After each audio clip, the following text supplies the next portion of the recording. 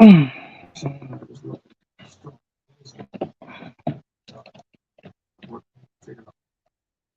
Good evening and hi.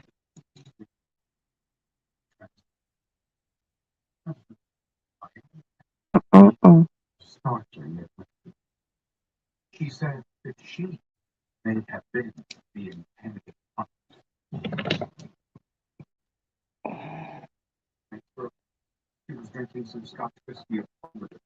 Okay.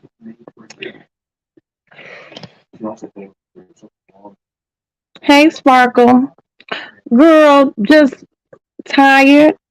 Got a lot of things going on.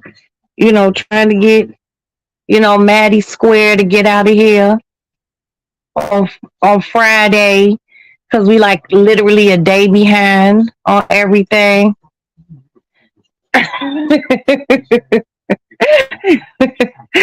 Just a day behind on everything. And I'm just like, you know, a little stressed.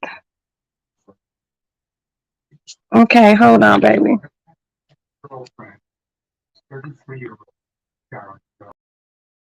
Okay.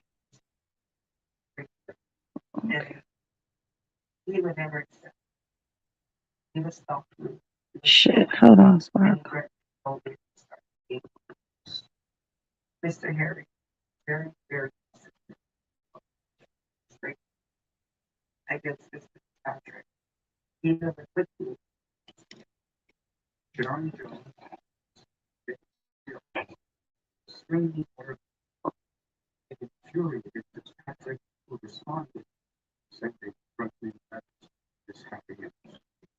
Okay, I did it.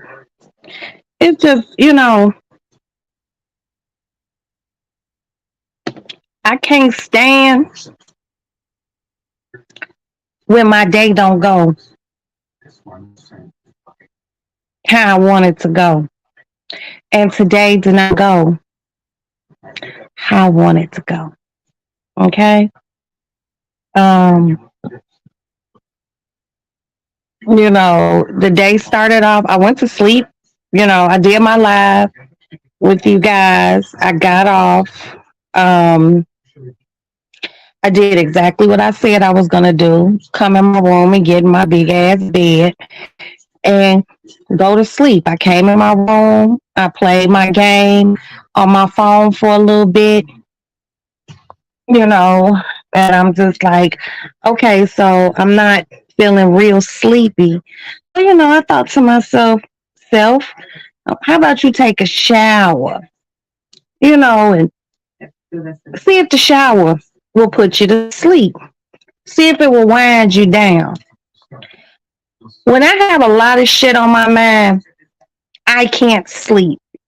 You know, I can't sleep.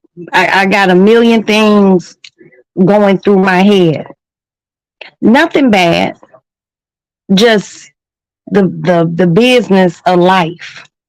So after I got off with you all, like I said, laid in bed, played my game on my phone, and I just couldn't go to sleep. So I took a hot shower and I drank some sleepy time tea. I put 2 bags in the sleepy time tea.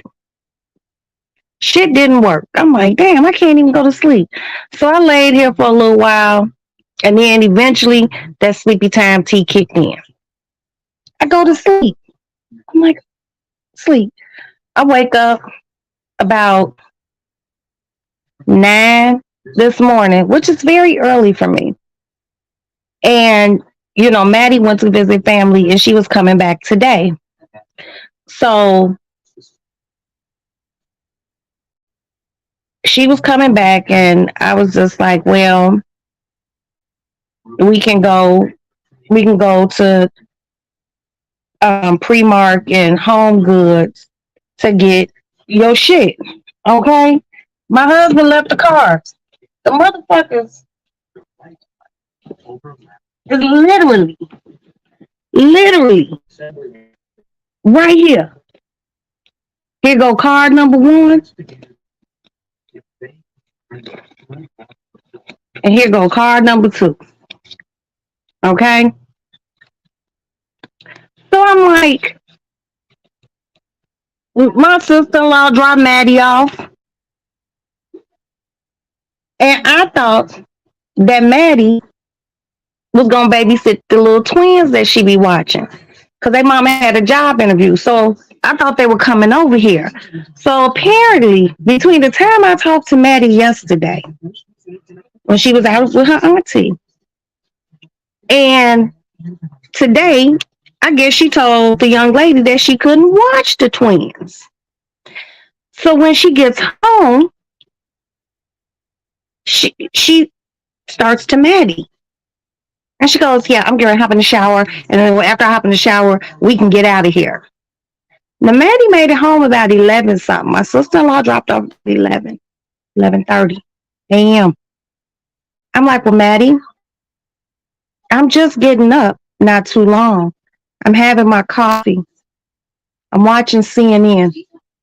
Got to know what's going on in the world. What was happening when I was asleep?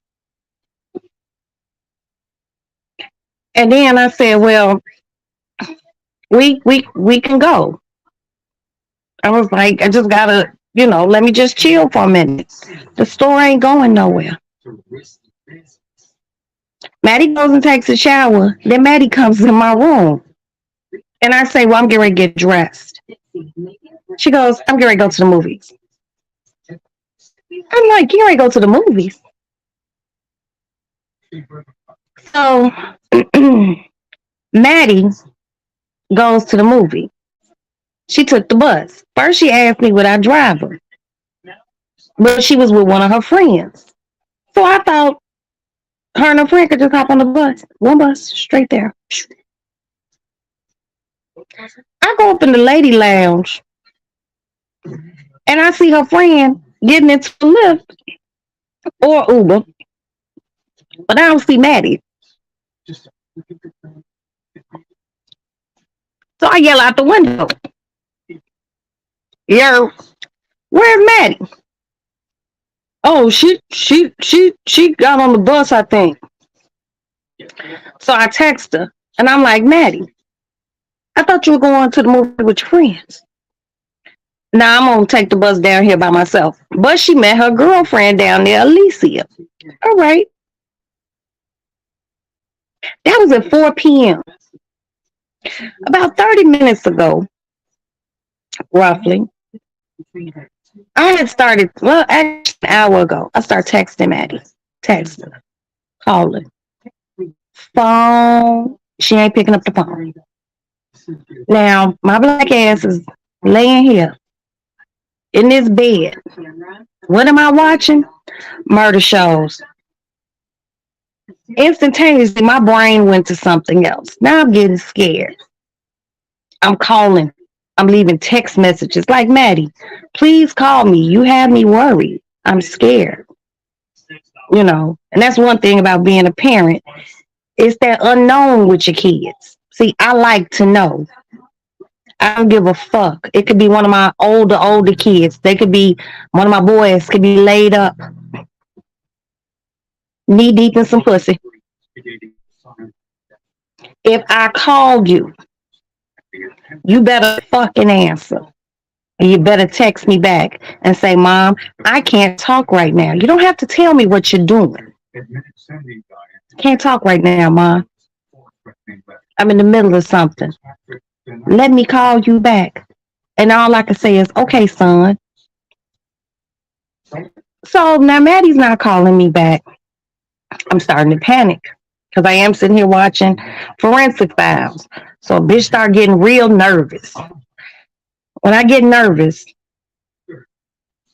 I'm one of those people, I break out in hives. So I start getting little hives on my arm. I'm like, okay, I don't want to have to call the big dog, her daddy. Now, me and Aston have Samsung phones. Maddie and her daddy got iPhones. I called him up. I said, hey, track Maddie's phone. See where she's at. He's like, I'm on it. So I get off the phone, but I remember she said she was with her girlfriend. She was meeting her girlfriend, Alicia.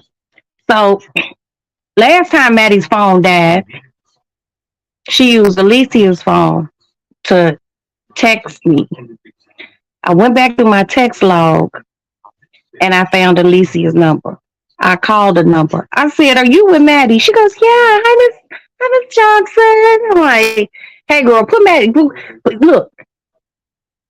Maddie on the phone, cause her daddy getting ready to fucking go bananas in the city of Chicago, and these are things you don't want." So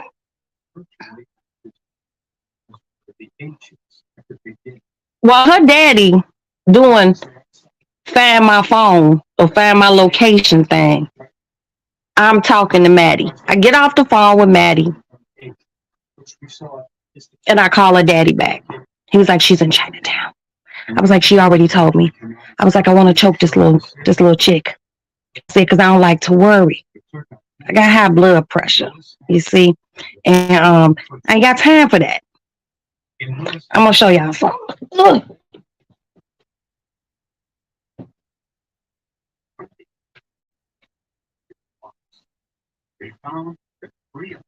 Now,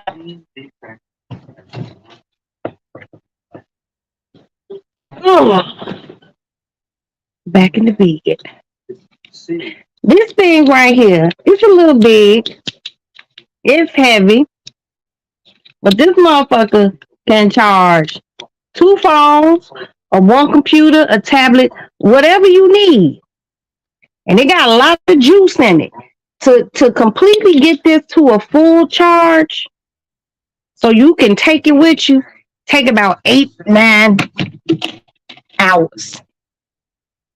This motherfucker is on full, okay? But tomorrow it's gonna be an overly busy day for me.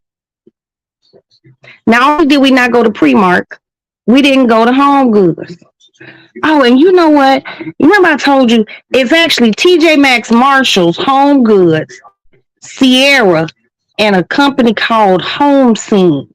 That's the different companies that I guess TJ Maxx owns. I said Marshalls. I think I said Burlington too, but I was wrong. It's okay. That's enough stores for me to spend some money at. So she said her phone died. Maddie don't carry no big ass purses, but there's a charger for this same company. It's half the size of this, just half the size. I'm gonna go buy one tomorrow. I'm gonna charge that motherfucker up, and I'm gonna tell her to keep it in whatever purse you take it.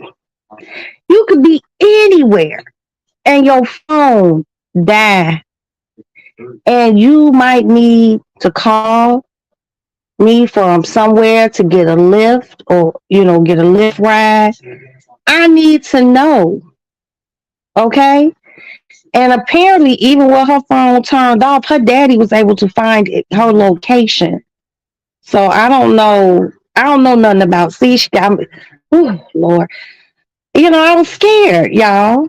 I was scared, and I'm just like, do these kids be understanding? Don't want my titty to fall out, Lord. Y'all remember the night my titty fell out?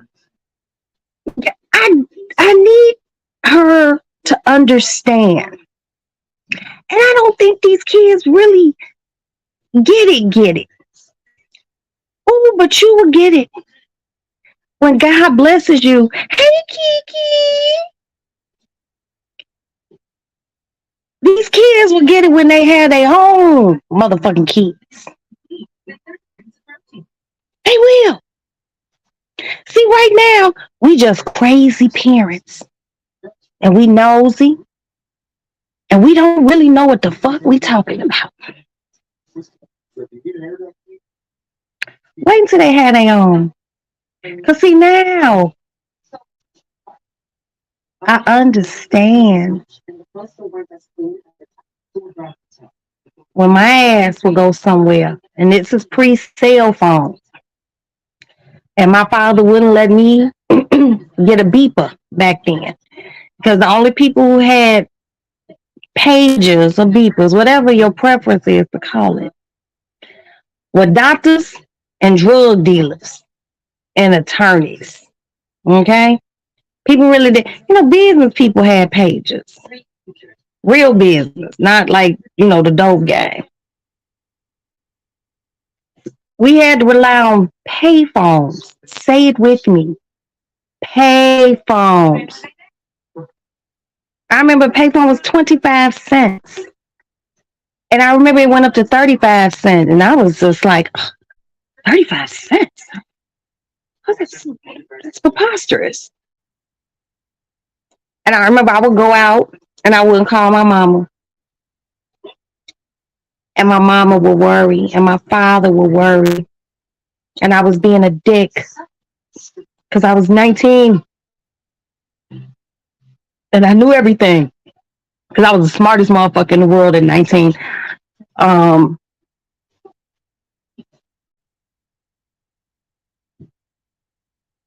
I'm going to get her a charger, a portable charger to keep with her.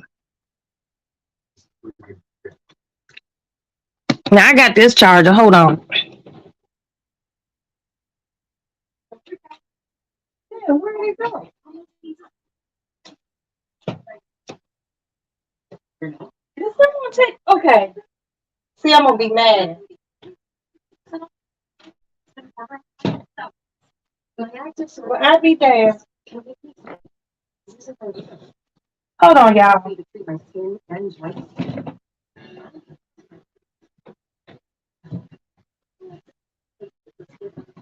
I found it. I got this one too.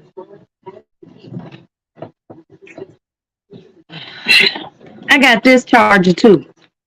This is Stoli's charger. So one day, short story. So one day I went to my favorite liquor purveyor, which is Beverage Depot. And when I was there that day, they were letting people taste Stoli. Stoli's been around forever. And the correct name of Stoli is, just in case, you are also a purveyor of the vodkas, people call it Stoli for show. Okay? But the actual name is Stolichnaya. Okay? Stolichnaya. It's Russian. But when I was there, they gave, once you tasted some of their vodka, which I had already tasted a million motherfucking times, they gave you this little charger. So I might just charge this one up real good and get this one to her so she can keep in her purse. This motherfucker definitely ain't as big as this big motherfucker. You see that? But this would give her enough juice to be able to charge her phone. I mean, I understand these kids' phones. And why do young people's phones always be at 20%? Right now, my shit is at 82%. And I feel good. Now, if I had to leave my home, let's just say I was going out for dinner, perhaps, I would take my charging block with me. And I would charge my phone. I like to stay between 80 and 100% on my phone. Because if I don't feel comfortable. I like to have a full charge. So yeah, Maddie had me a little scared. The bitch was a little spooked. And then, I'm just laying here thinking about the 3 million motherfucking things I have to do tomorrow. My goddaughter will be here tomorrow. So we're going to start with going to the laundromat. Then I'm going to go to take her to Primark. No, I'm lying. I'm going to go to the laundromat. Then I'm going to take her to Primark and Home Goods. Then Aston gonna bring some shit from the basement. I'm gonna have my goddaughter go through that shit, start taking it out the bags, folding. So Because when we left from down there, we literally just threw shit in big black construction bags, like the thick ones. I'm gonna get all that square. I'm gonna have asked them start putting shit in the trunk, in my hatchback of my car, in my truck. And since we taking both cars, he can put some in his daddy's car, and then whatever we buy. And then Thursday, Maddie's supposed to go get her hair done. Maybe Crystal can help her take her braids down, so she can go get her hair done Thursday. And then Thursday night, I got to go out to O'Hare Airport. I got to pick up my son, Jack, which means I won't get back home till about 9 o'clock. I chill, talk to him. And then Friday morning at like 6 o'clock, which is going to, and I'm really thinking maybe a little later than 6 because they told me to call and see if I could get an early check in because they check in ain't to like 3 o'clock or something like that. I guess whenever the people check out at 12 o'clock, that gives them enough time to clean the rooms. Well, everyone threw my schedule off, and I just want to get her to school, get this shit done, get baby girl comfortable, and I'm back on the road Sunday. I'm back on the road, coming back home, and then I'm gonna go down there the Saturday after because I'm gonna order her this damn couch and this damn table and these chairs, but she don't have no tools and shit. So I gotta go down there with my little toolbox and I'm gonna put everything together, finish doing some shopping, get her all ready, and then I'm gonna drive back to Chicago. Fortunately, the school ain't too far, and I ain't got to worry about no long ass drive. I'll take my goddaughter with me, take Maddie out for lunch. But now Maddie had me scared today, y'all. Had me scared because I couldn't get in touch with my child. Oh, all I could say is, mommy and my mother's alive, and I've apologized to her, before, by just telling her, yo, I understand why you were so mad at me when I wouldn't call. Oh, I gotta take my bonnet off. Y'all see I rock the bonnet and the scarf. Now I could say I understand why you would be so mad at me when I wouldn't call. And it wasn't like back in my days. There was a payphone on every motherfucking corner. I'm not going to put up with this braid like this tonight. No, I'm not going to do it. I'm leaving Canada. I'm leaving tomorrow. I've been in. What? Hold on. Did you go to the Gucci outlet?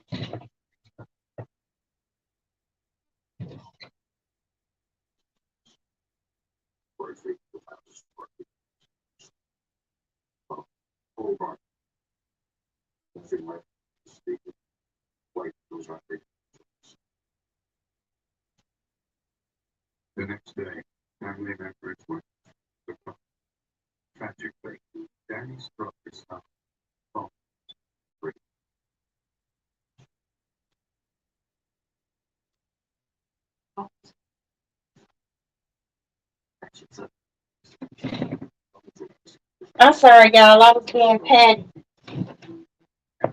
I'm back. Whew, I was being petty. I had to go put some water on the end of these braids so they would stay down and stop doing like that, like they were throwing gang signs. So you been getting my baby your high school. Oh, that is. Oh, girl. It's like you be. Hold on. It's like you be happy to get them to college, but then you be like all worried and shit. And I mean, I came to the conclusion with my oldest child, like, damn, you really don't stop worrying about these kids, you know? And then I was telling Aston before he went to work, I told him I'm gonna have to put out a a flyer or something so when he go to the military, because I'm gonna need somebody to come and go with me to do the laundry, grocery shopping, Sam's Club, Costco, and clean out the guinea pig cage. And I only need it once a week. So it was probably gonna have to be somebody who don't have shit to do. Because if it's a student, because I live in a college area, if it's a student, then they probably only be able to help me on Saturdays. That's cool. Once a week, have somebody come in and help me. You put AirPods and everything. You know what? Oh,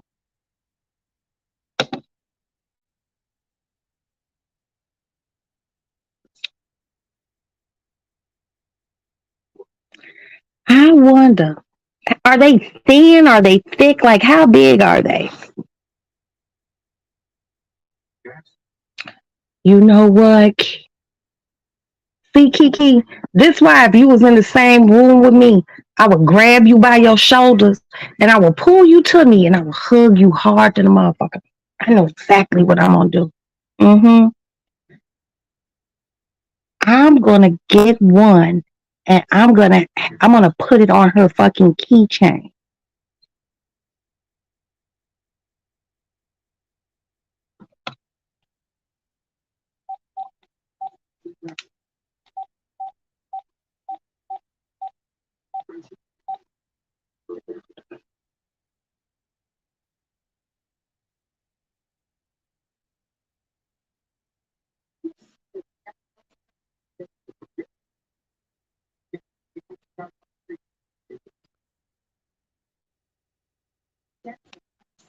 Hey, you good?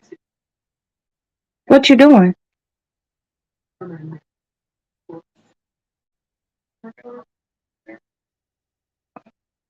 Yeah, Don Draper was the man. So one of my girlfriends got her child an AirPod, and that gave me an idea. If we get one AirPod, I can connect that one AirPod to her keychain because she ain't gonna forget those keys because she got to get back in that room. And if she lost the keys somewhere, that AirPod will tell where those keys are. Because you know, every time she go, if she lose a key, the first time she lost the key, they didn't charge her, but those keys is like they charge like $75 for every lost key. First time to give you a grace period, but anytime after that. But that's all I wanted to say. Yeah, and I put your hot dog in the microwave, and I was only able to eat half that big ass burger. But tomorrow's gonna be crazy busy. Crystal will be here knocking everything out. You know, then Thursday finish up some shit. Out of here Friday. You know, so okay, all right. That's all I wanted. Yeah, can you look on your Apple account and just see what how much AirPods are and like what do they really do? Oh, I didn't know. Okay. All right. Great.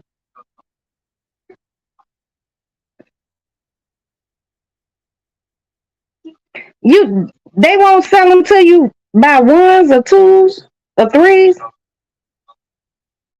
What? I didn't know. I didn't know. I just asked.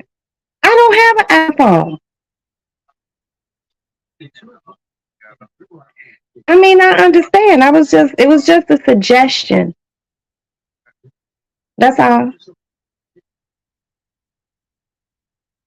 What's wrong with you?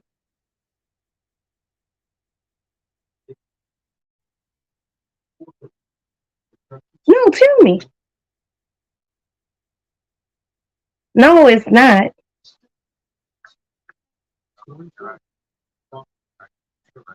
Okay, and I don't have a problem with that. But I hear something like, what's wrong?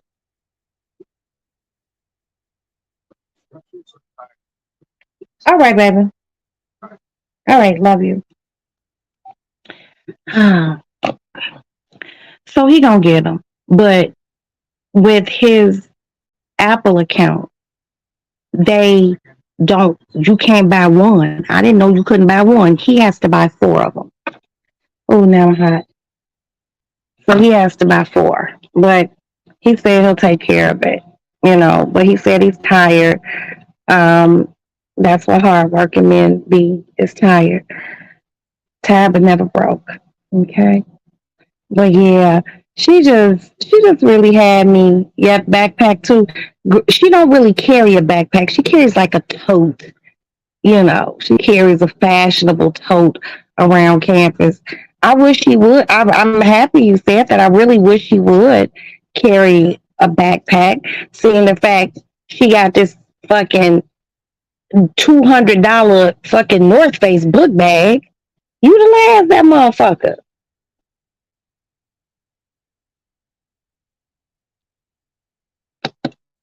Did you know?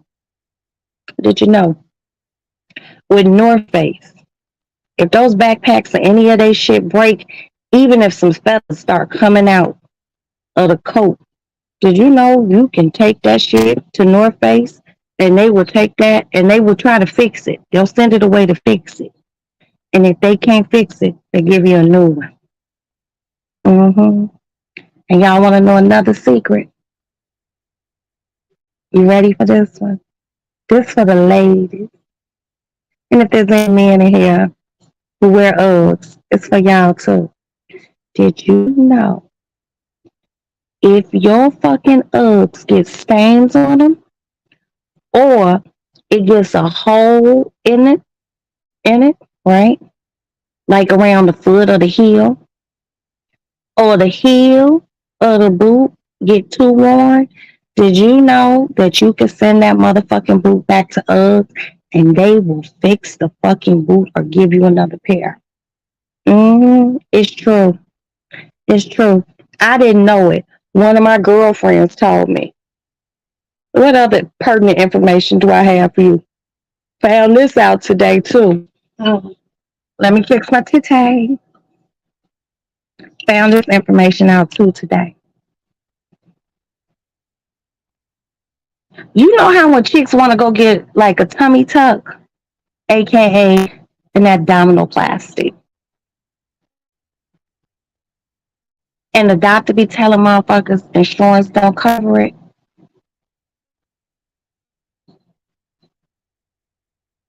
Wrong, wrong. I'm not talking about a BBL. They ain't covering trying to get you from no ass to a lot of bunch of ass by using the fat in your stomach. But that abdominoplasty, they cover those. It's just a different cut, but it's the same fucking code. Whatever those insurance codes are, because I don't know, they cover it. See, from what I understand, because I seen this chick on, I forgot what it was on. It might have been Facebook. It might have been Instagram. I don't know. But nevertheless, she said it. She said it's called something. I forgot the name of it. But an abdominoplasty and this particular other code, did she call it Pache or something? I forgot what she called it. Lord, like LaFleur. I think that's kind of the name of it. I'm gonna find it and I'm just gonna post it to my Instagram and I'm also gonna post it to my YouTube wall.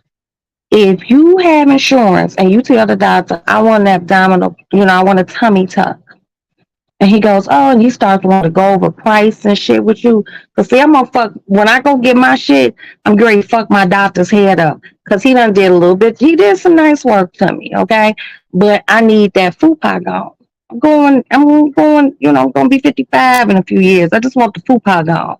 This motherfucker's like a little friend that I've been carrying around with me since I was 20 years old after my first child. It's like a bad relationship. Okay, I need you gone. I don't like you anymore. I don't want to be. I don't want you to be a part of me. Now, when I go see my doctor and he start talking that price shit, I'm gonna be like, Doctor Kim, that shit is all the same code. You know you gonna get paid through my insurance. So what's up? The girl said the doctors just have to, the people who send it to get approved, because something like that has to be pre-approved for they do even before they do the surgery. Because when I got my boobs done, I had to get pre-approval for that. Okay, it's not like you got to have your gallbladder removed. You don't need pre-approval for that. But for that, you need a pre-approval. But all they codes are the abdominoplasty and whatever this thing is called. The insurance codes are the same for both of them. So you technically, if you got some bomb ass insurance, Aetna, Blue Cross Blue Shield, any of the other ones, I don't know, a bunch of them, they'll cover that shit. Cause this chick, I think she's called the tummy tuck specialist. Hey, Miss Bug. Hey, Love Bug. Yes, supposedly insurance covers that. I wish I had one of the ladies of the lounge. I wish somebody worked in insurance to tell the truth and shame the devil. Tell the truth, insurance lady. Tell the goddamn truth. Because someone was telling me, because I asked my doctor the last time I went in, because I have to remember, you guys, September, we're going to get our Juvederm injections because I want to look like an egg, okay? A smooth egg. But I'm going to talk to my doctor about that when he shooting my face up and plumping it up in spots. Because, Roxy's face got to stay on point. I will give the face. Will do. I'm going to tell him, I'm going to be like, Dr. Kim, word on the street is that the code for abdominoplasty with insurance is the same for this. I got to get the right name though, because I need to go in there with my Cigna. Okay, go ahead, Kiki. Go ahead, Flo. You know that insurance shit. Oh, God damn it. Hold on, y'all. What the fuck did I hit? Oh,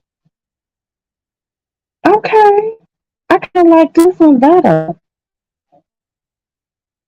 This the Samsung TV app. We got all these fucking different apps, but I don't know how to work this shit. So anyway, I just want to go in there and make sure I have all my T's crossed and my I's dotted. So when I come at Dr. Kim, I could tell him, look, Dr. Kim, don't do that. You got me the most perfect boobs in the world, and you get my face looking like an egg once a year. You give me some plumpers and some fillers, make a bitch look a little tight.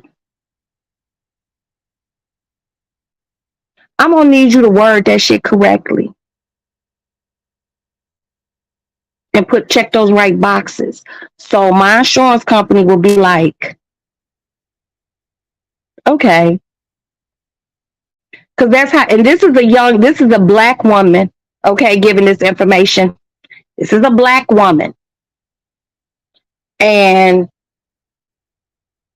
she got her shit done, and she had her shit wasn't even a fupa. She had more of a muffin top.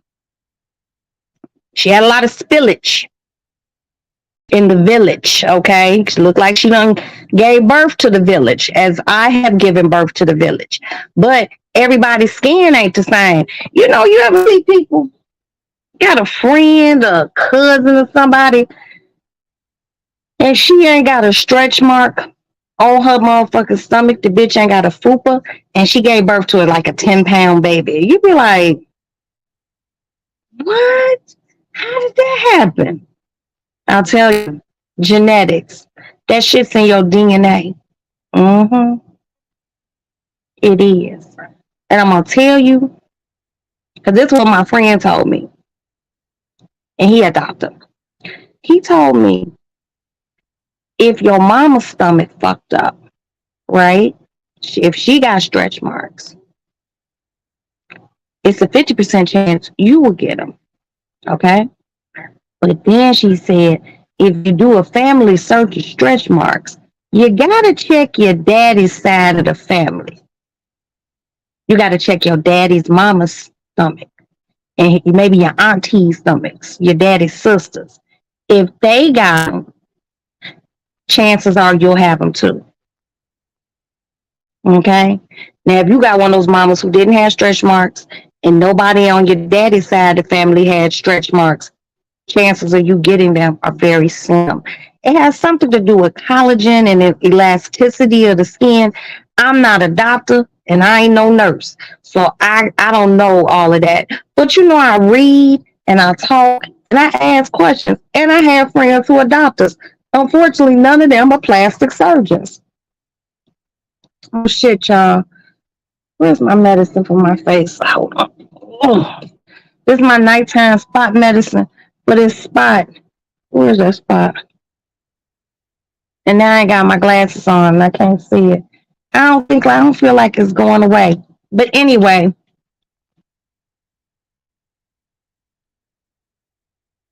okay, there.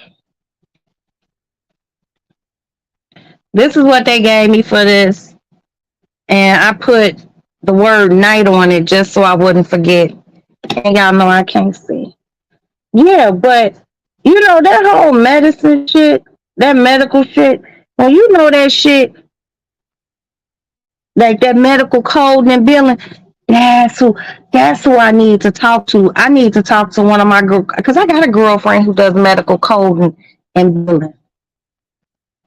She been doing that shit for years. And I kind of feel like, well, maybe she don't work in a plastic surgeon's office, but I could question her to see if she knew. You know what I mean? Did you know that this code is the same for this? Because like I'm not gonna lie to you. I have things going on right now in my life. Okay, there, I'm better. I have things going on in my life, and I just don't want to go and pull out no motherfucking $16,000 to go, and that's my doctor's discount for me because he said I was his favorite patient, and I really hope he's not telling all his patients that because I get jealous very easy. So my thing is, if he could do that, that would be great because I don't want to have to pay $16,000. I don't. Several years ago, I was going to get a tummy tuck and some lipo. And I actually went in there and paid for it. And then I got a job. Can you fucking believe that? And then I got all my money back because I felt like it was a sign from God that I shouldn't get the surgery because I usually don't work. But I just wanted to get out the house for a little while. So I got a job. It only lasted like 2 months because I was just like, I'm not listening to you. You're not the boss of me. So yeah, I quit. But I got my money back, you just want lipo on the bra straps. Okay. A little lipo around the bra strap. But you know what? If he just did that abdominoplasty and the insurance would pay for that, that would be cool. But that lipo, I'm sure they're not going to cover that. I'm sure they're not going to cover that. But what I want is if I pay for my own, just a little touch of lipo. I don't want that motherfucker going crazy. And I'm not getting it in my butt. They could dispose of it. But I would like for him to put a little in my frown lines and maybe just they could put it under your eyes so it can puff your eyes back out underneath because I don't want to look gaunt. You know what I mean? But I don't think I look too bad for 52 because I know some like 40-some-year-olds that look like, damn it, I'll bite you. And you just be like, oh, baby, what you been doing? You ain't been living well, have you? I could see it all in your shit. But yeah, around the bra strap though, like, okay, to get the bra strap,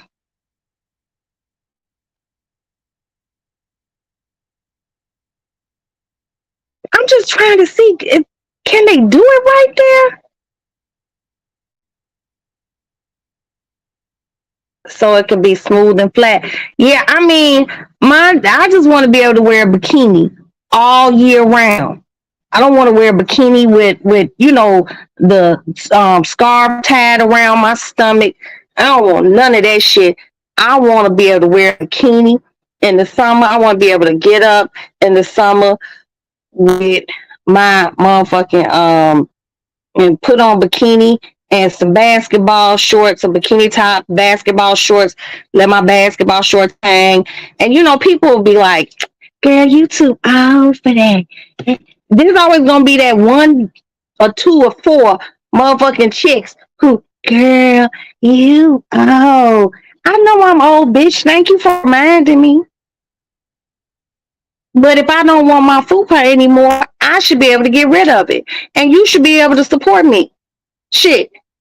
Kiki won't, okay, in the back, okay, she want a little up out the back. Where the bra be. Guess what?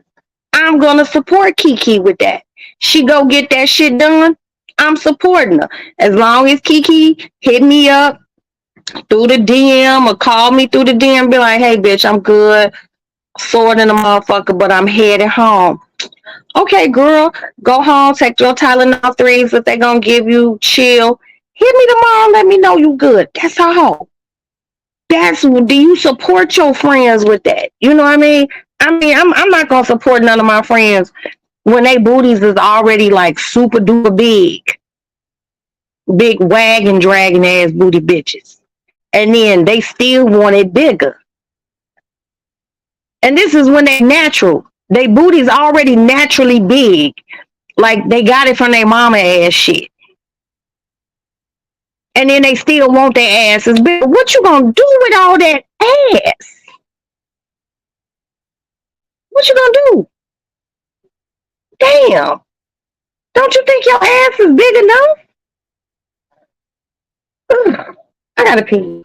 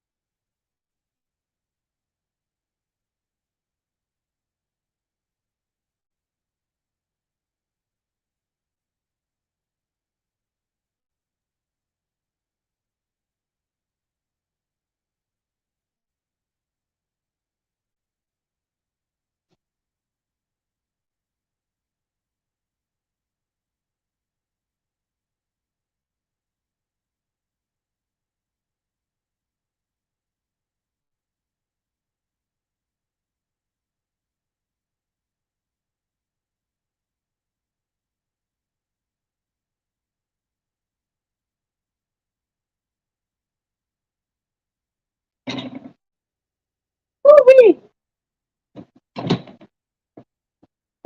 Okay. I'm back. Yeah, that is booty greed. That is a beautiful term, booty greed. Like, I have a girlfriend. She come from a long line of big asses. Her mama got an ass. Her sisters got asses. They old ass grandmama got an ass, right? But she was doomed to have that big ass because her daddy got one of those high booties.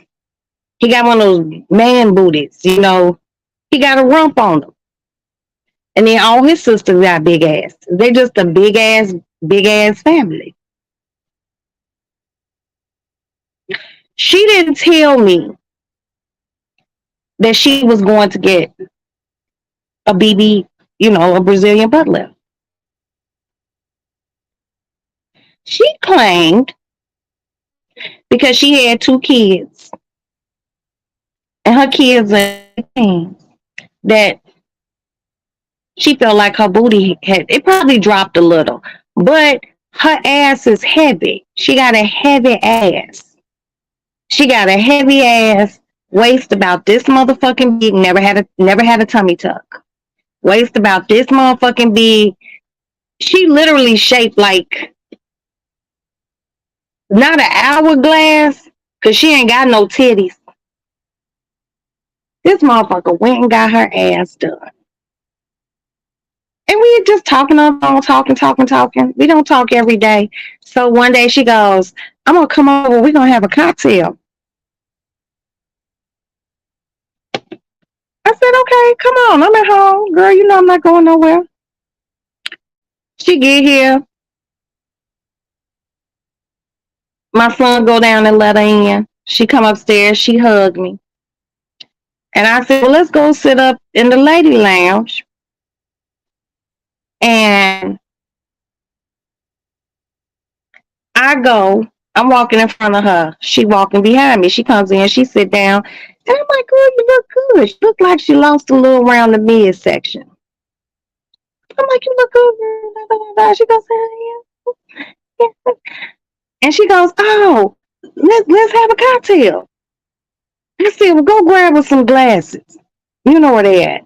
She get up and then she's walking out. So my lady lounge chair faces the window. The other chair right there. So she going to walk out. I said, hold the fuck up. I said, stop. What's wrong? I got something on me. Your ass is ginormous. Oh no, girl. What she tell me? I've just been exercising. That be their favorite motherfucking lie to tell. I've been exercising. Ho, don't play with me. And she just looked at me and she laughed. And she goes, I'll tell you when I get back. So she went to get the glasses, but as soon as she laughed and said, I'll tell you when I get back, I knew she went and got a fat transfer. Her ass is ginormous. So I'm like, okay, so she was like, I went and got it and I didn't want to tell you because I know you would have been like, your ass is big enough. And I'm just like, yeah, you think? I mean, I was like, I gotta see it. I have to see it. She go to pull her jeans down. And she pulled the jeans down. And it was just so big. It looked like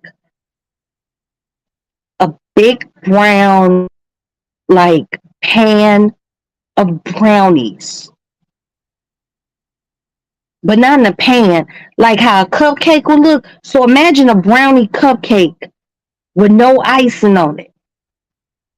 And I'm just looking and I see where they had, did the fat injection because they do it like in the crease, like kind of on the sides. I was like, what made you want your ass bigger? And that's when she went into the whole, those kids. Water. She blamed it on the kids. One of the kids is like maybe 16. One of them in college. Freshman year, as a matter of fact. So you just gonna blame this shit on these kids. That boy 18 years old in college. He going to college. So you gonna blame it on him. You had that little nigga 18 years ago. Your ass been big. She got one of those asses that you go to a club, especially when we was younger. She a little bit younger than me. I'm 52, so she about 49. But when I was like 24, 25, and I would come to Chicago, I knew her before I moved to New York. But by the time I got I went to New York. When I came back, she was like 21. So we could go to clubs together. And she's not your average woman, like body size. She about 5'8", 5'9". You know, she got boobs, but she ain't got boobs. She got a little ass waist. She got a big ass. She had a big ass then. It was big then. She is the perfect color of like Hershey's chocolate. She looked like Hershey's chocolate. Um, Very well put together, very pretty. Um, you know, not a stretch mark. And I had these two kids and this big old ass, and still went and got more ass. I was just like, you gotta be kidding. I remember when we were younger, you know, we would have our own few, money to go to the bar, nightclub. She would wear like the shortest, tightest black dress, and our drinks came in plentiful all night long, all night. And then the dude who was buying the drinks always had some lame ass friend who wanted to talk to my flat booty ass. I'm like, man, look, nah, I ain't on all that. I'm Roxanne. How you doing? We could just sit here and talk and kick the bobos, you know, drink, but that's about all just popping off. But she always had a big ass. She got one of those asses that when like if she crossing the street, you might see people in cars going, God damn. And then she went and got more ass. And I just didn't understand that. I'm like, girl, you almost 50 years old. Having a big booty like that gotta be bad for your back. I wouldn't know. Okay. But I know big titties have, when your titties was real big, when my titties was real big, I had back problems. My shoulders would hurt. My neck would hurt. I had a little hunchy back thing right here. It's gone now. Because my boobs were so big. So I know carrying a heavy ass, it's just two different ends of the spectrum. Big titties up here, ass is back there. You know what I mean? So I know it got to be hell. And I told her, I'm like, and see, the good thing is she got it done in Chicago. Because if she had went down to Miami to get it done, see, in Chicago, they have regulations that you can only get a certain amount of cc's of fat. Down in Miami, they have a higher cc of fat that you can get put into your butt. That's why all those girls go down there to Miami to get their butts done, because they want the maximum butt fat itch in their ass. If you just got a naturally big ass, be happy with it. Because you got starving motherfuckers out here like me who don't have an ass. I mean, I got a pretty butt. Don't get me wrong. That little motherfucker cute. Okay? But I ain't got the fat ass. But I'm comfortable with not having the fat ass. I got friends who done went and got those BBLs, and bitches had to sleep on their stomachs and shit, and you go visit them at their crib and they look like they nigga done whoop their ass at the butt. They bruised up. You bruise. You bruise.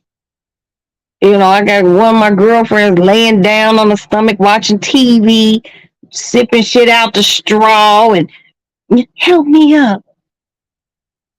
Yeah, and she had a respectful size done. She didn't have no big old. Back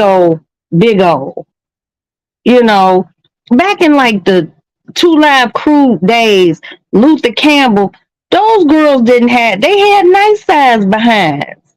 They had nice bow. But it wasn't like blue. And I think TV, music videos, rap videos, you know, got everybody wanting to be out here looking like a motherfucking ant. Okay? But see, the thing about my friend, because I don't want to call her name, she got big legs. See, that's where the chicks be going wrong. They don't have the legs. They didn't have an ass to begin with. Okay? They didn't have an ass to begin with. And they go get their asses done, and then they look like ants. Why? Because their legs and their calves don't match that ass that they carrying back there. Most chicks that I know who have naturally big butts have beautiful legs. You gotta be a strong motherfucker to carry that ass. They look proportionate. And maybe that's the thing that irritates me, that when I see these chicks who get them, they thighs and calves don't match that ass. And it just looks funny to me. You know what I mean? Like, that looks strange. And it look uncomfortable. I don't know. I don't want all that. I just want this fupa gone. And Kiki, if you go do it, girl, just let me know you going to do it and let me know you okay. You got my full support. I understand wanting, some shit done, wanting some shit gone. I'm not having no more babies. Hell, all my kids getting ready to be gone. I ain't got shit to do but travel, especially with getting that place built down in the DR. You know, I just want to be able to travel and sit on the beach in a bikini. And to me, that's not a lot to ask for. I'm not asking for nothing over the top. You know, I'm not. I just feel like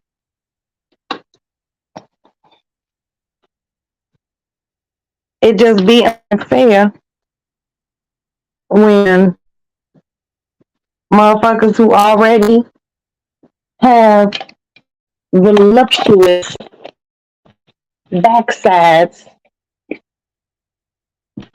want more.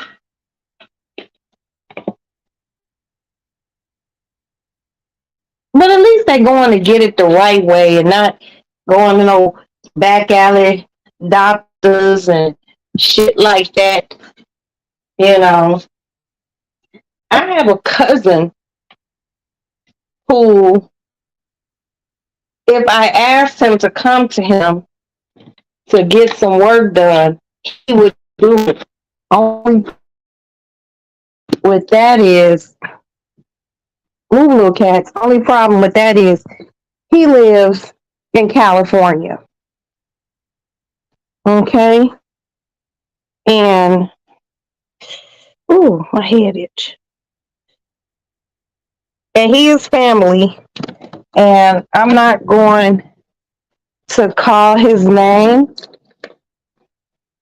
but he has recently did some work on a high profile person. He did some things to them. And he is very, he has an office in Beverly Hills. When I started my initial journey of wanting to get my breast and my stomach done, I called my cousin and he told me he would do it. And my fear was going to get it done out in California. And ooh, ooh, that feels good. A little itch underneath my weave right here.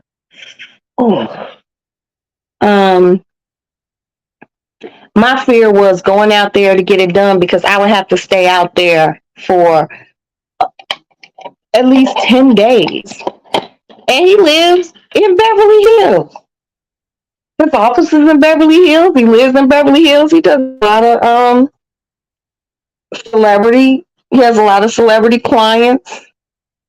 Um, and I didn't want to be away from my family for that long. My kids were small when I got my breast done, but he was going to do my stomach and my breast. And I was just like, nah, I come to you so I can get something that I ain't got to be out there no 10 days because you can't fly. Like, that's a major surgery, and what's so crazy is for me, I don't be understanding how these doctors in Miami give these women tummy tucks, breast augmentation, and they lay and they get on planes. You can get, I think it's called an embolism or some shit. That shit's dangerous. You know, I would rather get something. If I wanted to go somewhere and get something, I would want it to be something where it's not so invasive. I would go out to California to have my cousin do something that I want him to do, and it's not overly invasive. I could stay 5 days in California, and I could go home, get on a plane to take a 4.5 or 4 hour flight. Oh, shit, almost 5 hours from California to Chicago and feel good. But me getting my tummy tuck and all that other shit and hopping on a plane, I wouldn't feel comfortable. I wouldn't feel comfortable at all. You know what? Right now, I'm not gonna lie to you. I'm looking at the cutest thing. I'm gonna let him keep doing it. And I'm gonna turn the camera around. I don't know why I'm whispering like he know what I'm saying. But hold on. Camera set it. Camera.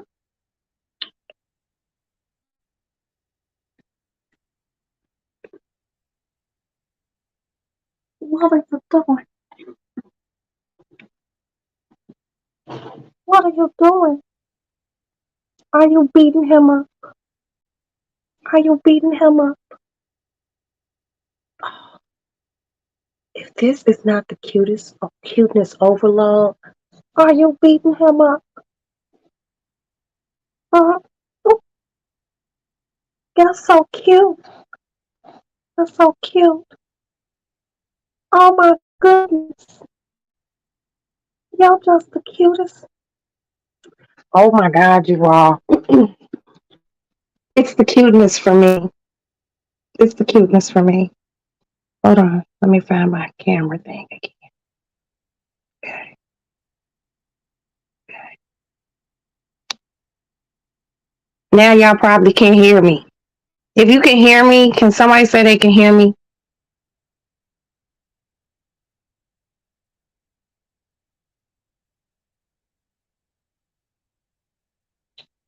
I don't know if you can hear me or not because my son called and it did something to my sound.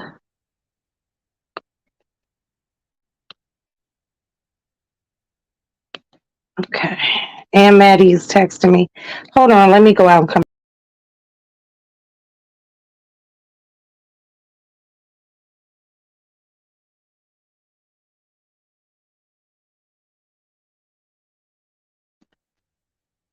Okay. Hopefully, kids just be doing most. Camera. Facing. Okay. All right.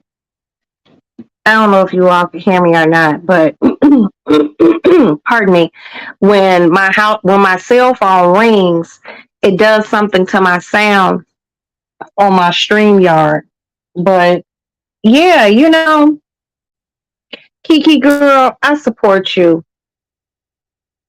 If you support my food pie baby, I'm gonna support your backpack. And you want it done, girl. When you get the time, go do it. Cause I know I know it's not a question of money for you. It's time. It's just time. You're a busy woman. When you unbusy, go get it done. Cause see, the laid up time for something like that ain't bad. You could probably go to work within maybe 5 days. Because I heard when they liposuction you, you know, even though you could like I guess get little band-aids or gauze pads to put over those little holes, you still supposedly like get some leakage. Because apparently when they lipo you, they just don't go in there and be like, they do it with some water, some sort of solution, and they suck the fat out. You know what I mean? So I think you might have a little leakage or something.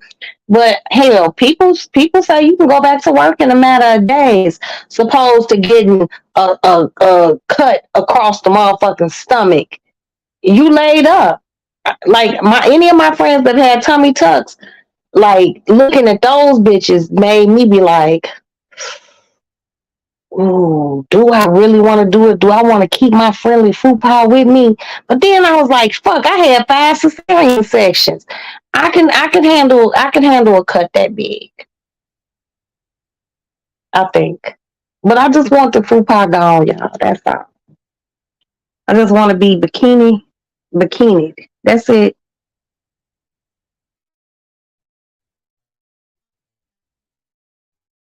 Ooh, my cat over there licking his little ass and everything. Come on, boy. He doing too much. But yeah, so much going on. So much. Tomorrow's gonna be insanely busy. Insanely busy. But I am Roxanne and I'm gonna get it done. I'm not gonna fuck around. I'm gonna get it done and, you know, get this girl to school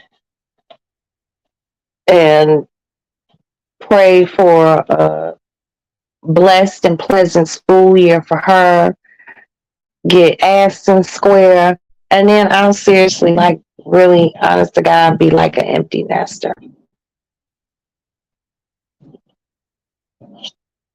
Yep, just here, and I'm comfortable with that. I'm comfortable with that. But I do want my tummy tuck. But it's not called a tummy tuck. And when I find it, I screenshotted it, and I'm gonna give you. I'm gonna send anybody the name. I'm just gonna put it out there. Just look at her, and she wasn't a small girl to begin with, but she had that shit going on in front of her stomach. All that they call it panis skin. That's the medical term for that shit, panis skin. It's basically just fucking stretched out ass skin, and I don't like it. I done lost weight, but when you lose weight, that skin's still there. It's damaged skin. It ain't going nowhere. I don't give a fuck how many push-ups, how many sit-ups you do, none of that shit. That skin is damaged and it ain't going nowhere. It's there. And it's like, I'm here to stay. No, I'm gonna get rid of you. You're leaving. Because when I did my diet before and I lost all that weight, small as fuck, still had that motherfucking skin. And then, the thing about that was I was just like, Because the doctor kept saying, well, you want this girl for better results, lose weight. I lost a lot of weight and then wanted to get just a tummy tuck. And the doctor didn't even have enough fat to even harvest to do anything. I got really small. I like my neighbor was really fucked up. She was like, Roxanne, I know you don't do crack. And she was my neighbor. She was like, but if you were just one of those neighbors that I just spoke to and I wasn't all in your business and you wasn't in my business, and I seen you several months later, because she would see me over the winter, and that's when I was doing my diet. So when she would see me in a big ass North Face coat and boots and sweatpants. She didn't know how small I got late spring when I unveiled my tininess, and I got too tiny. Well, I don't think I got too tiny. I was actually at the weight that I was supposed to be for my height. Black people. Losing weight, being black, unless a motherfucker physically see you working out every single day and you chronicling your shit and you go online and you show them you only eating vegetables and chicken broth. You lose all that weight, first thing they're gonna be like, look at her. She's smoking that shit.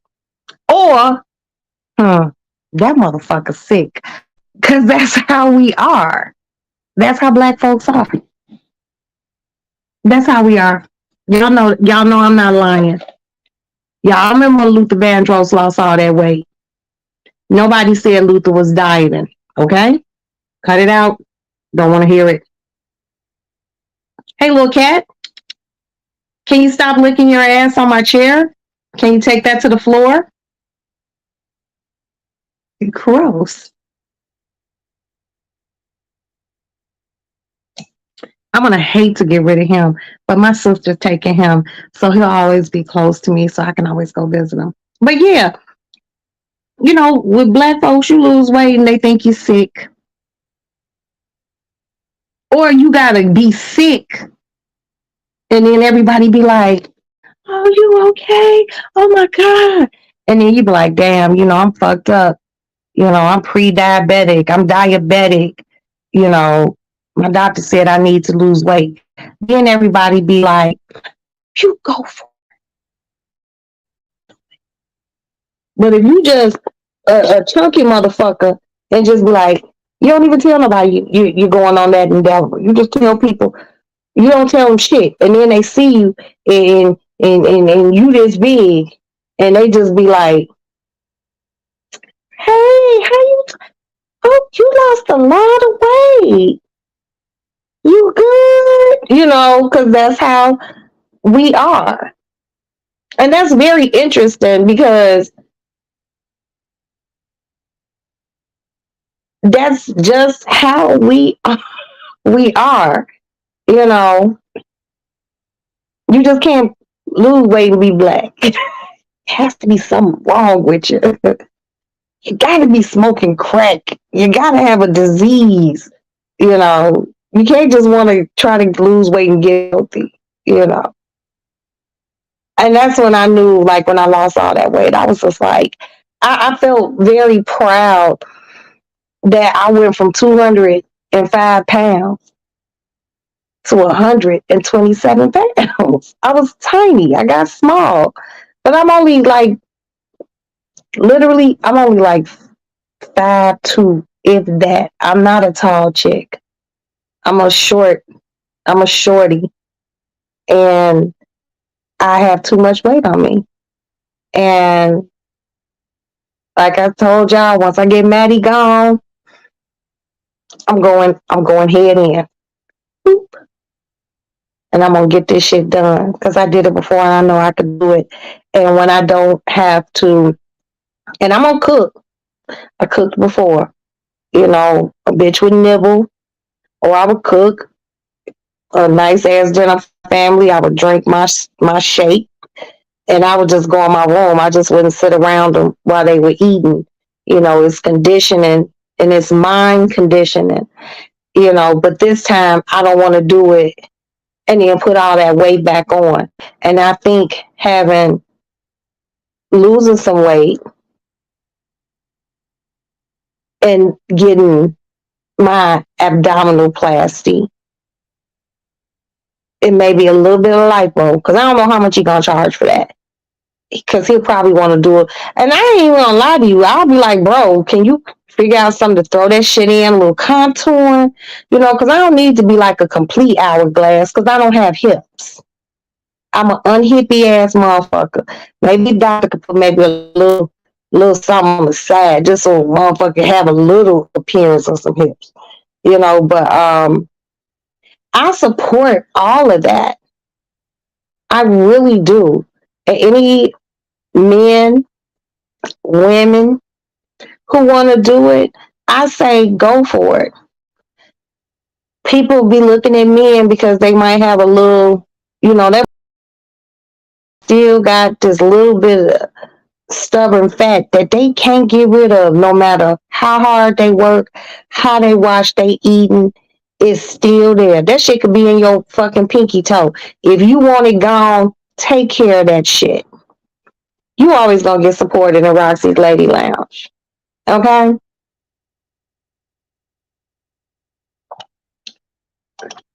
Always.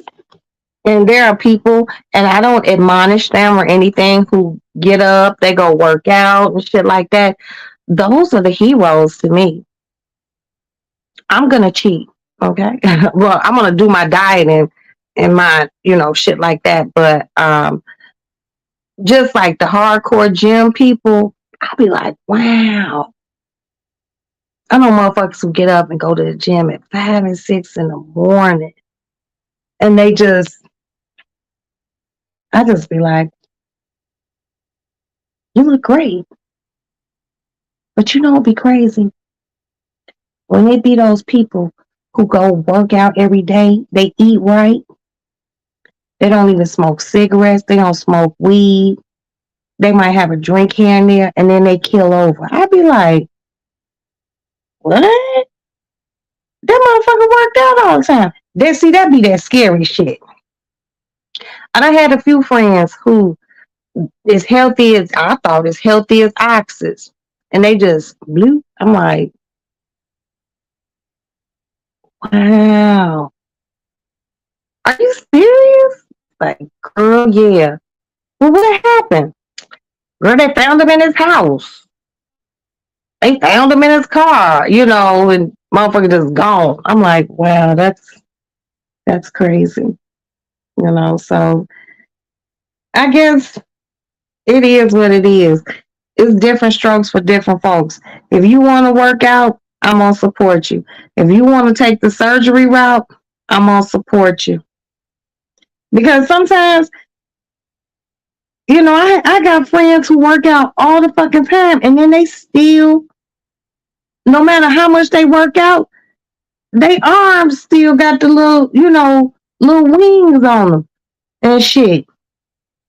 And those be the friends that I just be straight up with. I be like, look, you look great, but your arms don't match the rest of your body. Go take care of that. But they're like, what you mean, Roxy? What I mean is, if you jump off of a building, those motherfuckers gonna turn into wings. Go get that excess skin removed. Go get it removed. They cut a nice little section out. They stitch you up. You don't even, the scar be real faint. They give you creams and shit to minimize scarring. Because if you just can't get rid of it, no matter what you do, go have it cut off.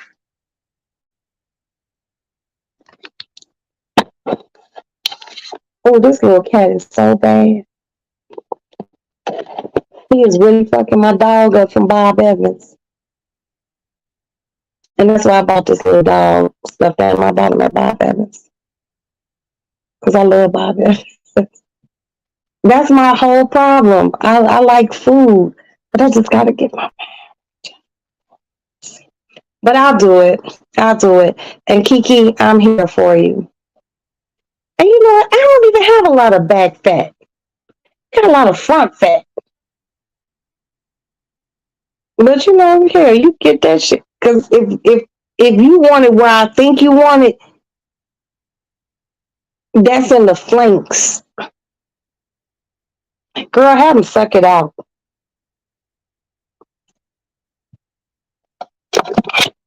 Have them suck it out. Now this motherfucker playing with his own tail. He just can't get his life together. Oh my God, you guys, I'm gonna be so fucking just nervous energy. You keep knocking all my stuffed animals down tomorrow. But I am gonna go live from Pre-Mart so you all can see Pre-Mart. And I am gonna go live from Home Goods.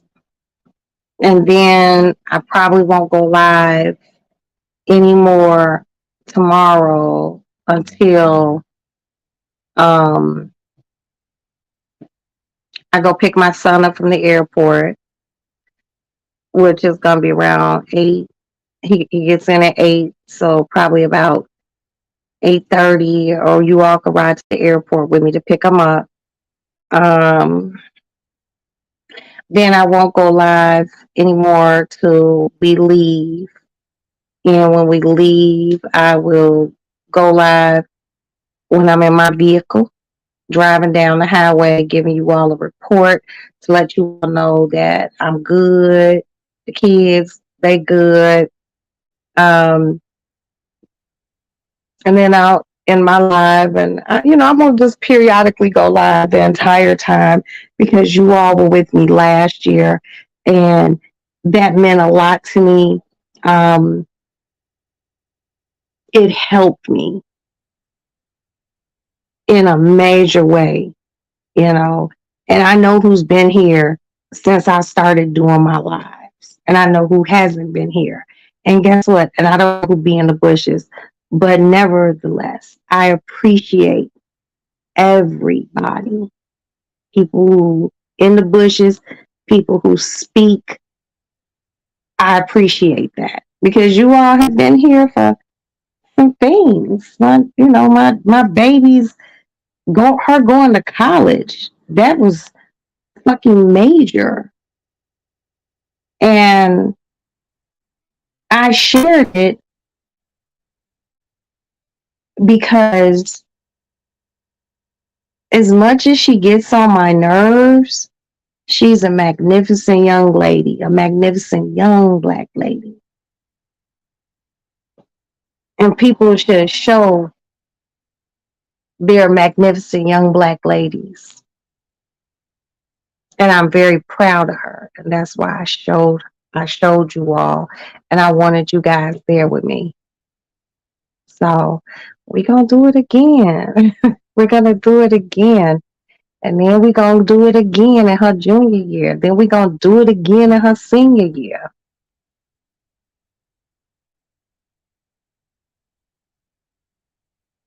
I'm very proud of my daughter. Very. Who calling my house, y'all? Ouch! Hello? Hello? Yeah, then just call the house phone. But you okay?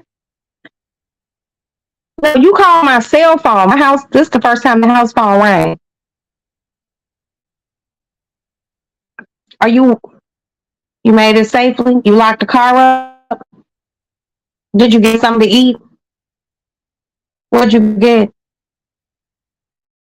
Went to the gas station. I got me some cup noodles and whatnot. But if my supervisor comes out, I'll probably grab something nearby.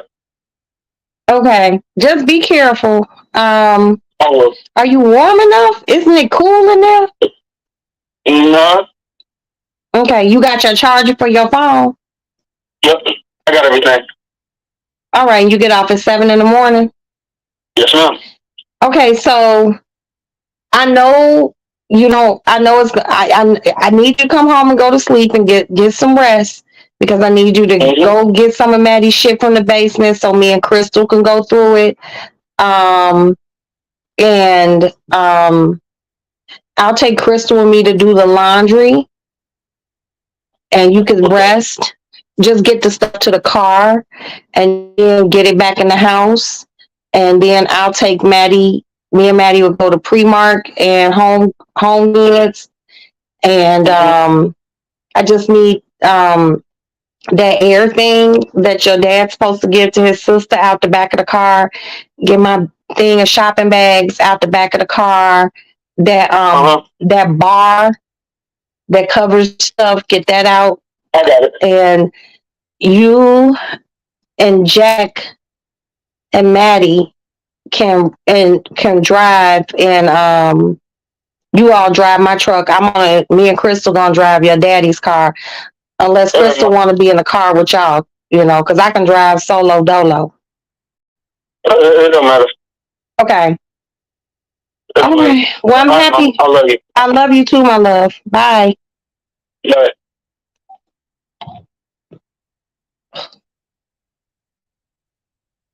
Love my children. Lord have mercy. But yeah, I got a lot to do.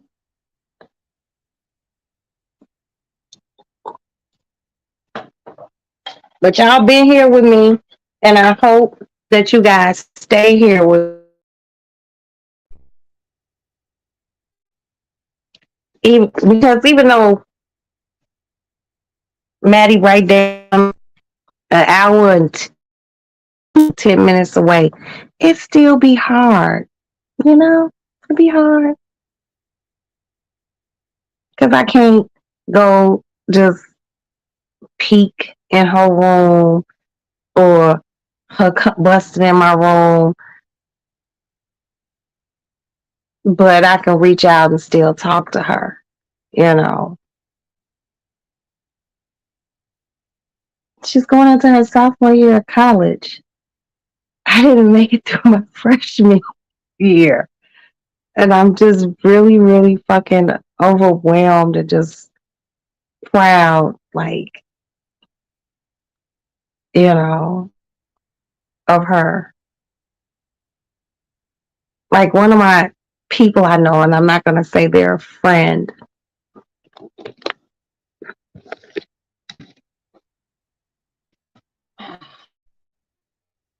She's an associate that I sometimes run into from time to time in Chicago because we peruse the same crowds. And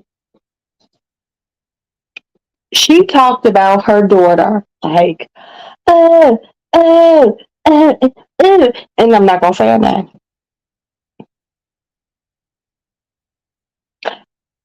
And I'm not going to say the school. So when I seen her, when, you know, kids are making their decisions for college, we were at this very bougie cocktail party. And I didn't like how that bitch tried to play me. And the hoe tried to play me, but I got her ass together real nice and nasty because I can do that. It's the shade. So there's a bunch of parents standing around, and a lot of us had children who were graduating from high school. And, you know, a lot of the parents there, you know, well, what school is your baby going to? You know, a lot of them were Howards and the Hamptons and the Spelmans, and her daughter to a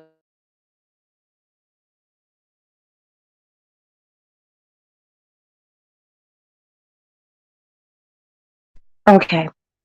Her daughter got accepted to this college, and she was just like, they asked her, because I wasn't going to ask her. You know that, you know, I'm going to listen, but I ain't going to say shit.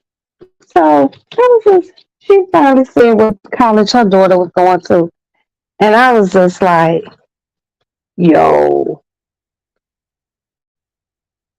Not Little Miss Perfect. Not Little Miss Perfect. Because you would think how y'all think I'm like one of those mamas.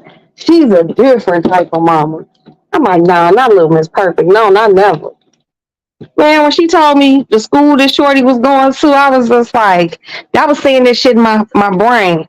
I didn't say it out loud. And then this hoe, and I said hoe, this hoe gonna have the audacity, the nerve, the gall. Come on, little kid, move. Get the fuck out my way, man.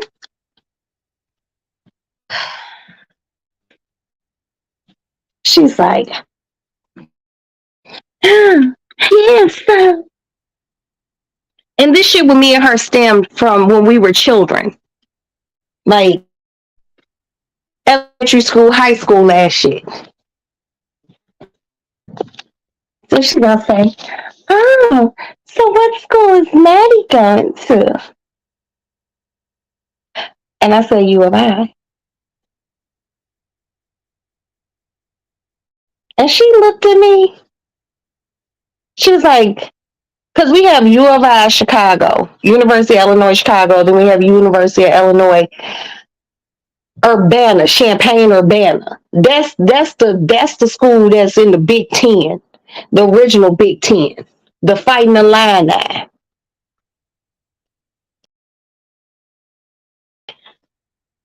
No, Urbana.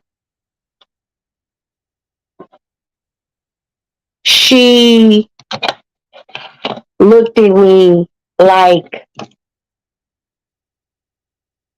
I said something wrong. She looked at me like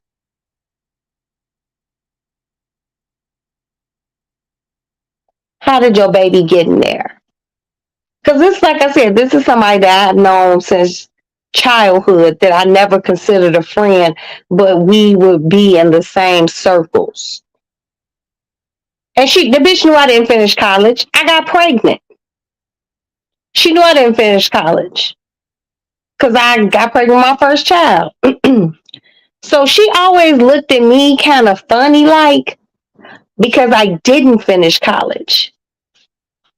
So when I told her that what school Maddie got accepted to, she was just like, oh wow, that's. She was like, how did she get accepted? I said she scored very well on her ACTs or SATs, whatever the fuck those tests are. I was like, she scored very well. You know, she wrote a magnificent essay or whatever. She was like, oh. And then she started making me mad. And now y'all know when I get a little lick in me, a bitch get real loose at the mouth. So she was just like, so did she get in there on scholarship? Mind you, this is a black woman trying to do this to me in front of other black people. I was like, no, we have to pay.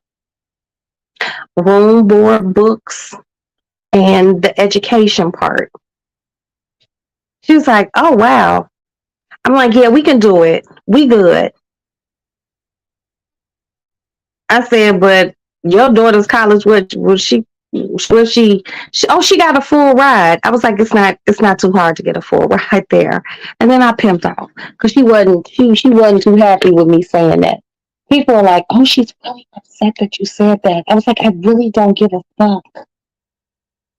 Because she tried to pour a little salt on my daughter's shit. I'm like, and the college her daughter got accepted to, one of my cats can get accepted to. And get a full scholarship, full ride scholarship.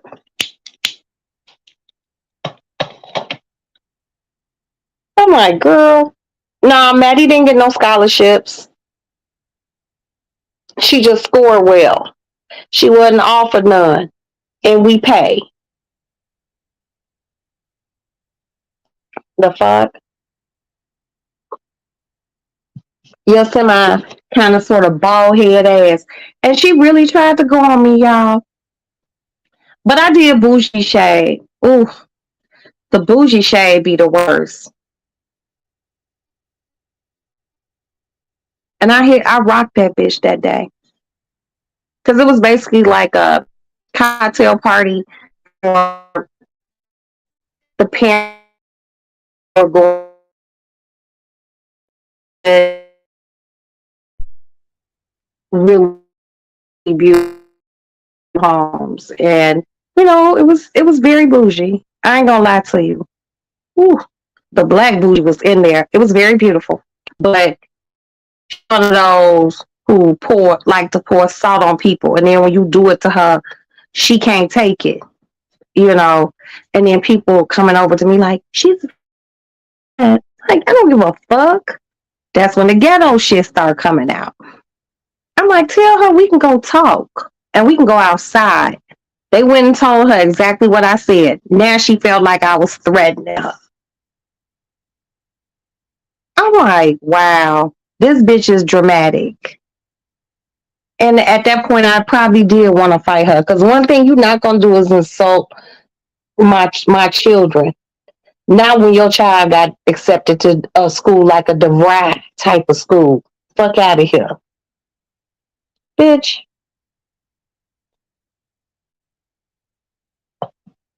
And she's standing with her chest all poked up.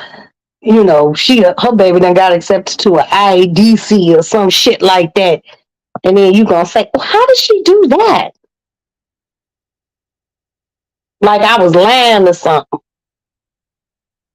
I'm like, she scored well. Bitch. I wanted to end it with a bitch, because you know what I mean? Because we were just standing around.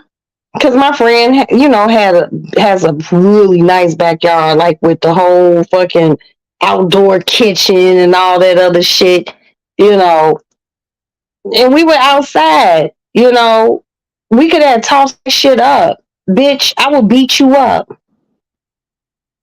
Don't play with me about my kids. But she tried it, but I had to maintain a certain level of decorum, because these are also people who they parents know my parents.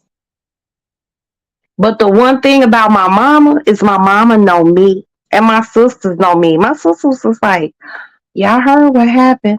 I hadn't even told my sisters. They didn't even know I went to the party, because they wouldn't go to the party because they ain't got no kids going to college. And it was like, amongst the group of people that we know, and they were just, they were like, yeah, girl, I heard you gonna beat her up and shit like this. I'm like, see, it wasn't even leading up to all that. That's how that rumor shit get spread. Especially like Chicago is small, and you can, like, in Chicago, which is basically like anywhere else, but I can really only base things off the Chi. You can have two somebodies. Let's just say there's 5 people hanging. 2 of them could be bona fide millionaires. One of them could work at a grocery store. One could sell drugs, and one ain't got a job at all. And they still kick it, because that's just how Chicago is. But the problem comes in when you try to big you little me type shit. And that bitch tried that shit. But the mistake that she made was, you tried to use my child.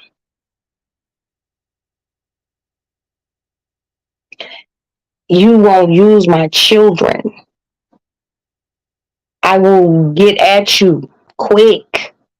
I'll let you talk, but when I need to cut you off, I know how to do that. But since she right here in Chicago, we can handle this shit face to face. And I probably would have hit that bitch. She was all, yeah, go clutch your pearls.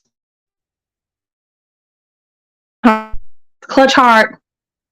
Because you tried to make me out like I'm some sort of goofy and like my daughter ain't smart. And your daughter clearly ain't the brightest light bulb in the pack. Mm-mm. No, no, no. Any parent who follows me, and I know who has kids because you all have jumped in my DM. You know, it's gonna be okay. So much support, so appreciated. You know, um, everyone, you know,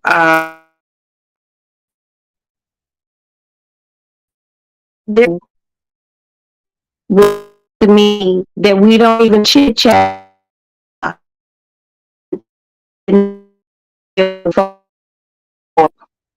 Okay, we having some technical difficulties. Sorry. You know, send me well wishes for my daughter going to school.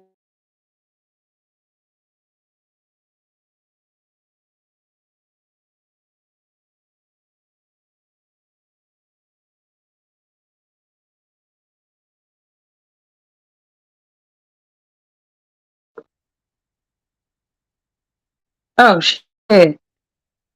Okay. I don't know what happened. You know, there were people just being very supportive. Like there are people on some behind the scenes shit who are helping my daughter get internships and you know, because of connections that they have because of what her major is. And I appreciate everybody. But the one thing, you can talk as much shit a motherfucker as you want to. Don't do it in front of me. Cause like I said, I'm from Chicago. I don't play about my children. And this bitch played with me about my kids. And this is someone who I've literally known since the fourth grade. And me and this hoe been going back and forth, very shady for what, damn 40 some years. It's just gonna get to the point where she gonna say something to me because we're somewhere together and I'm gonna go Miss Seeley on her ass. Miss Seeley Easter dinner. Cause I'm gonna have to. Cause she keep testing my fucking gangster. And I don't like that. Me and this bitch come from the same world. Private schools, cotillions, bougie ass fucking parents. And but the one thing about her was she stayed in that shit. She didn't step out. She dated all prep school boys and Catholic school boys. I wanted the bad boys because I needed to see something different. So that shit built me up different. And she do know that I will smack the shit out of her. But if she ever pull that shit again, because they having something again this year for the same kids who went to school last year, they're having something this year. After the kids get to school, you know, get parents get them settled, they're having something in September after what is that, Memorial Day or whatever. Yeah, I think it's Memorial Day. They're having something there, and I will be there. This time I'm gonna go live. I'm just gonna prop my phone up on something and just wait for her to say some shade tree shit. I'm not gonna do that. I'll talk to y'all. I'll confer with you all. But she tried every rip, every time I see her. Then I guess she think just because I didn't finish college, my daughter isn't. You gotta stop playing with me.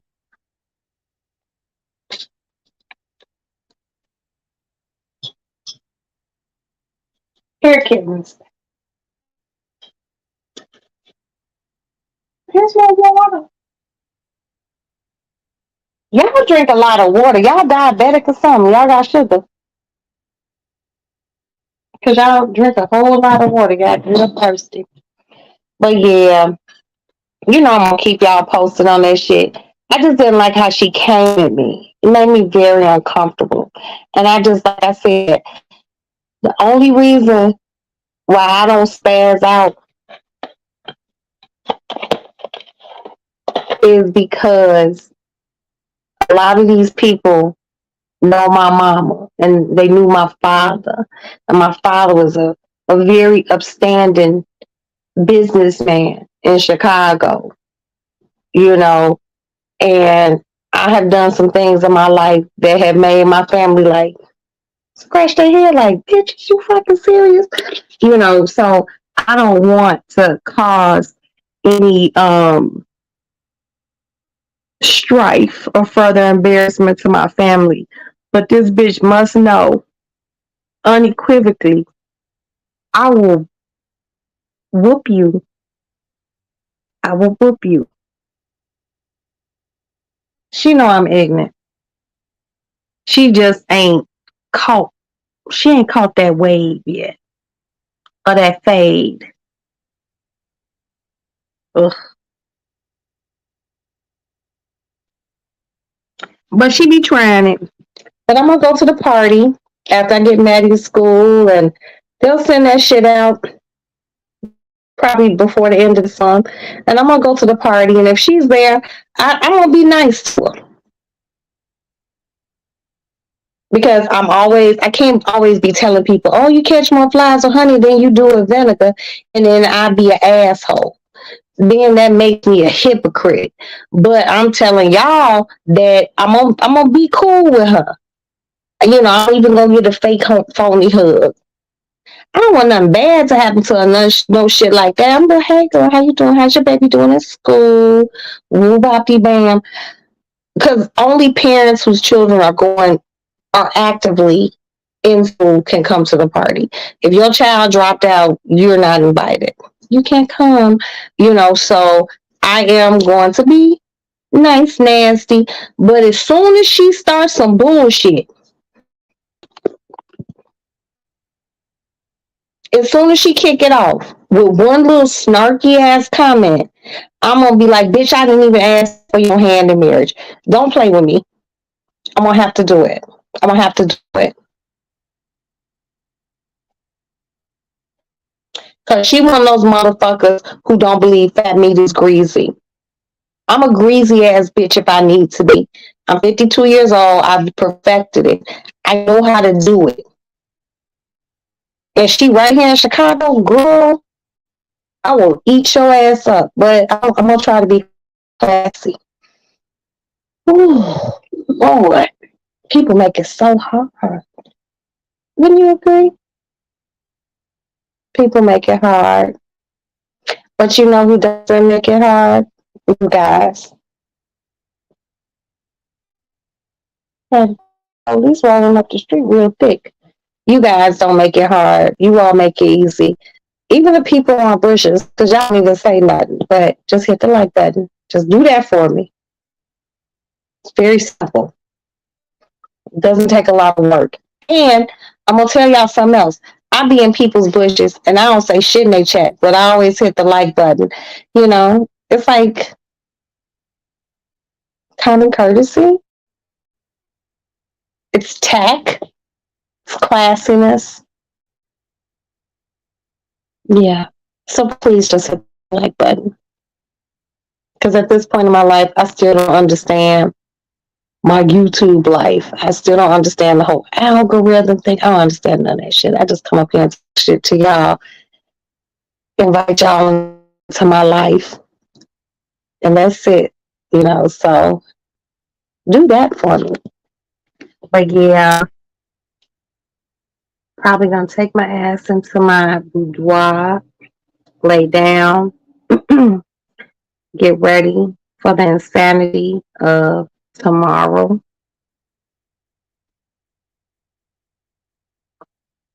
And I have to mentally focus.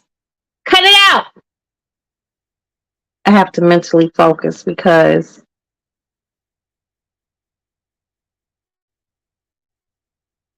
you know, shit, I got some in my eye.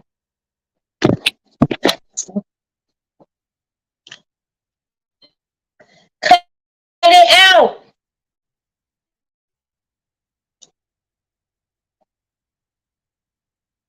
Okay, I'm back. I can see. Tomorrow's just going to be, like I said, a rough day. And I'm just going to try to muster through it, get done what I need done. There's a little nut in here. And just take this, take this journey with me. Believe it or not, I never had a problem with, like, even before YouTube, like I would do like my Facebook lives and people would come on it. I never had a problem with talking and some things, you know, this whole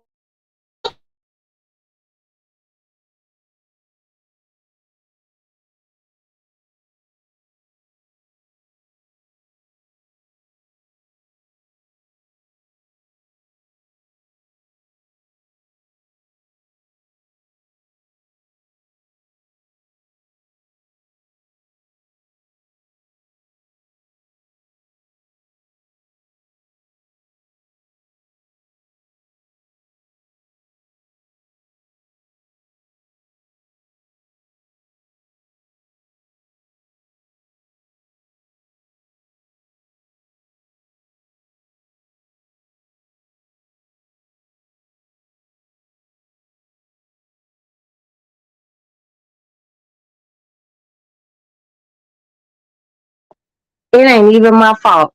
My cats are in here. These little kittens are in here fighting and being bad to one another. Come here. You see this little bitty face? He was getting beat up. He was getting beat up by his sibling. You was getting beat up, honey? Oh, oh, oh, I just love cats. All right, here. I want to drink you some water. Yeah, but you all have taken this journey with me, and I really, really appreciate that. Life isn't easy, and sometimes when you have a place to vent about things, it makes it better. It makes it better for me, you know.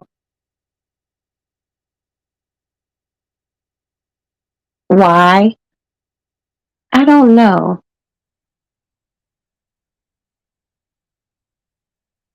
Oh my god, my cat is cleaning his sibling's ear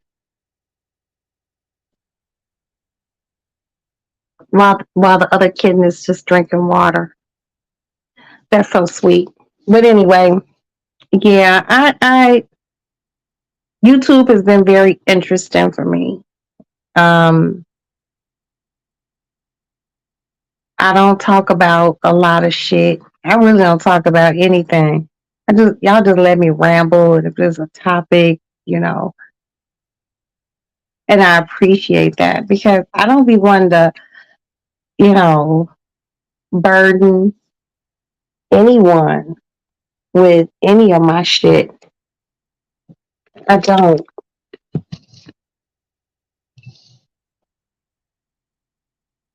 It'd be tough.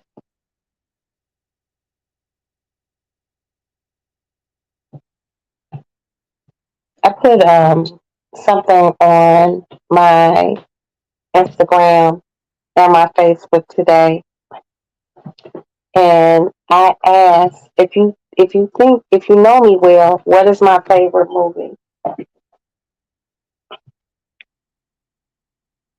One person, two people got it right. One person on Facebook, someone that I've known since the fourth grade, and one person on Instagram. And the one person on Instagram was Sparkle.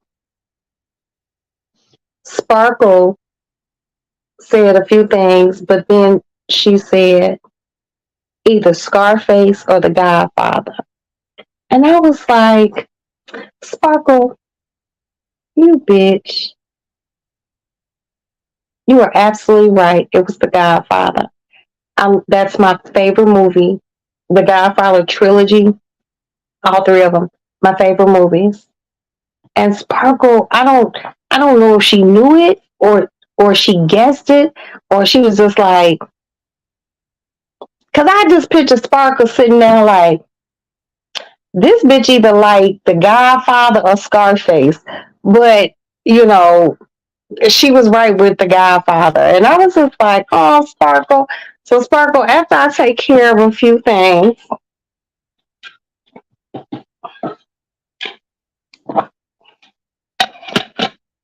I'm going to send you something. Because my friend on Facebook that I grew up with, he knew he shouldn't even did it because he knew. So and plus he cool. You know, he don't get nothing, but you will get a prize. You will get a prize, and you will get a prize. I'm gonna send you something around the 22nd or 23rd. I'll let you know. I'm gonna send you a little something because some of the movie choices that people were like saying, I was just like, no. Mm-mm. Someone said Pretty Woman. Someone said a few different things. It's just like, mm-mm. But Sparkle got it. I was like, okay, Sparkle, bitch, I see you, girl. Okay, hold on, yeah. I gotta put this candle. He was like, all right, I love it. I love it, love it.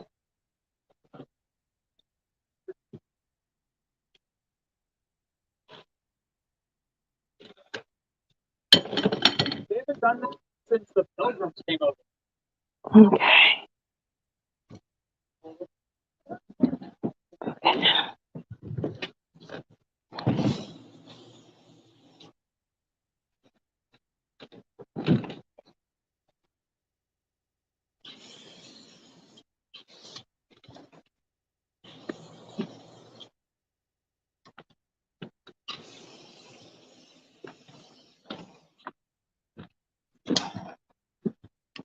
Yeah, but Sparkle got it.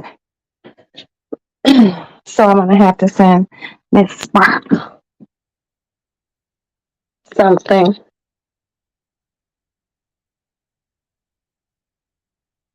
Hi.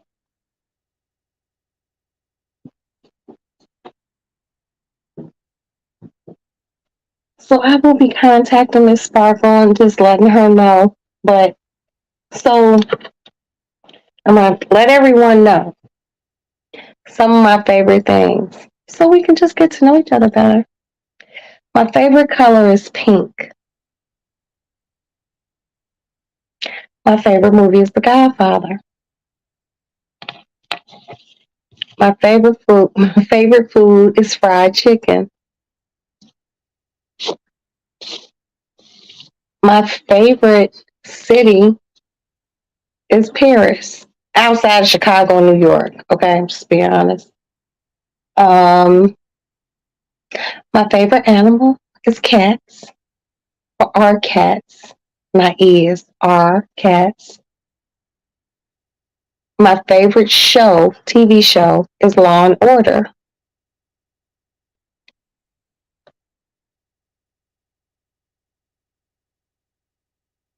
Hold on, let me go get some.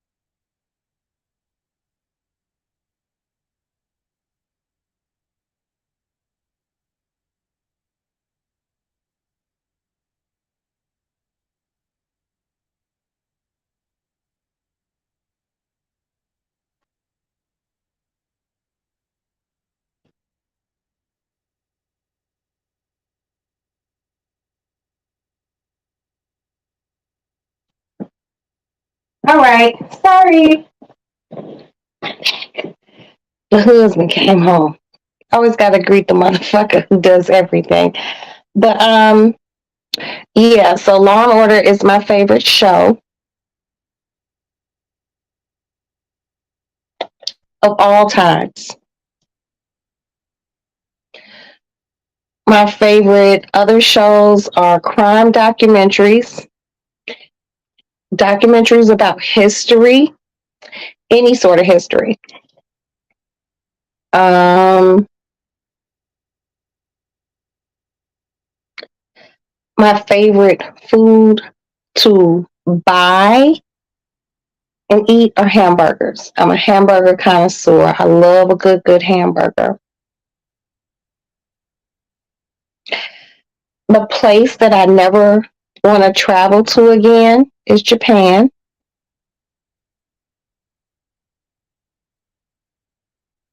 My biggest fear are roaches and sharks.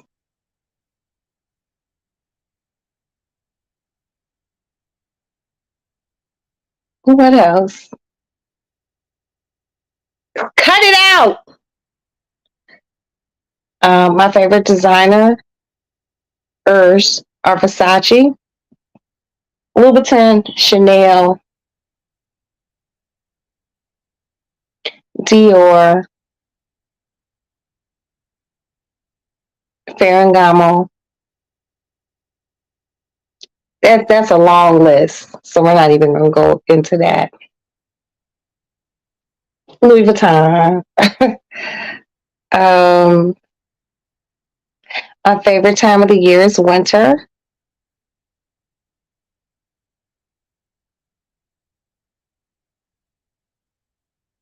My favorite car is Porsche. Porsche.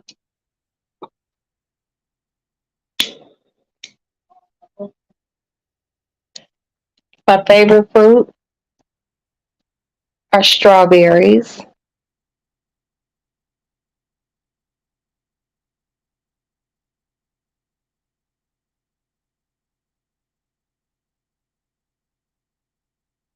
My favorite day of the week is Thursday. Why? I don't know. I just really fuck with Thursdays. They make me feel good.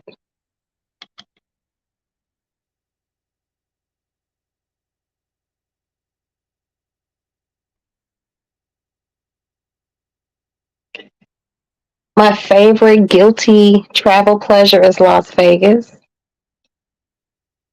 Las Vegas. It's so nasty.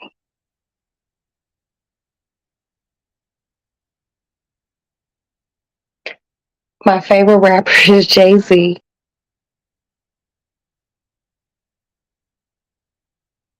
And Eric B. and Rakim. Rakim, actually, because Eric B., he's a DJ. So Jay-Z and Eric B., Rakim, favorite rappers. My favorite basketball player is LeBron James.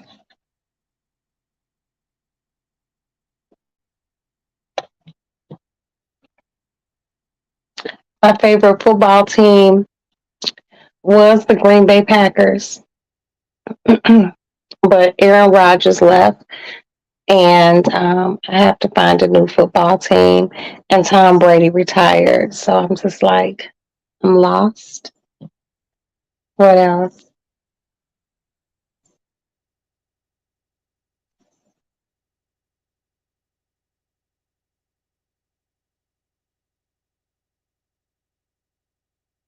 My favorite caviar is beluga or Pastros.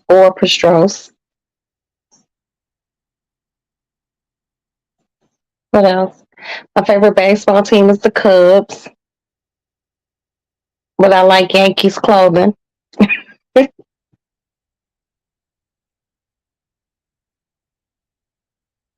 So now wait a minute, what else? What else? My favorite dogs are mutts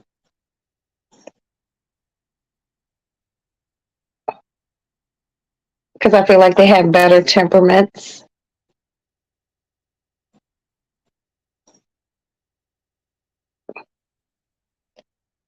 What else? So those are my favorites.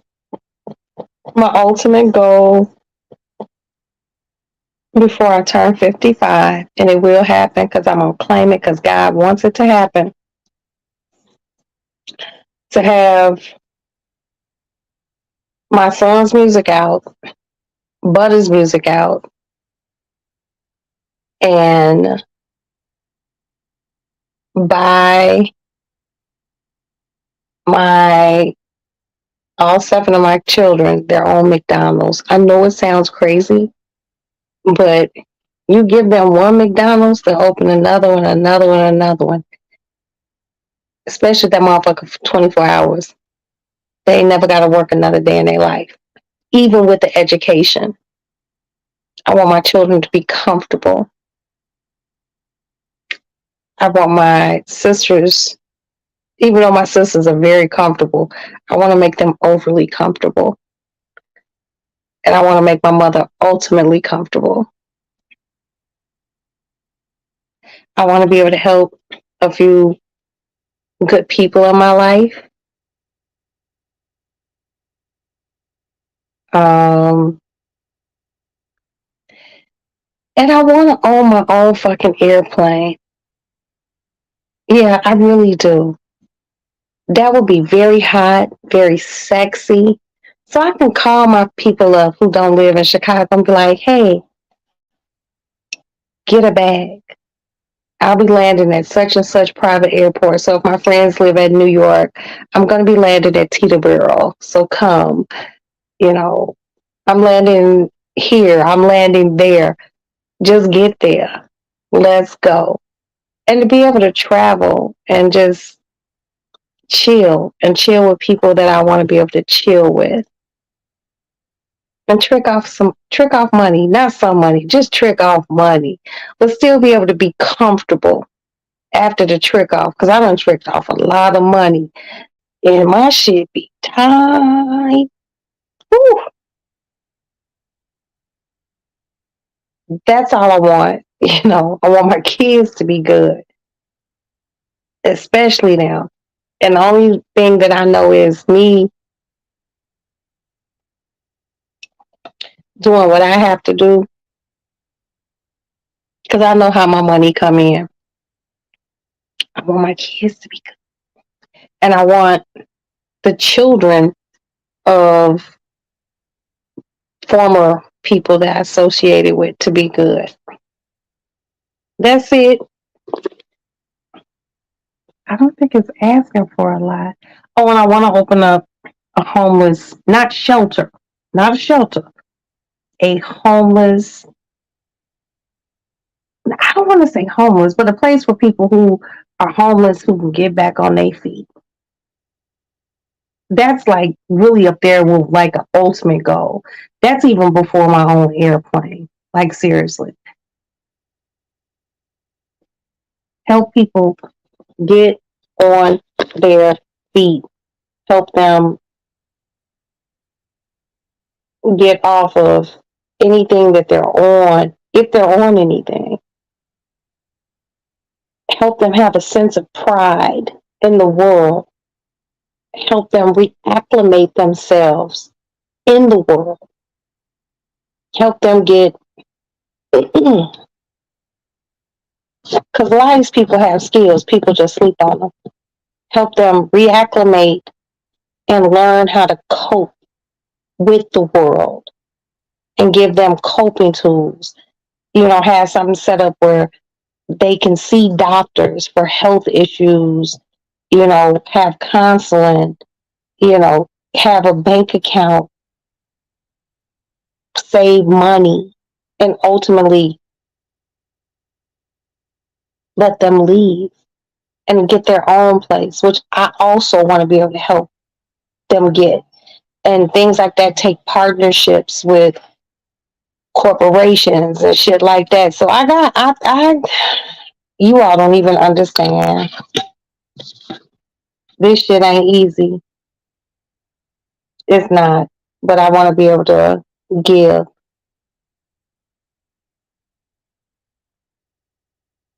I heard a content creator the other day say, when you don't give, you don't get.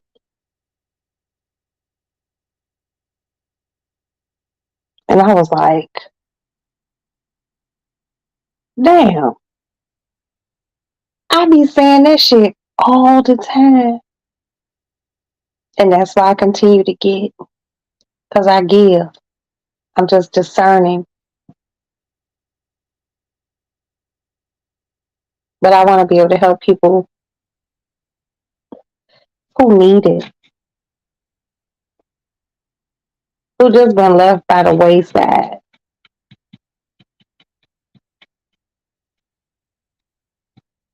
You know, because maybe they didn't have nobody else in the whole world. And those are the people whose lives. I gotta unbutton this. This make my titties sweat. Hold on. Whew. Those are the people that I want to be able to impact. You know,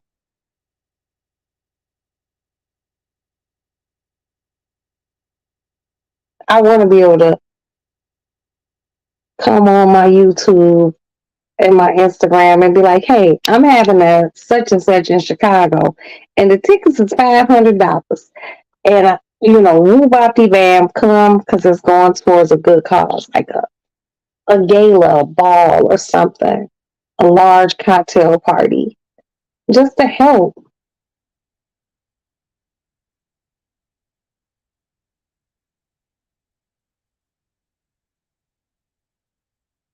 That's just me.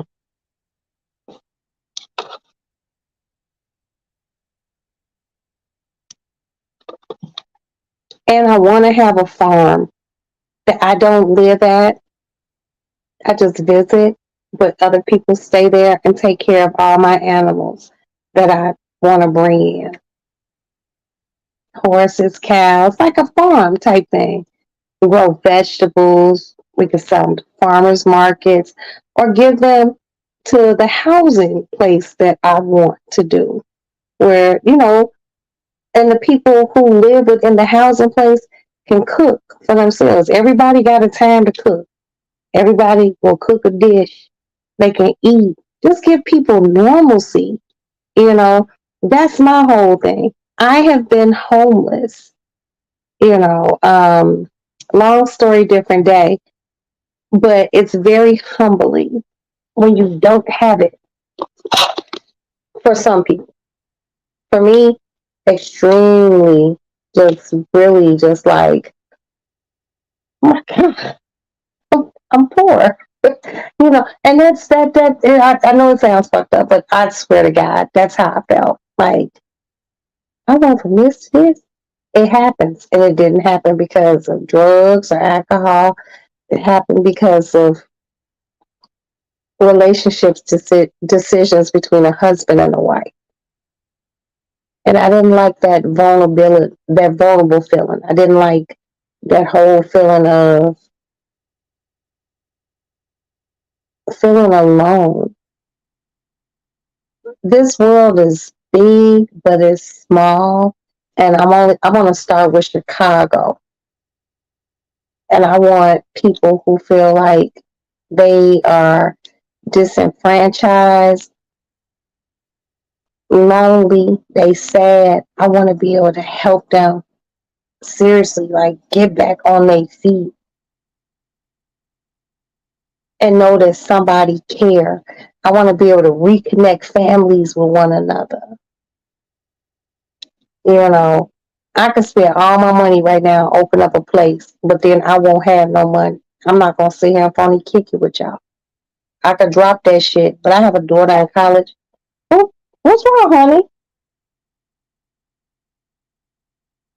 I have a daughter in college. I have adult kids who need their mama, and I just can't do that right now.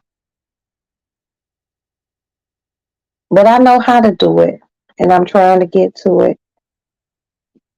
Excuse me. It just seems like sometimes these walls pop up, and I'll be like, what?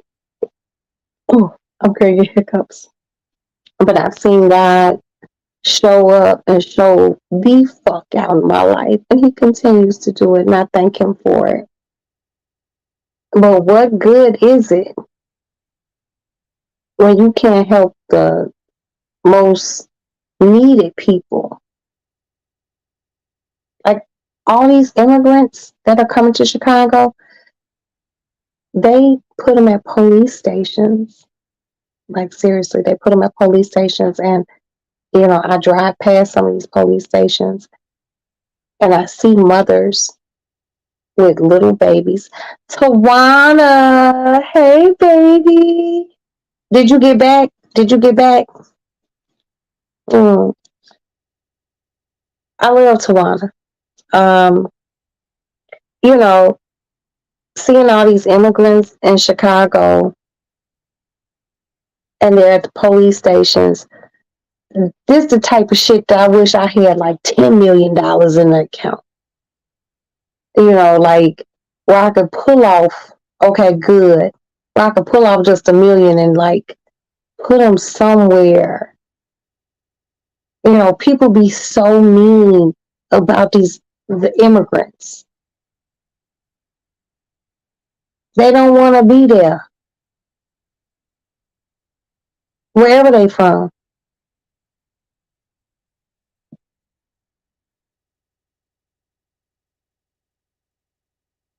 There's so many abandoned buildings in Chicago, abandoned warehouses. They have hot and cold running water, and they ain't doing shit with it.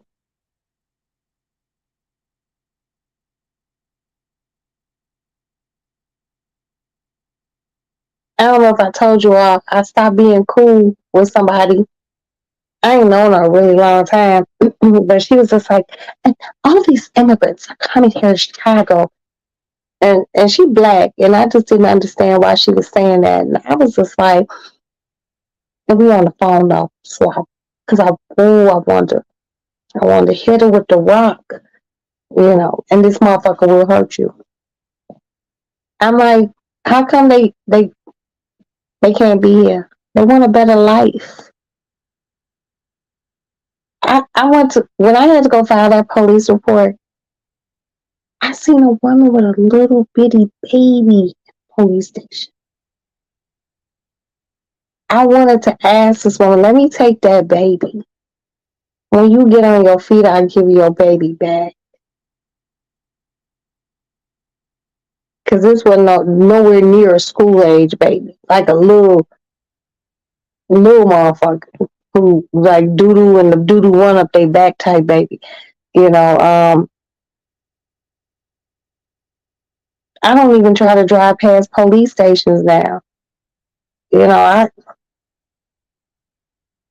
There's so many little children,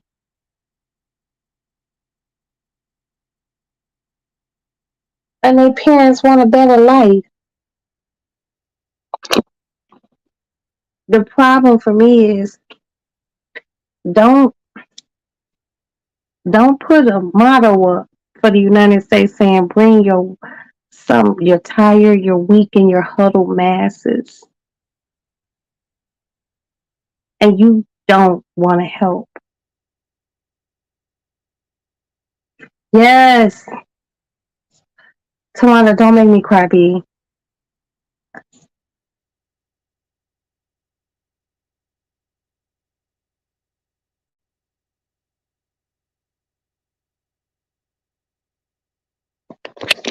Tawana, don't do that.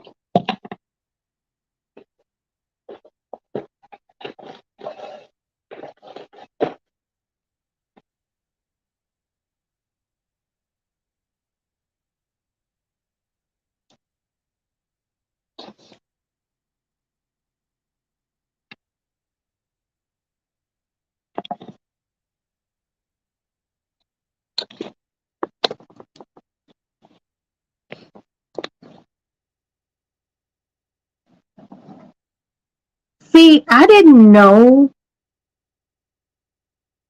until the day I went to file that police report with the thing that happened with the people who had my name and they were getting the prescriptions. I told you guys about that.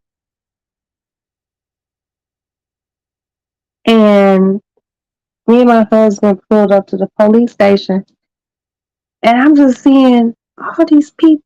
And then I go in and there's people laying on sleeping bags and blankets and little kids playing up, girl, little kids playing are oblivious to what's going on.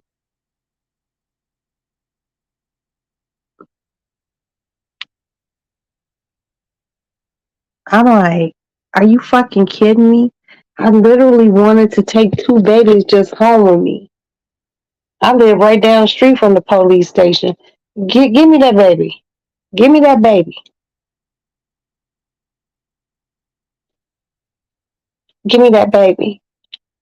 Here's my number. My number ain't gonna change. My bills stay paid. Here's my home number. My bills stay paid. Give me that baby, because I'll take care of it until you can get on your feet. Maybe them not having a baby can help them get on their feet. That shit is.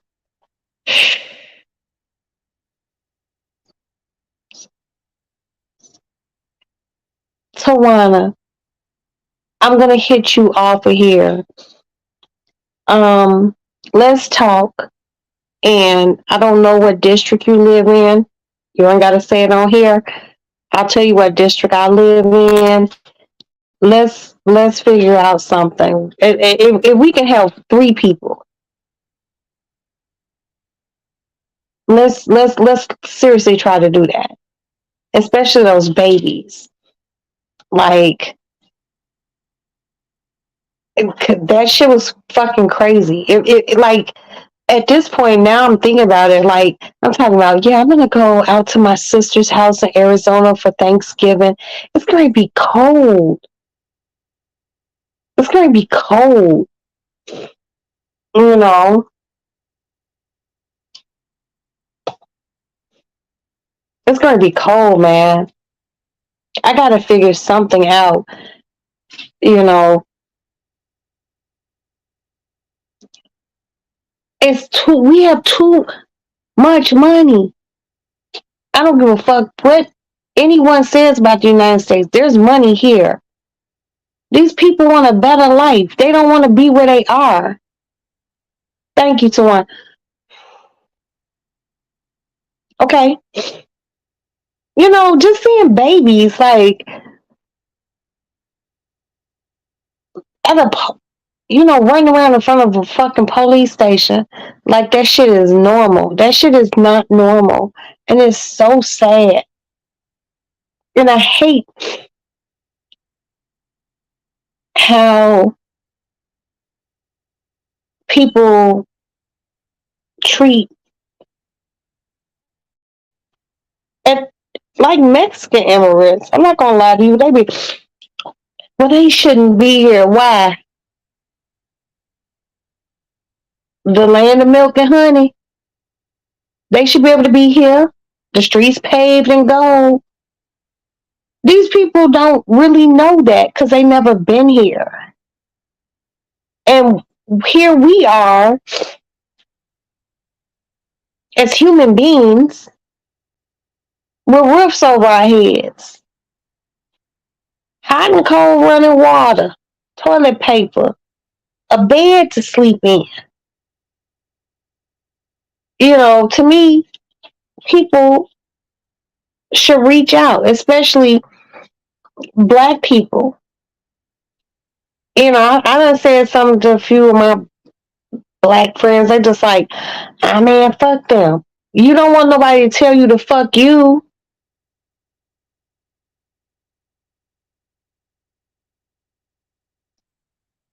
Yeah, that's what. Okay.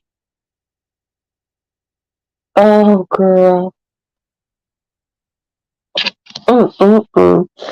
That shit hurt me, y'all. Y'all know I cry easy. You know, shit be hurting my feelings, you know. And I think for me, I'm a mother and my kids walk on water. And I know what I want from them for them. So to be sleeping in front of a police station and you have your little one, it has to make you feel some kind of way. No mother or father should feel like that. I ain't even gonna sit here and lie to you, B. I will literally go. Don't play with me. Let me get Maddie gone. Let me get Maddie gone. Cause I will go to one of these places like, let me keep that baby. Give me that baby. Here, here's $2,000. I ain't buying your baby. Let me keep the baby. And when you get on your feet, that $2,000 will help them. God damn it, if I have to have you come do something around my motherfucking house, that might be tricky. Cause I don't need nobody like weird coming in. But I know babies ain't weird. Babies from God, but babies shouldn't have to come into that.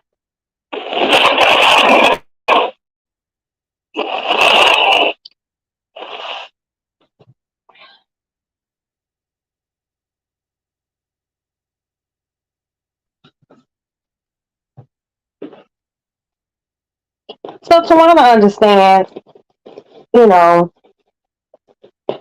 and the other people in other parts of the state, if you're here, you understand.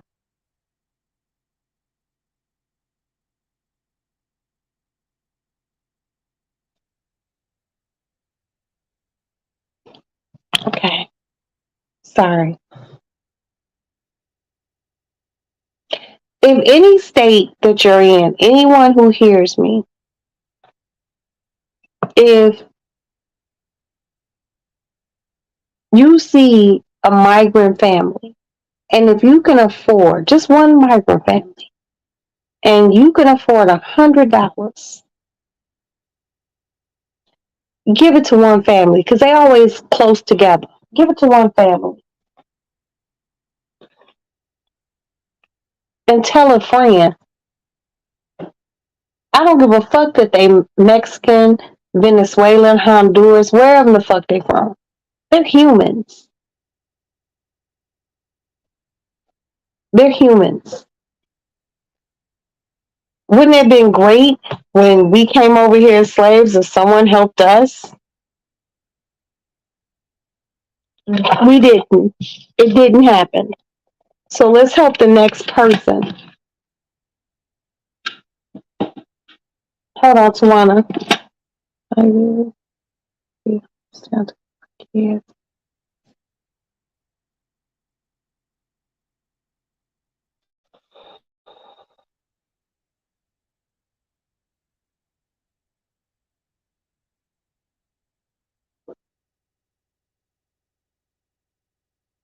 Tawana, don't do this to me, baby. Don't do this.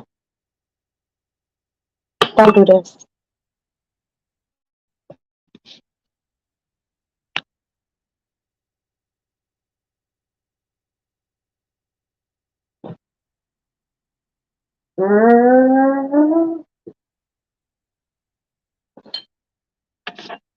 You have to, but you're doing it. You're doing it. You have to teach your children to help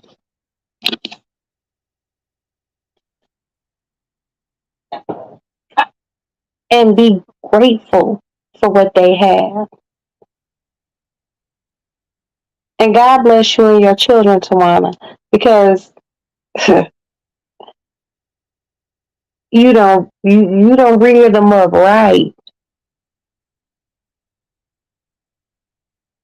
I have seen my kids ask somebody have a $10 bill, $5 bill. Maddie might have $2 in a coin purse, and that's some old school shit coin purse because got my baby a coin purse, and they'll give their last, and they'll give their last because they know their mama gonna keep them sustained until they can have their own where it ain't your last. God bless you and your children. You don't get more in life. That's why motherfuckers be stagnant.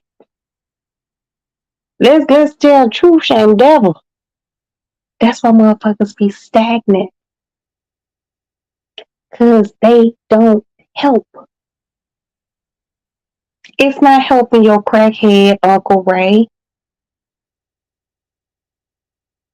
who grew up in the same environment that you grew up in, which might have been a great environment. It's the ones who really don't have it. Help.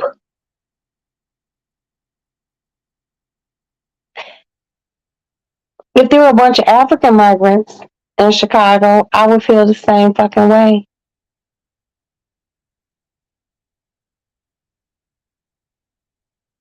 But at the end of the day, for me, everyone is human. And I don't like to see human suffering in any form, no matter what color you are. I don't know if any of you in the bushes or active are old enough to remember when they did Feed the World, Make This a Better Place for Ethiopia.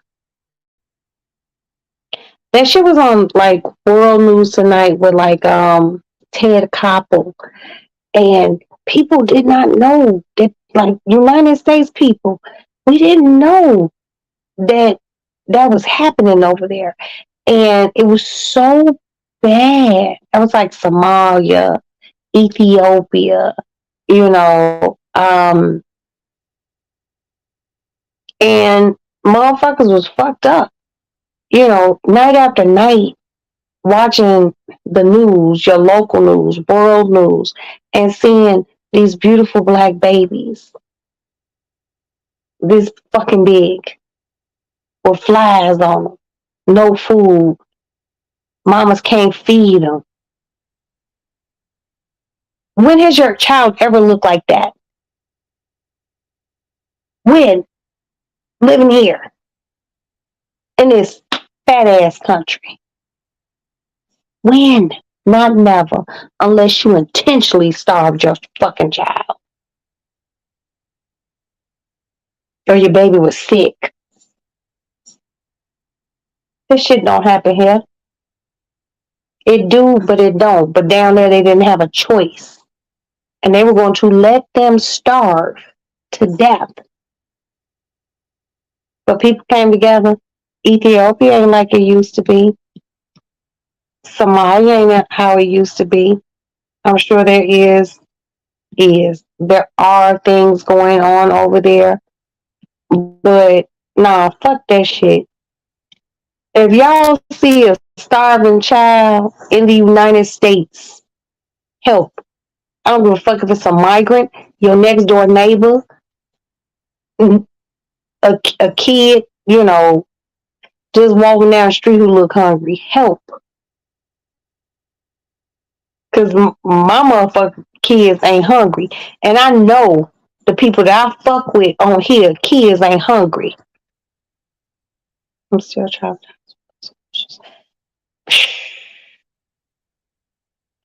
Girl. I remember, like, I was an older kid, and I remember seeing these commercials and, like I said, the news and World News Tonight, like with Ted Koppel and shit like that. And I remember crying. I remember like crying and getting in my dad's lap, like, what's going on? Why do these babies look like this? And, you know, that's when you just wish you had a whole bunch of money. You could just adopt a whole village and just feed everybody and make sure everyone has clean water and shit. Like, they don't need TV, internet, none of that. Those motherfuckers want water.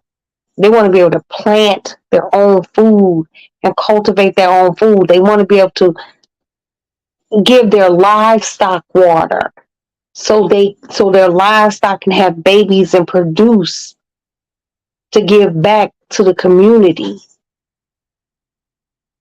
You know, that shit fucked me up as a kid. I remember that Band-Aid.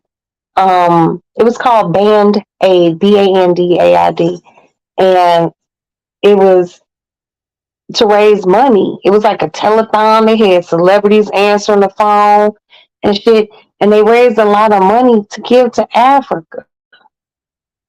Because people just act like they just forgot about there were people in Africa. It's not just diamonds and oil, it's people there.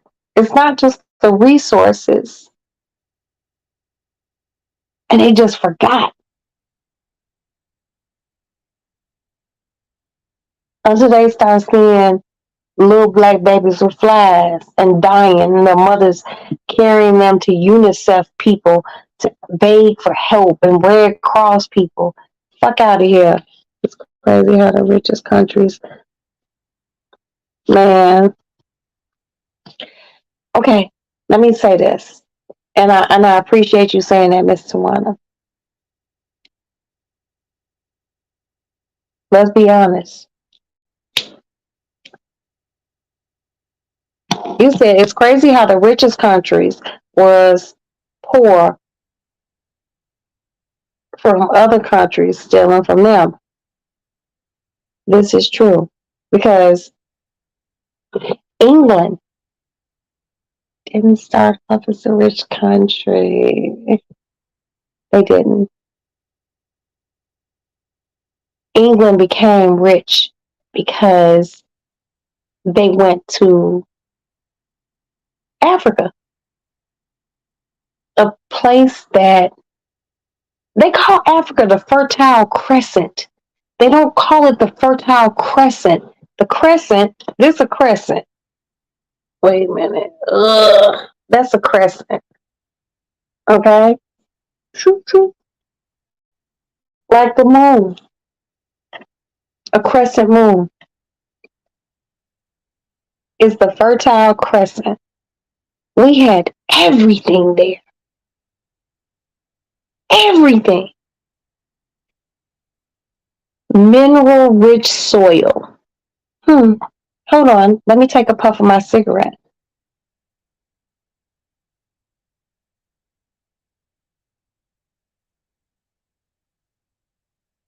What does mineral rich soil produce? Oil, diamonds. Yeah.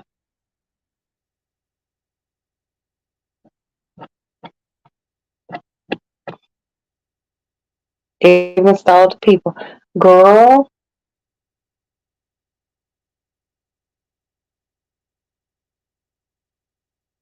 everything beautiful comes from there. A very, very, very long time ago.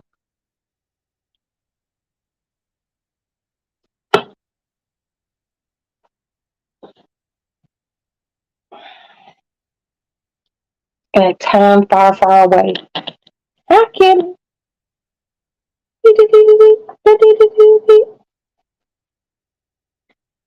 There was the earth. Just a one big ball. And every landmass that we fly to outside of the United States was all connected. And it was called Pangea. Here in Chicago, Pangea is a real estate company. But how it was situated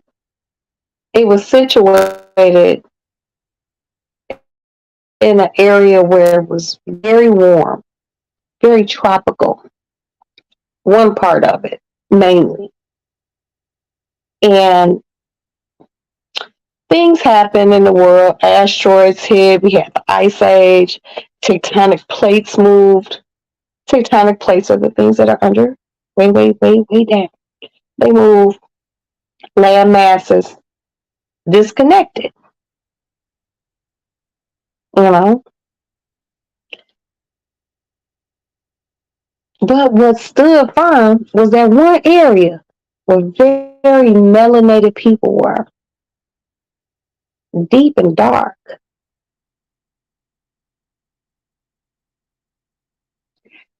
And our landmass, where our forefathers and foremothers came from, stayed there, was Africa. Now, I told you all about this,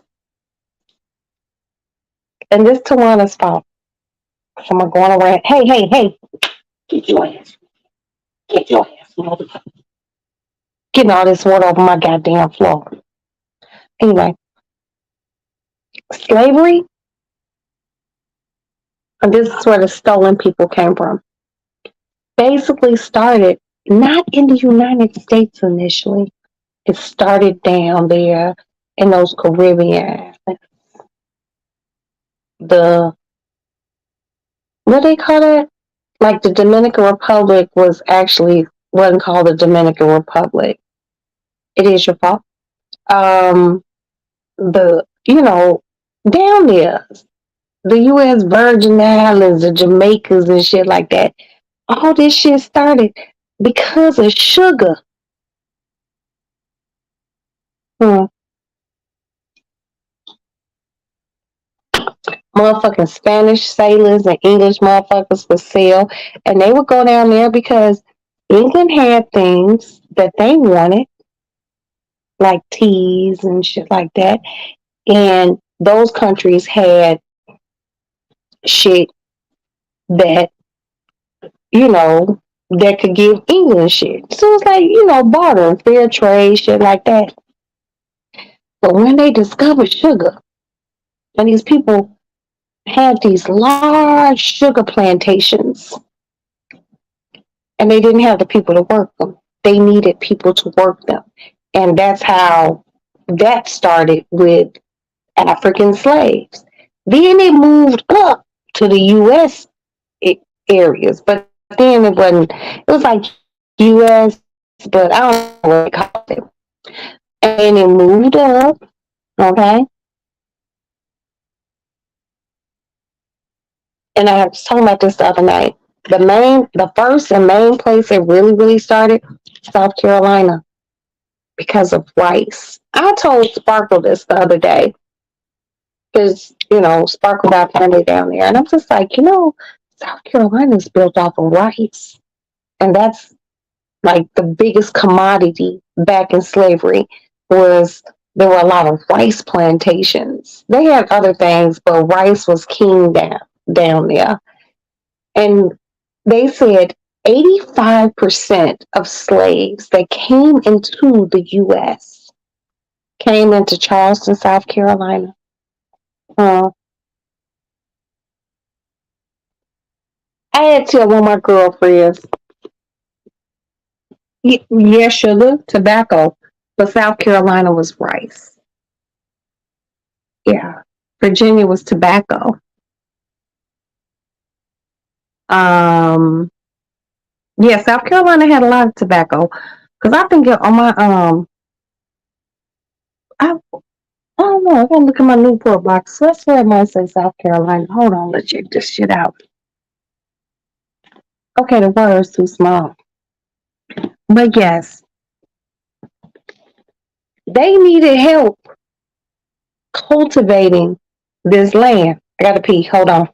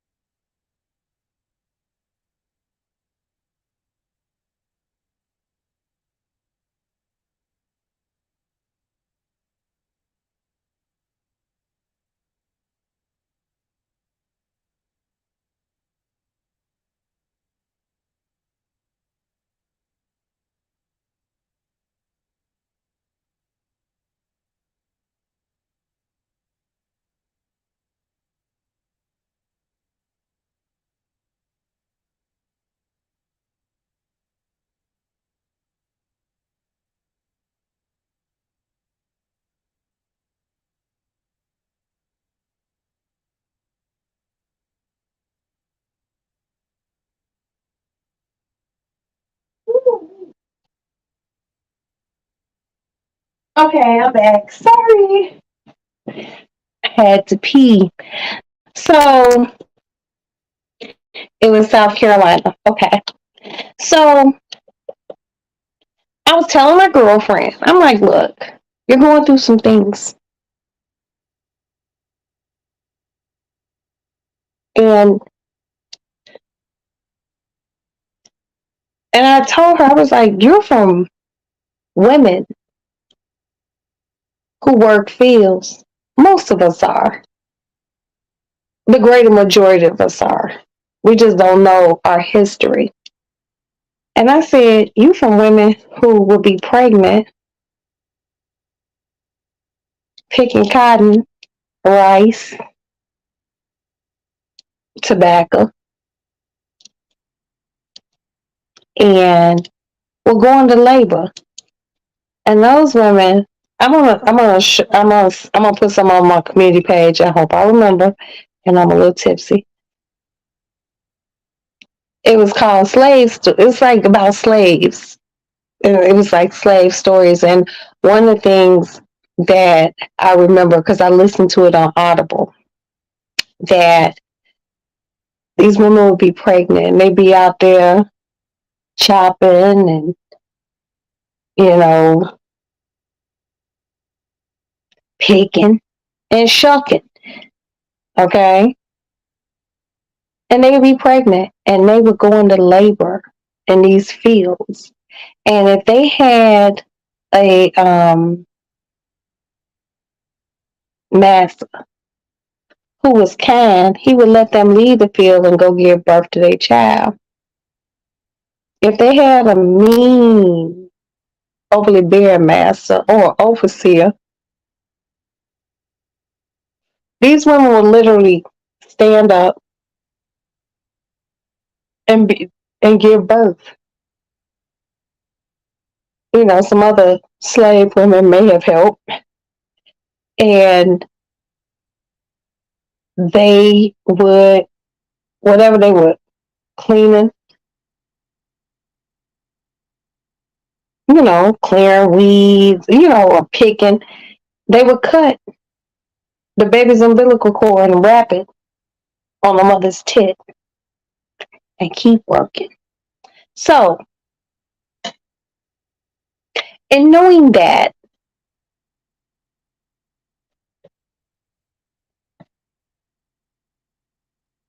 and you know how our foremothers and forefathers' lives were set up, you think your shit hard? I try not to complain.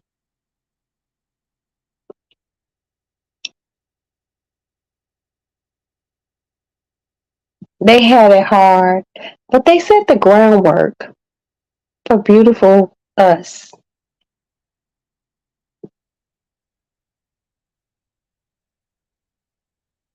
They did that. I will say it and I will say it again.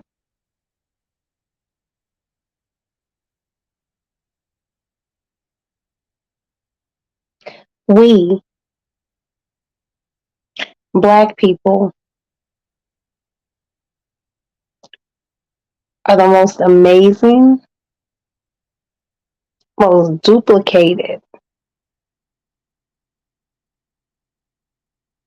most phenomenal group of people on the face of this earth. It would be just so dope if we could learn to love one another, respect one another's opinions, get each other together without anyone catching feelings because we want to see the next person who looks like us do better.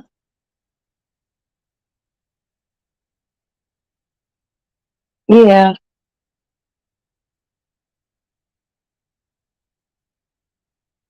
it's sad. We are. It's sad,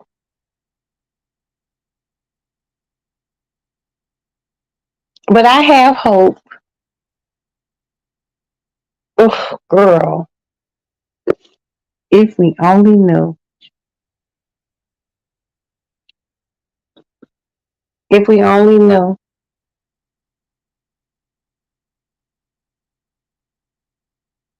I had a person, I told them that, I did a deeper ancestry dive. And what I've learned is it's a lot of women, black women. I got a few white girlfriends, but most of my girlfriends are black. They look like me. Be black. They be the ones who just don't be supportive. And I just be like, so when I told my girlfriend that I'm doing this deep dive of my ancestry shit, and she was just like, why are you doing that? And I'm just like, don't you want to know? She's like, I'm black. I'm just black. I'm like, don't you want to know like where your ancestry shit comes from? Does it come from Nairobi? Does it come from Kenya? Does it come from Liberia? Does it come from Senegal? Does it come from the Ivory Coast? Don't you want to Nigeria or your Yoruba or the other tribe that's there? Don't you want to know? She's like, nah, I'm just black. I hate a motherfucker who don't have a quest for knowledge. Ugh. She gave me a yeast infection just thinking about it. How do you not want to know? I know that I'm definitely black and Jewish,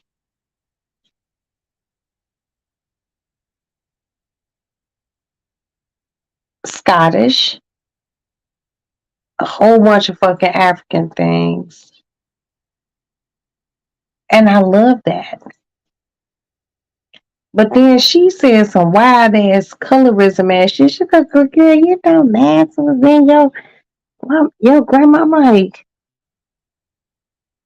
my grandmother was a very beautiful chocolate woman. Then no one was there. Can't I just want to know? People would disparage you for anything you want to know, any quest for knowledge. And guess what? I don't give a fuck about what a melanately challenged person thinks. It's the people who look like me that concern me the most. The ones who don't want you to do this and they don't want you to talk about this. Don't say that. Don't, man, suck my dick, B. Dead ass. No scary ass. I needed to know.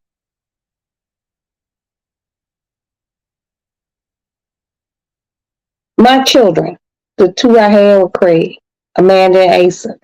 Craig is he was adopted into a family, okay? Well, just not a whole family, just his mama and daddy. My kids got older and they knew he was adopted because he told them he was adopted. And he told these kids,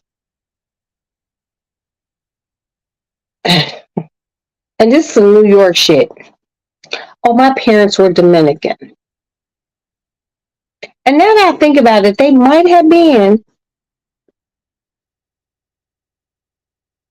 but I don't think they were. So me and my kids were talking. But Dad said his parents were Dominican. I was like, he was left at a hospital. He don't know what his parents were. Well, Dad said it. I'm like, all right. So Asa took a DNA test.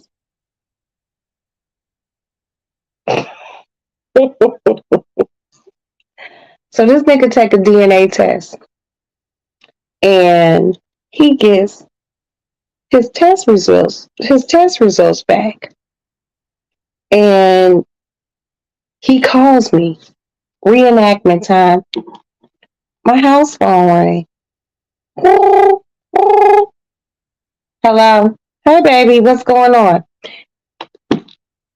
He's like, yo, I did that DNA shit. I'm like, word? He was like, yeah.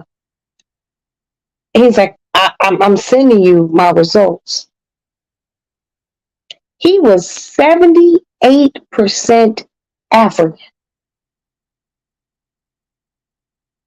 The other, I'm not good with math, the other percentage was like the Eastern European,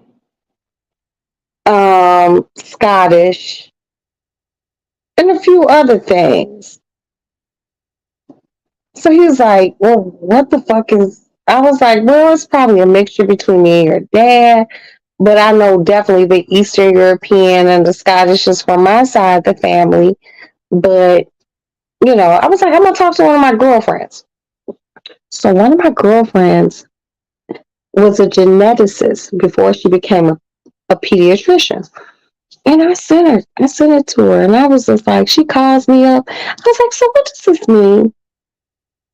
And she said, well, you definitely black. You black. Cause I'm the blackest motherfucker you will ever meet.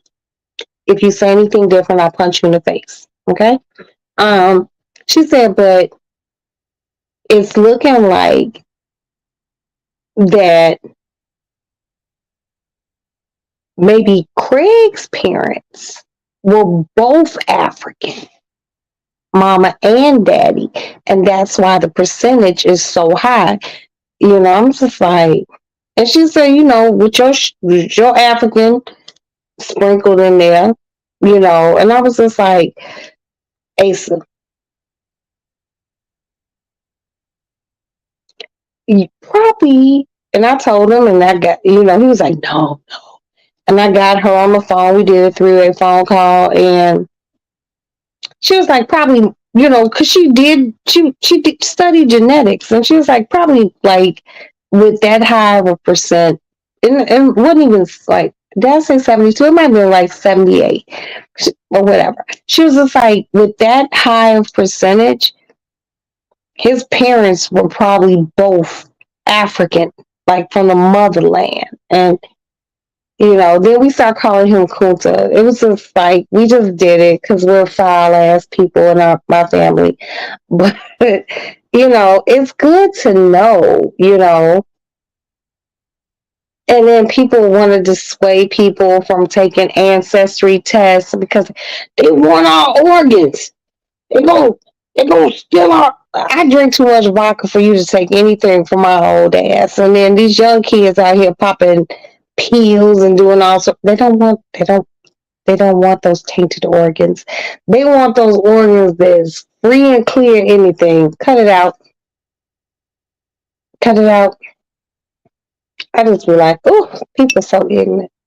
But now Asa knows that he's not Dominican.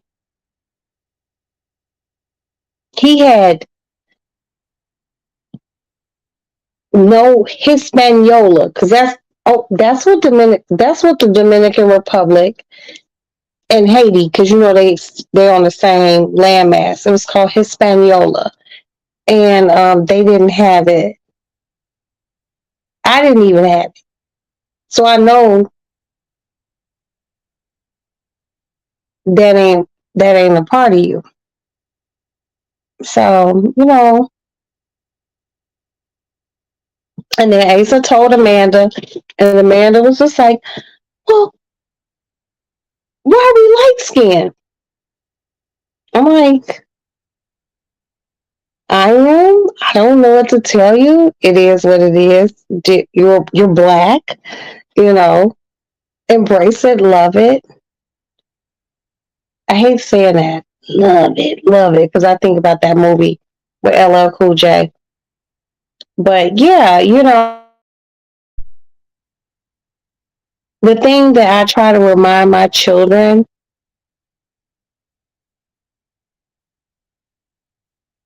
that you come from the best. You come from the creators of everything. You come from the people who are cool.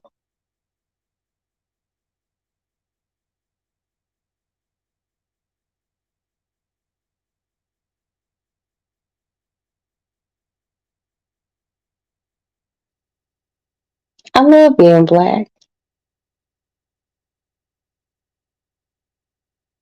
I told someone, I love being, but you shouldn't wear weave. They wore wigs in Egypt. Wigs, just like full head wigs. Bloop, put it on here. You know why? Because sanitation wasn't really good back then, and people got lice and creepy crawlies, so they would shave their heads, and motherfuckers would adorn wigs. Wigs new to white folks. They ain't new to black people.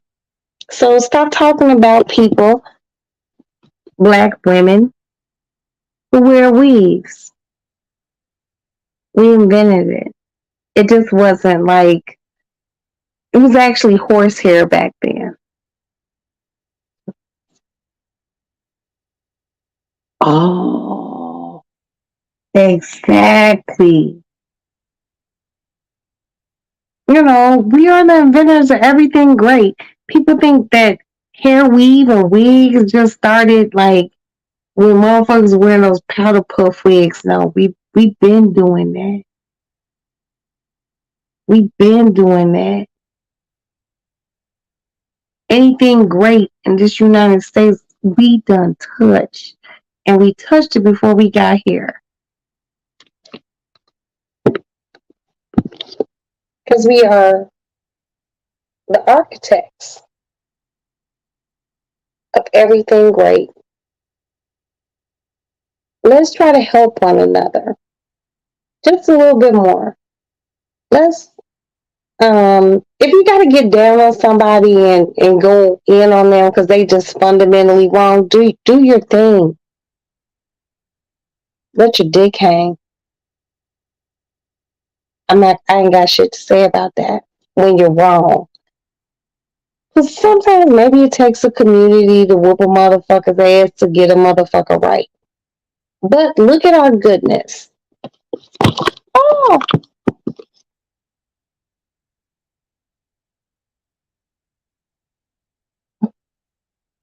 we are beautiful.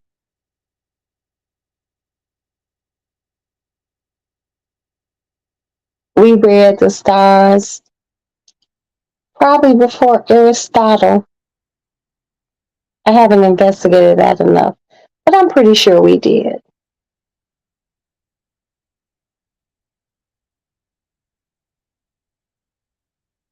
Our cooking is dope.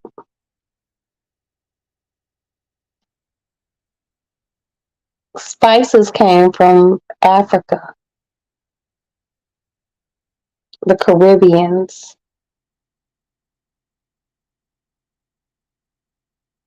Let's treat each other like we're dope. Let's treat each other good. Like, excuse me, we don't have to agree with one another. I'm not sitting around like trying to have a dick suck fest or anything like that. But let's be kind.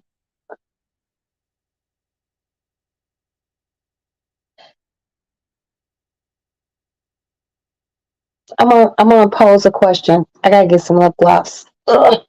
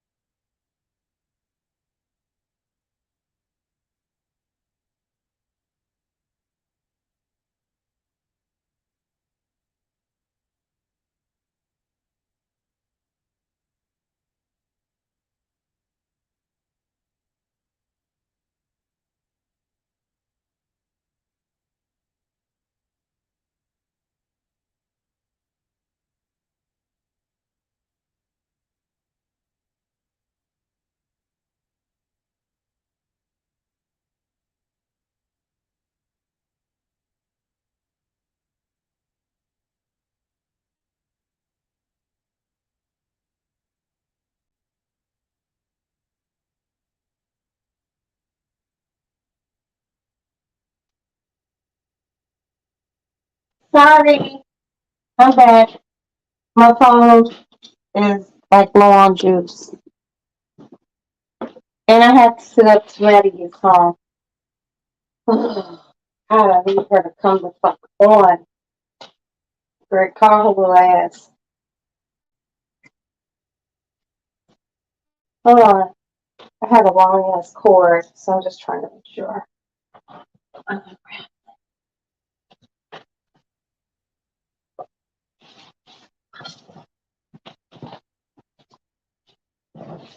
Okay.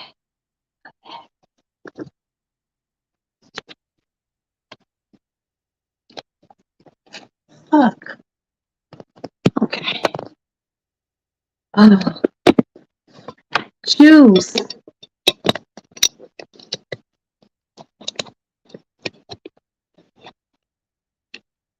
There we go. I was at 27%. I don't like being at 27%. Weird. But yeah, I forgot what I was saying. But my thing is,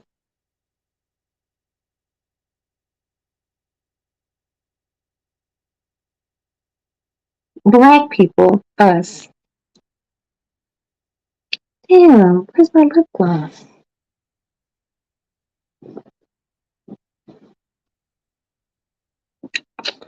Motherfucker. Okay, I found it. Okay. We should be able to hold each other to the carpet without each other being upset. So let me give you a scenario. That's what I was gonna say. So there's some sort of really weird war that pops off in the world.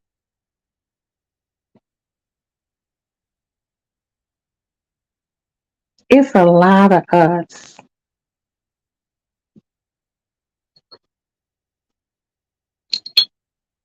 Wouldn't it be conducive if we came together? Like seriously.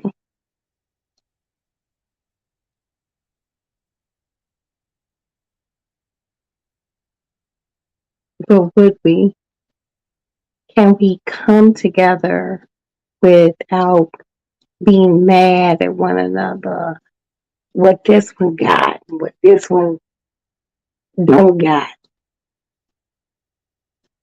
Y'all know skin, what do they say? Skin folk don't make us kin folk. But we are.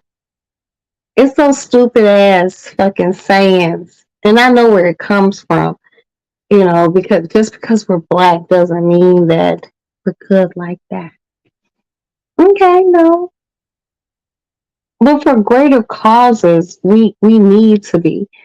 It is fucked up when we only come together when we smell so good. It's fucked up when we only come together when something bad happens.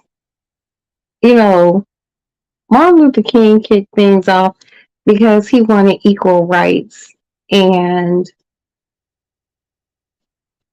he popped it off.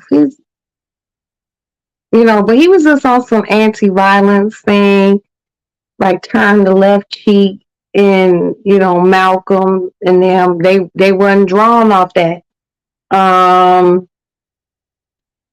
They was ready like to stomp, but they wanted to do it in a very classy way. Oh, I done had these braids up for like 4 days, y'all. Let me take these motherfuckers down.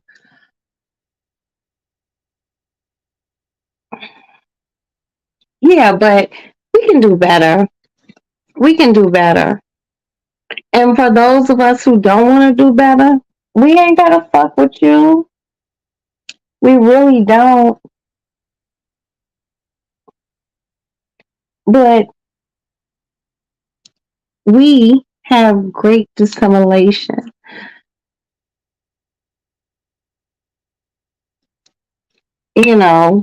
We come from black grandmothers who be like, I don't like your friend. And you be like, no, that's my friend. Don't be saying that. Man, I found out the hard way about people like that. Listen, listen, listen. But we do have to help. We have to help these migrant people. And we do have to help one another. But it makes it easier to help the migrant people in the United States when we help one another first. And a lot of people don't help one another first who look like us. We will bypass you, talk about you, we will be mean to you. I try not to be mean unless it's absolutely that's like something that's absolutely necessary. And even when I've been, motherfuckers been mean to me, I still don't even go. I don't. I can't. I don't. Go back to where we from. If you can't afford to go there, go back there mentally and help, help us. Be kind. But if a motherfucker ain't kind, you ain't got to be kind. I ain't telling you be no motherfucking pussy, motherfucker. Motherfucker ain't kind. You ain't got to be kind. Fuck that unkind motherfucker. But everyone has kindness in them. Like, give something. And if you gotta curse someone out, do it. Ooh, ooh, these two little braids is cutting my shit up. But yeah, in general, I'm a really happy person. I try not to be mad at people. I try to give words of encouragement, love. If I got the money in my account at that time, I don't have a problem with helping.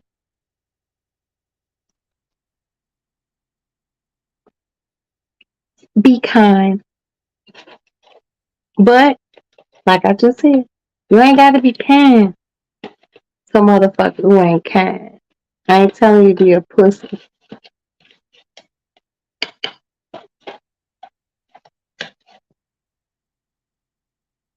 It'd be hard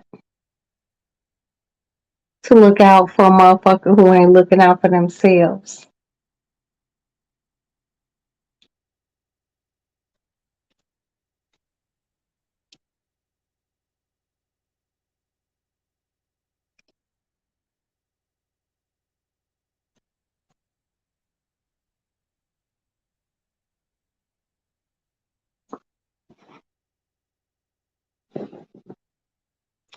The fuck?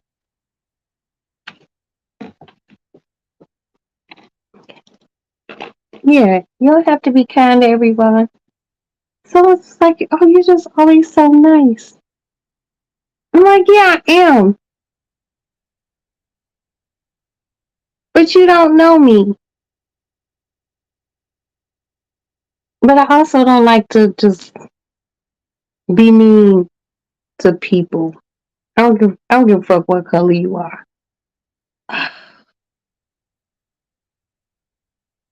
It serves no purpose. It really don't. Tawana has fucked me up tonight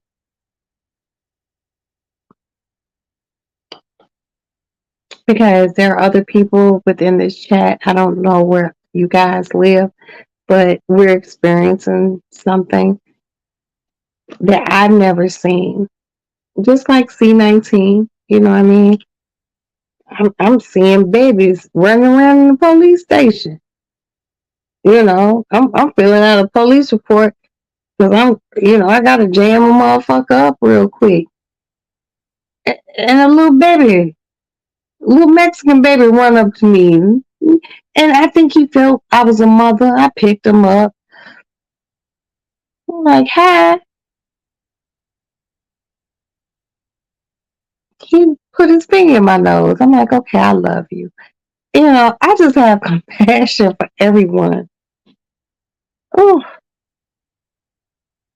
I can't get my hair done until I come back. I have compassion for everyone. Oh my God, my hair feels so good.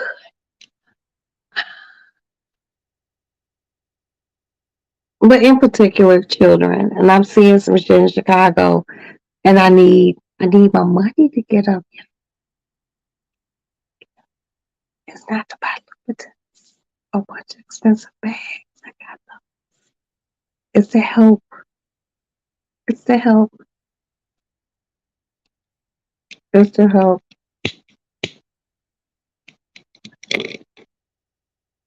My next check that's coming in, I talked to I told my attorney, I was like, hey, because she's in control of my shit. I was like, send this to this person and send this to this person. I already got my shit relegated and delegated out. You know, and I'll be left over, I'll be decent, but I want to help. I don't know what about helping makes me feel good. It makes me sleep good. It really do. It makes me sleep good. It makes me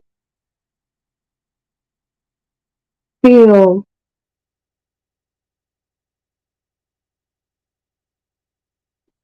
if I can help someone smile. Seriously. And I know y'all probably like, oh, Box is drunk. No, this is real. Real and very raw. If I can help someone smile, that makes me happy. Someone outside of my media in this house. Because these motherfuckers smile and still frown. Straight up. Smile and frown. You shouldn't do both. You shouldn't do both.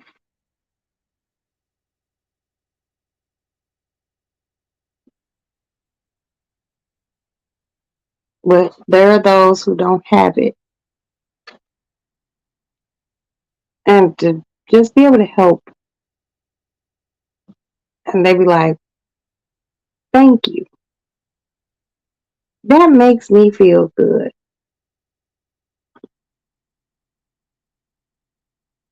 For real, for real. This, you know. But I'm gonna figure something out about these babies at these police stations all over Chicago. I could probably only take two. Then I'll try to help their parents get jobs and everything else. You can get your babies back. But sleeping in a police station is not conducive for babies.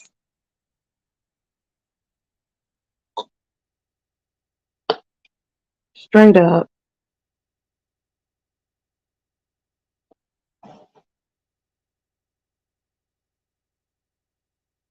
God has blessed me. And I want to be able to help and do things without contingents. I did this for you, so you got to do this for me. No, that's not how that shit works. Giving is from the heart. Now, for those who get from the giving, be humble. Thank you. I appreciate it. And do better. And I feel like if I help at least one or two of these migrant families, I think they would be very appreciative.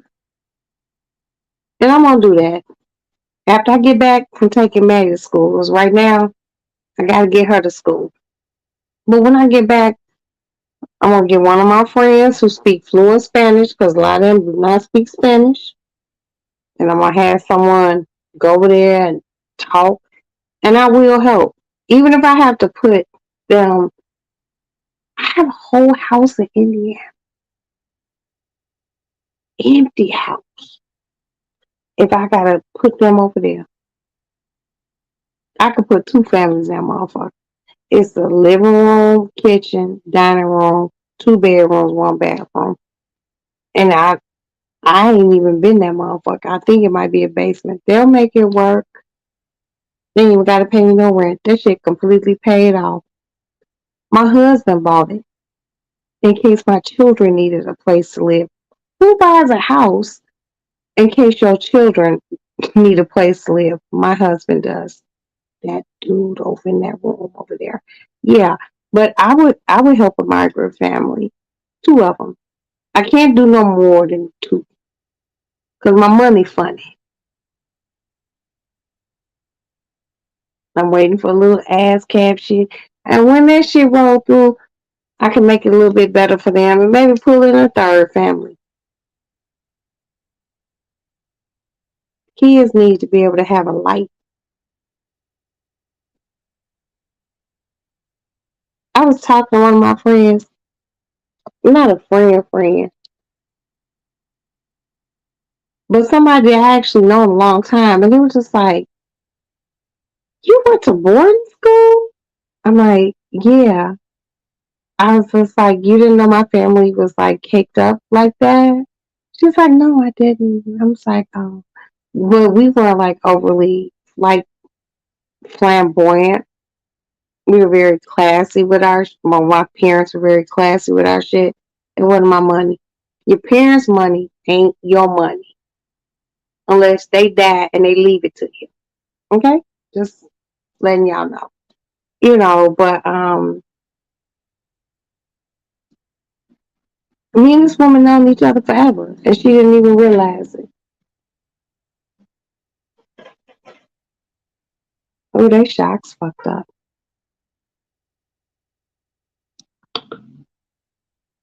I want to be able to help. And Tawana, thank you. Seriously, I'll reach out to you. I'm gonna make some phone calls. You know, there's there like even if I can help two families, but it can't be like two families like 8 kids apiece. My money funny right now. It so but I'm gonna do what I can to help. Cause I don't like to see kids like that. That shit broke my heart. Me and my husband filed that police report, and I was just like, "What?"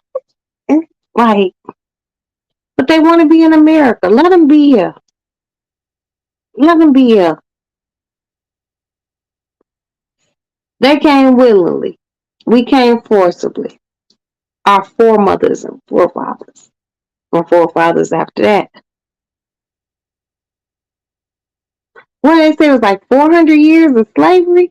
That's a long ass motherfucking time. And they complaining about the migrants. Shut the fuck up. I ain't got time for that. I don't. But what I am gonna do as a human being is still be kind. I'm still gonna help.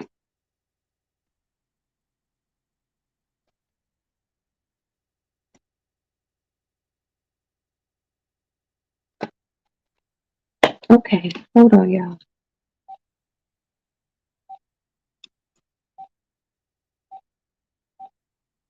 This little girl, I'm sitting up talking to y'all because I'm waiting for her to come home.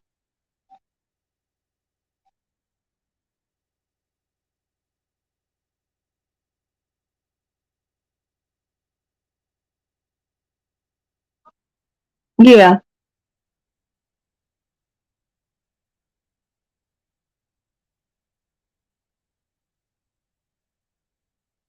no, Maddie, where are you? I'm coming to get you.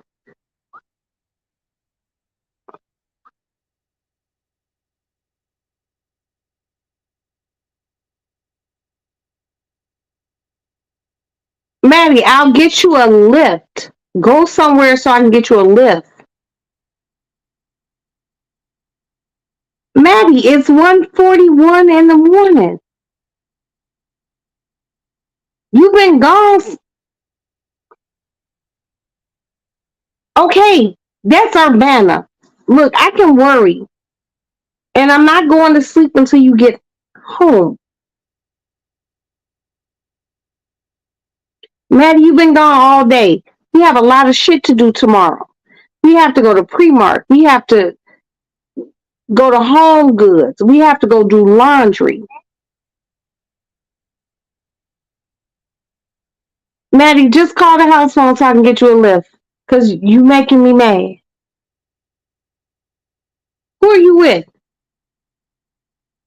And who?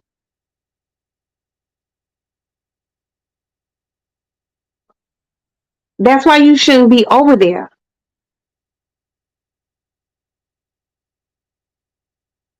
All right.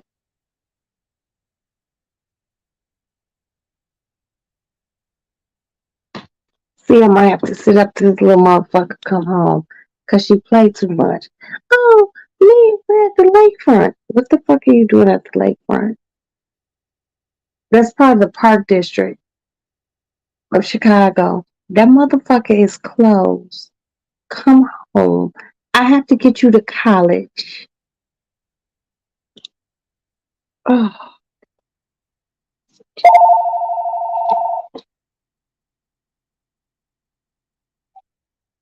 hello.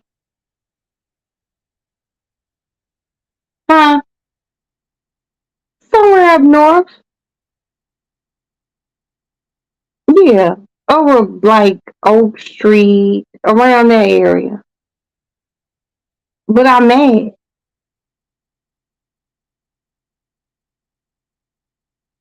No, it's not. And she don't understand that. And she don't know how to swim.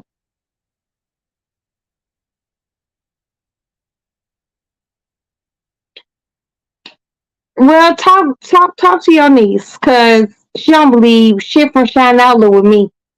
I'm mad, B.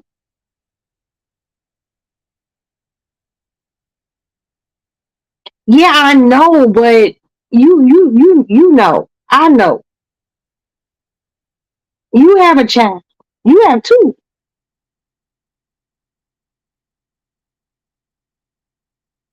I'm upset right now, but I'm good. I'm taking it down. I'm gonna take it down. I'm gonna take it down. I'm gonna take it down. But we have a lot of shit to do later on today, and then Thursday, and then we push back a whole day because Jack don't get here until right. So shit is just hinky, and I just wish he would. Uh, and she not. But I wasn't either. I'm catching my karma, and I just have to deal with it. But you doing your nails.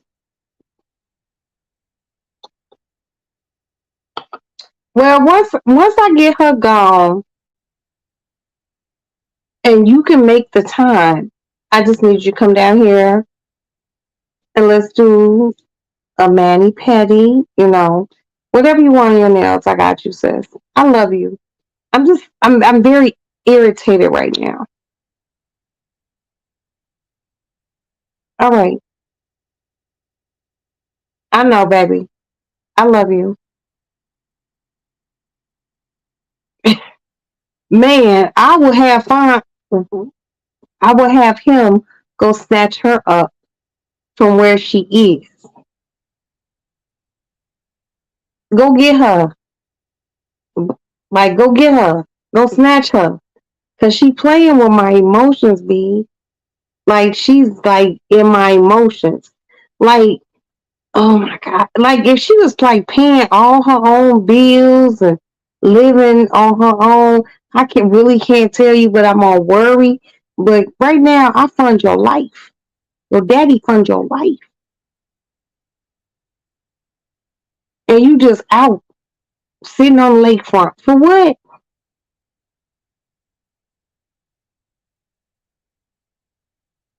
Oh, bitch. All right, I love you. Ugh, that was that cold ass check in. Oh, my check ins be strong, like double fisted phones. Do we need to go get this month? Because I will not be able to go to sleep, you guys, until I know she's in this house. This Chicago. This ain't Mayberry.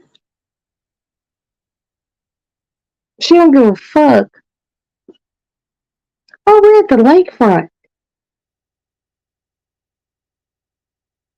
But I do kind of understand that shit because when I was young, I would go sit to the lakefront. Especially, well, where I lived, you could see like the whole skyline when I was younger. Um, but I need to get my daughter to school. I need her to come home. I will get her a lift. She's talking about, we're going to get on the bus. It's 1:47 in the morning. My children don't ride buses. Unless it's Alex with a group of like 8 or 10 of his friends. Oh my God. And she keeping me up because I'm staying up till she getting here. Because hell, it's my credit card that's on the list. That's actually a father's, not mine. I'm not gonna lie to y'all. But my little big sister was just like, my girl stepped in. Here she go. Girl, don't make me cry, bitch. Don't make me cry. You came to this motherfucker with a whole fucking cape. You went France like, where's she? I love you. And she was really, I just need her to get to school. She was like, well, what do you think I do at school? I don't want to know. Fucking kids. They suck. And we just love them so much. Uh-uh-uh. I know you fucking lying. About what, princess? What? What? I don't know what I'm fucking lying about.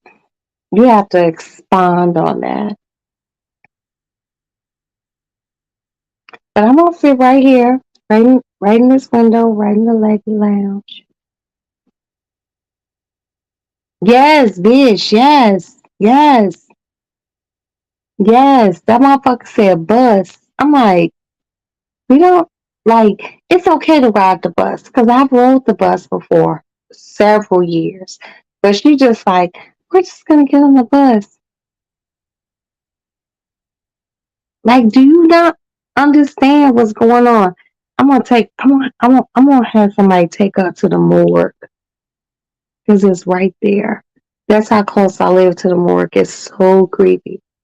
Yeah, I'm gonna have somebody take you to the morgue so you could see what's really cracking in Chicago.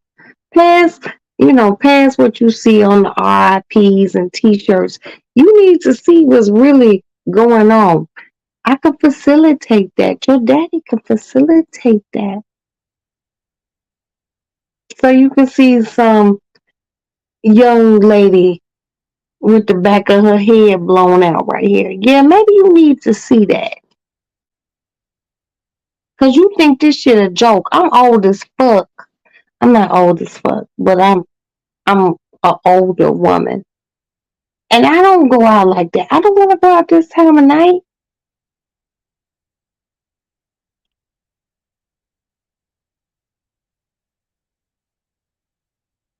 I don't. And I don't do it. But for my kids, I'll just go grab my car keys and I'll be the fuck out of here with exactly what the fuck I got on. That's called being a mother.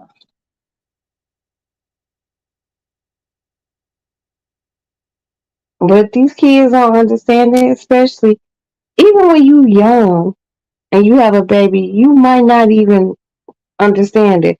My daughter is not a parent. Her friend that she's hanging out with is not a parent. But oh, you gonna reap what you sow.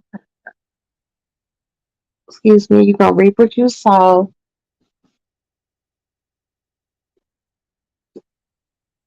She said, I'll be home by 3 o'clock. Just call me. We're sitting at the lakefront. What the fuck? I don't want to hear that shit, little girl. Bring your little goofy ass home.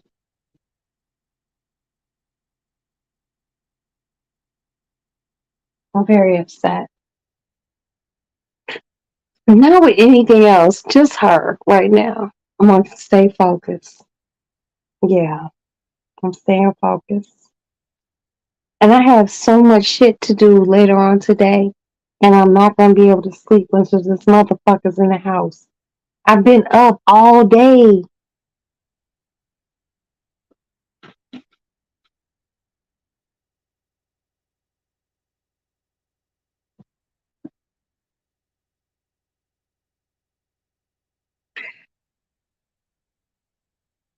I'm a snatch parent. I will snatch you, but she's so little. This me, this her. We can't go back and forth because I hurt you. Just come home. You can't be in no bars.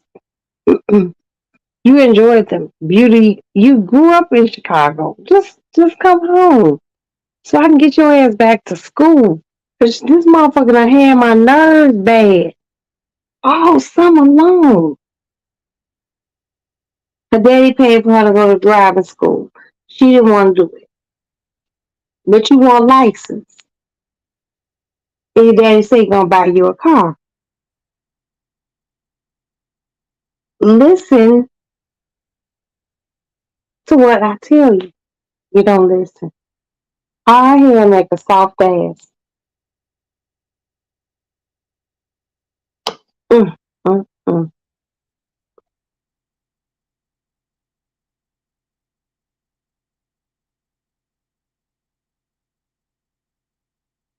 Let me tell this motherfucker to come home. Cause I'm not sitting up.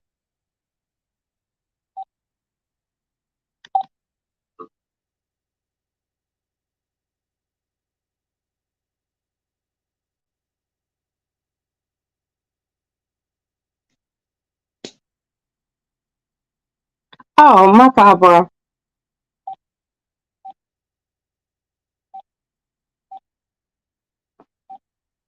I called the wrong fucking number. I called Aston. Now I need to bring her black ass home.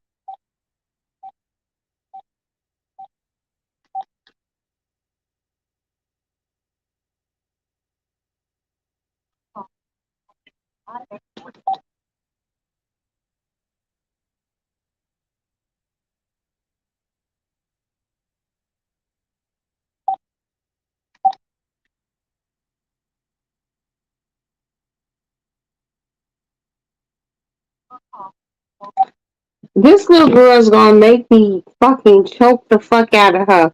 Maddie, if you see this, I'm going to choke you. You just called me and now your shit going straight to voicemail. You making me very mad. You sending my blood pressure up. You talk about your siblings, but you do the same dumbass shit they do. But I'm gonna chill because I just need to get you down to school. You little raggedy motherfucker.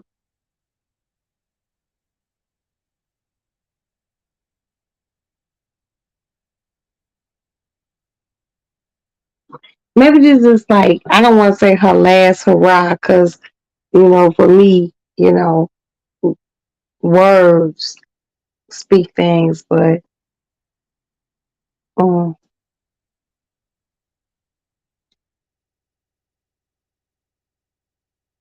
Maddie ain't getting shit but shade from me tomorrow. What today? Shade. I'm gonna be happy to see her once I lay eyes on her. But you ain't getting shit but shade. You ain't getting shit but shade.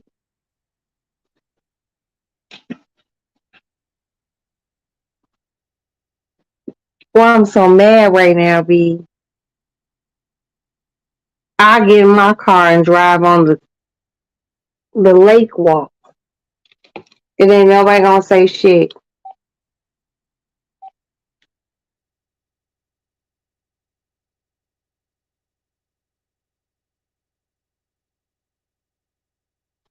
Hold on, y'all. Let. Ooh. I'll be right back.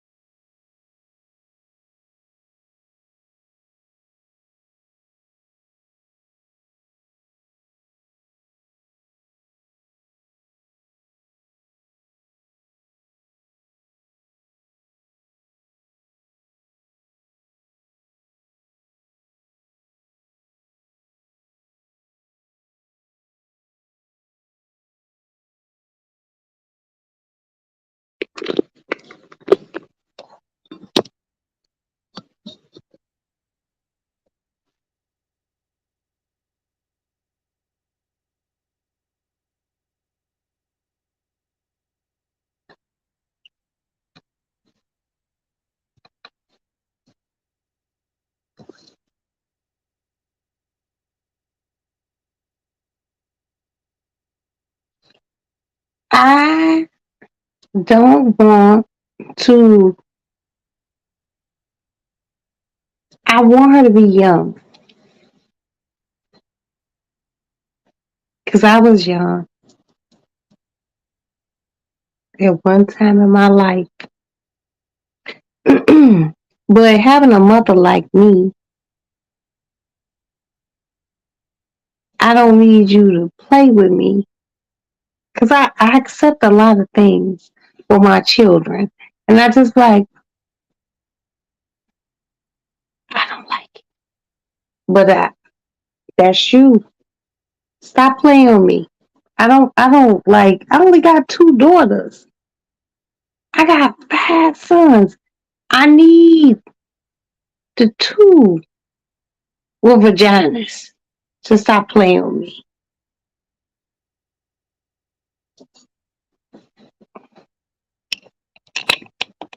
I call her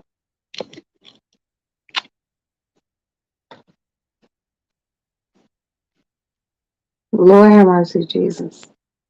She was out with her friend.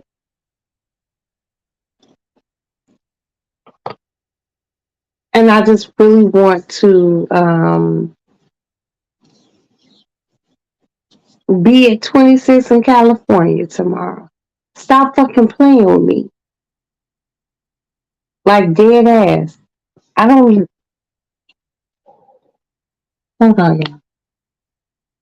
We walk into the bus. I'll be home soon. No, motherfucker. You don't. Why would you have to take the bus and I'm going to get you a car? This look.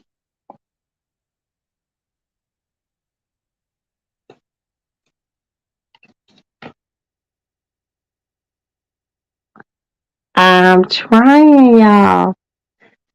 Ooh, wait.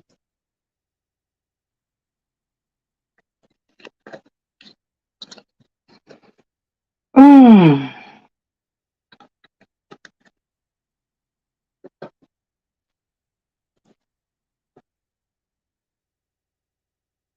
I got one car sitting outside and a good credit card to get you home. Why would you do this? Maddie is just so fucking spoiled and selfish. But I was too, and so I'm catching my karma. Just so you guys know, anything you do in the world, you'll catch it back in one way, shape, or form. Just telling y'all. You'll catch it. You will catch it. This little raggedy motherfucker.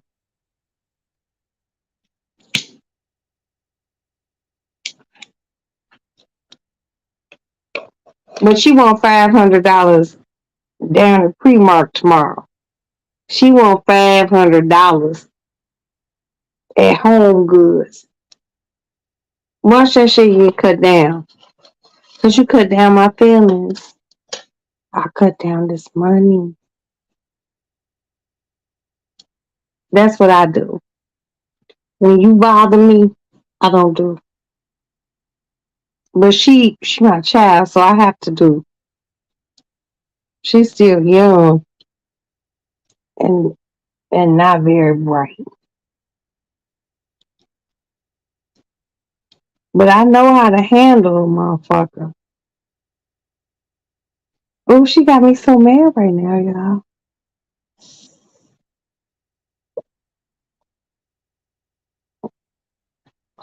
That was a good scratch. Ashley home, which means and she lost her key in her messy ass room. Then had her room clean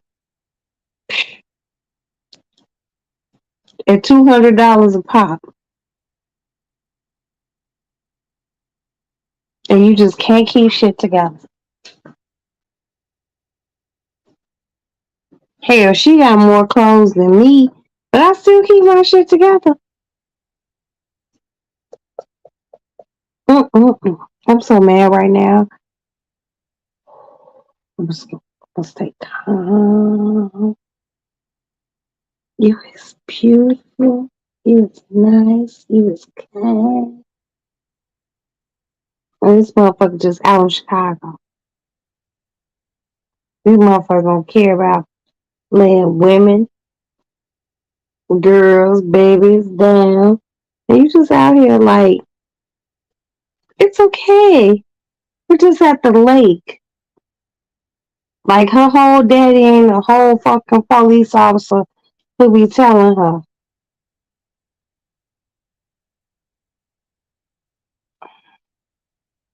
Let's get Maddie back to school, y'all. Cause my nerves is short. They short. They're not short. They short. Short. It's a difference.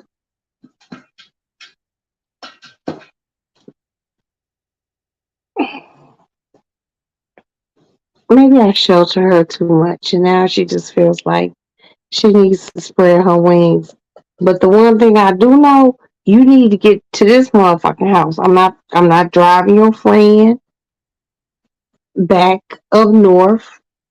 She can get on the bus tomorrow. I have too much to do for you.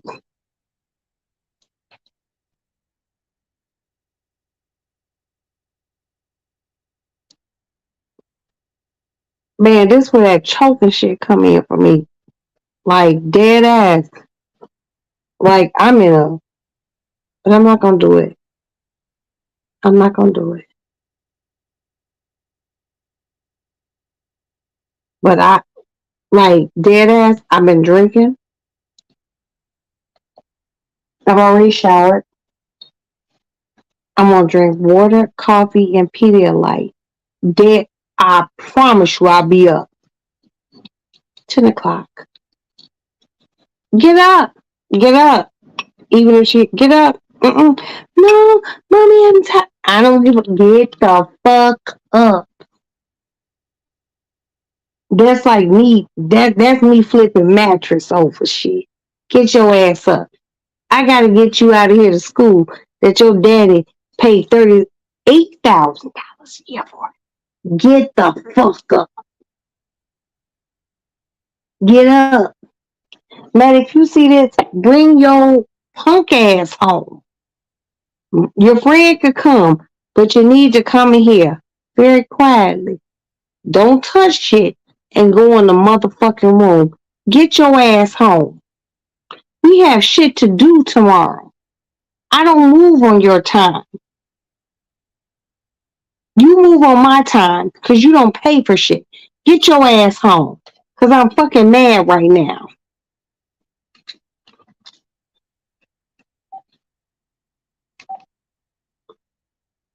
And your phone's still fucked up. This motherfucker gonna make me choke her. Lord have mercy, Jesus.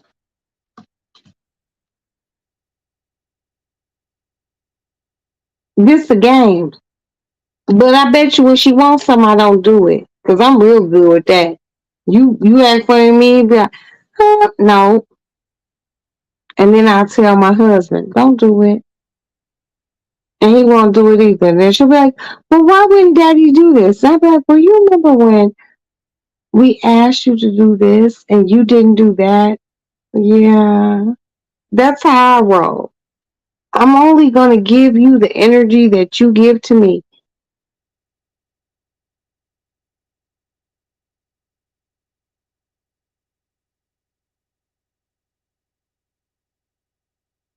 I'm I'm really upset.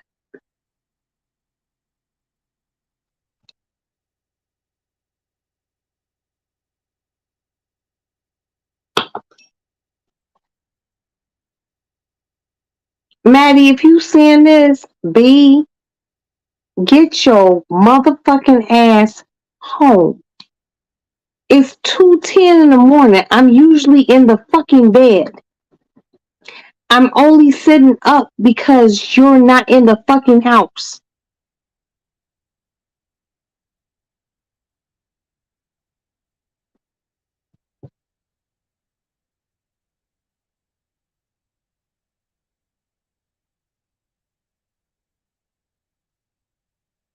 I'm hot box.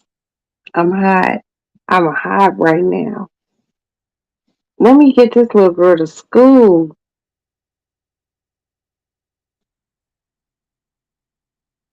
I've been to college, so I know what goes on. And I know what went on here. But damn, I came from a different time. The shit that's going on now wasn't going on when I was coming up. So I can worry. And she don't really understand that. She don't really understand that motherfuckers out here really snatching women up and taking them places that they don't want to be and their families don't know where they are.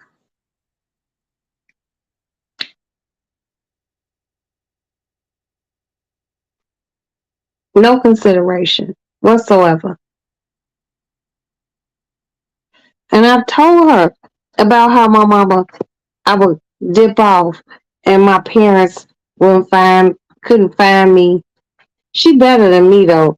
At least she'll answer something. Back then there was no, nothing to answer. And my parents would be scared. And now I'm scared. I'm reaping what I sow. You will always reap what you sow. Always know that. Ooh, when I start rubbing my thigh, I know I'm mad.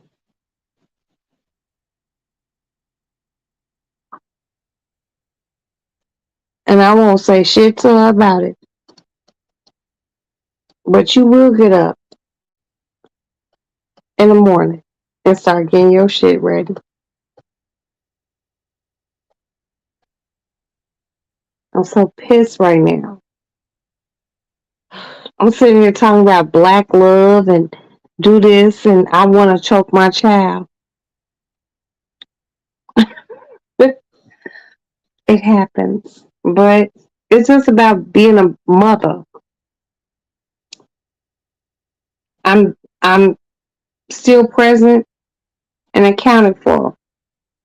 But I still want to choke this little motherfucker. Where is she gonna go? Come on. Get your shit ready so I can get you to school. And thank you, Princess. See, this how I know,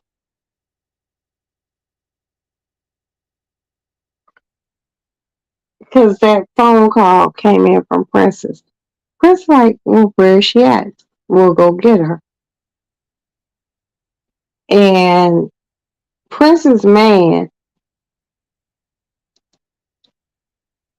will literally pick Maddie up and put her in the car and tell her to shut the fuck up. You're going home. And my child trying to be on the bus. Girl, in the words of Sean Davy Way, good, get the fuck out of here. You're causing me anxiety. Lord have mercy.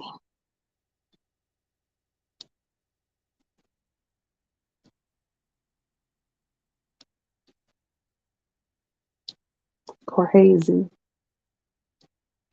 But one day she'll have a child and she'll feel exactly how I feel. And hopefully I'm alive. And I'll be like, oh, okay. Well, hopefully she'll be home. Hopefully she'll come home.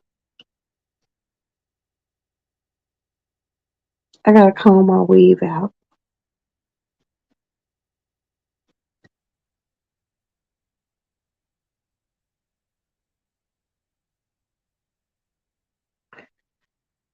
Well, Princess, I understand from both sides of y'all coin, because y'all got your own coin. I remember like being Maddie's age and getting on the train late at night.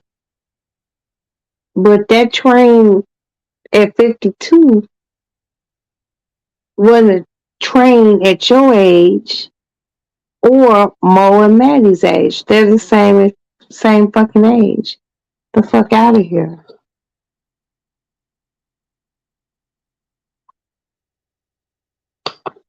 And this little motherfucker's phone always dead.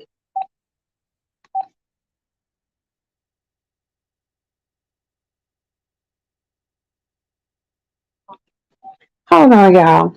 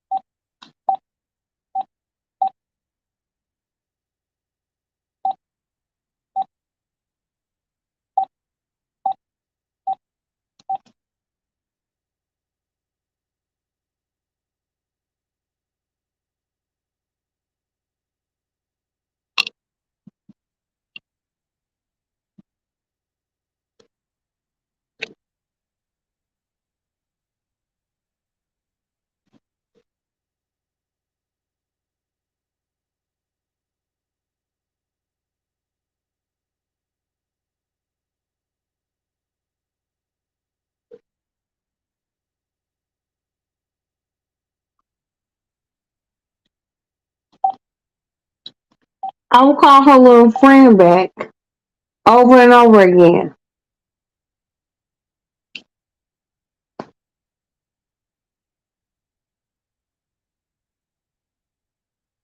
It's 2:17. Do this shit at school.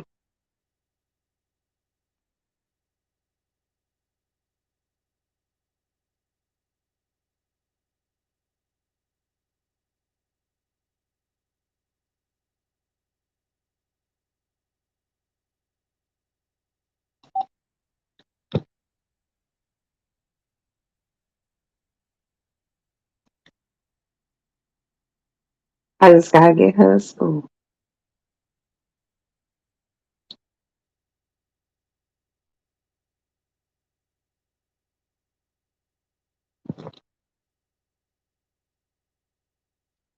I will fuck Maddie up when she walk in this house.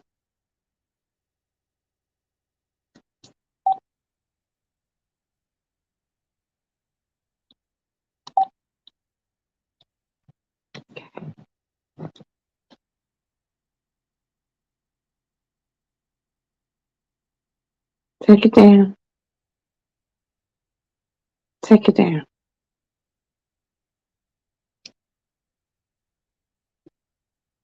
This motherfucker really don't know. Like, oh my god. You have Roxanne as a mother. Learn to fucking listen with your dumb ass. Okay, I'm not gonna call back. I'm not gonna call back.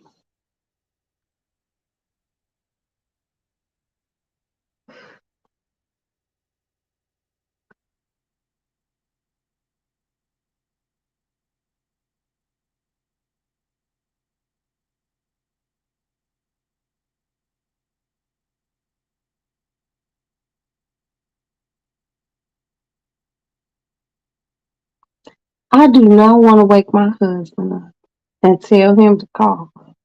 Cause his phone gonna usurp her phone. Stop fucking playing with me. I'm sitting up. I don't y'all know I don't even usually do no lives late unless I'm just up. Bring your punk ass home and stop fucking playing with me.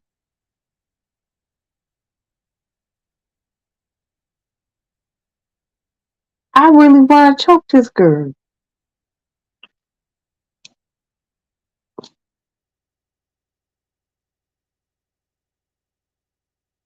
See, she one of those motherfuckers I wouldn't trust getting her driver's license. The time when my parents like wouldn't let me use their car, and I didn't never ask anyone to use their car to get my driver's license.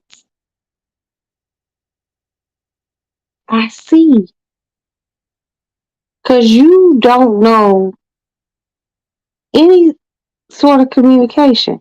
She gonna make me beat her up,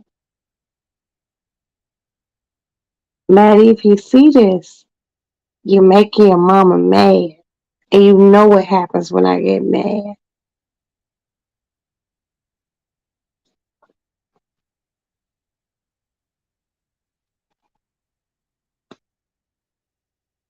Talking about get, she not answering my calls.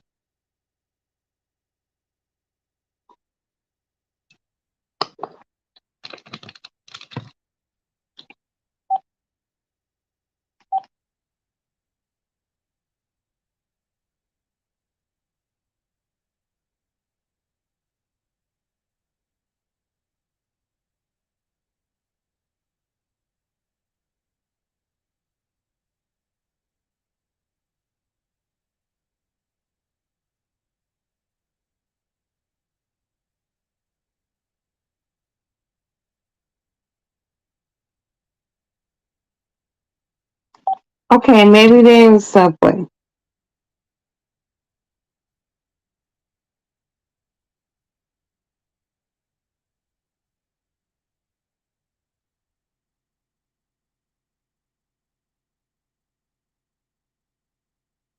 I said I would get you a lift. I have a whole account. I can get a motherfucking lift anywhere yet, as long as they have lift there.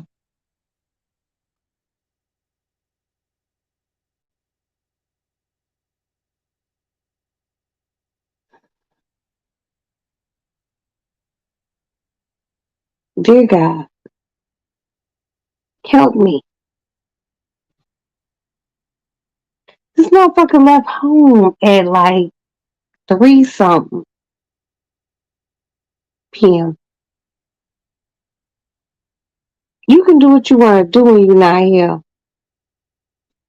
But you gonna answer that phone and she gonna have that fucking charger. Like I'm tired of this shit. Dead phone ass bullshit.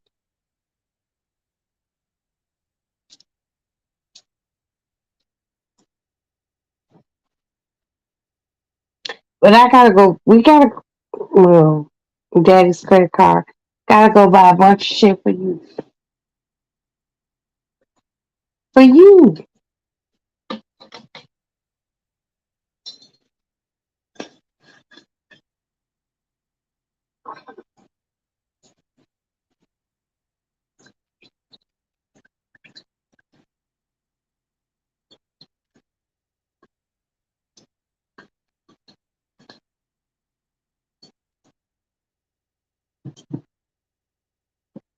girl, children.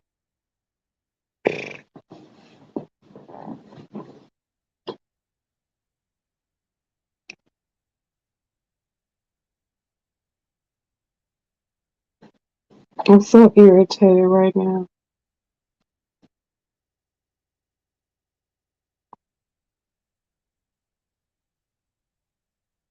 Chicago is good, but it's really not that exciting until you turn 21. And Maddie ain't getting no clubs because Maddie don't even look close to 21. Hold on, I'll be back. I'm mad.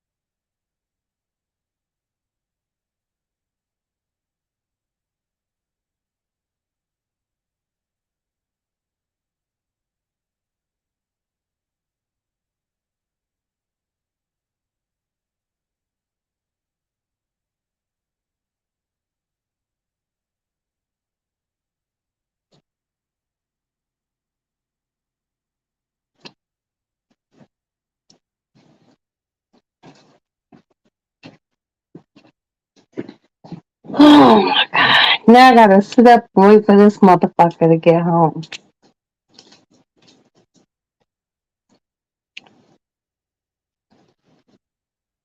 Knowing everything that I have to do tomorrow. She don't care.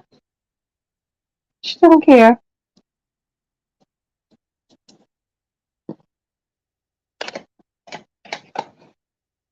We don't let the sun rise and set on her.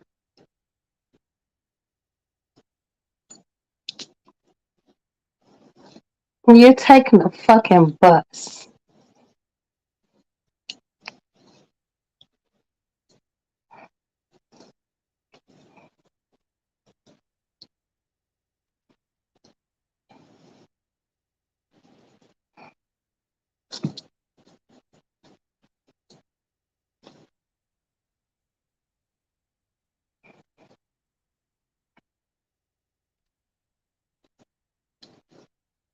I'm really mad right now.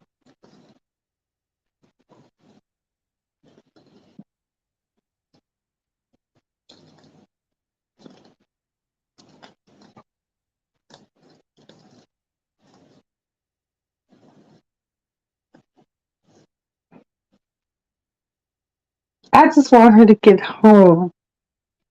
That's it. Just get home.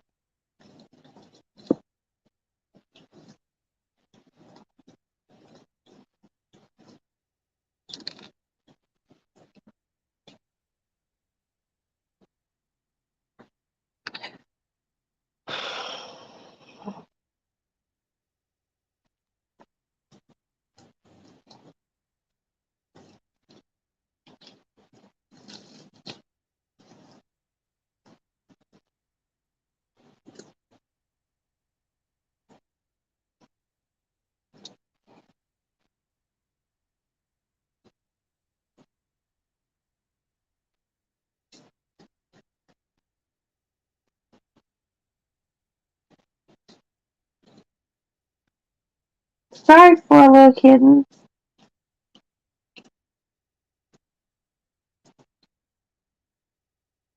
Come on, Mama Cat.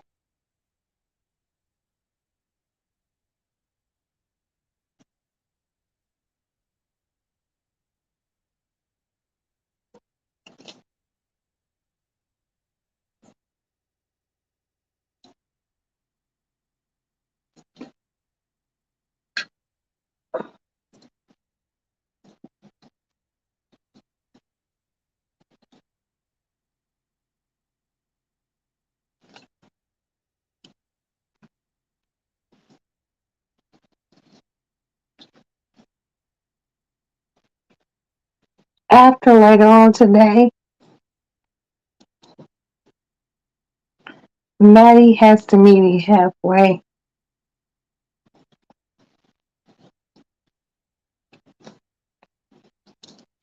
Because I'm just not going to do it.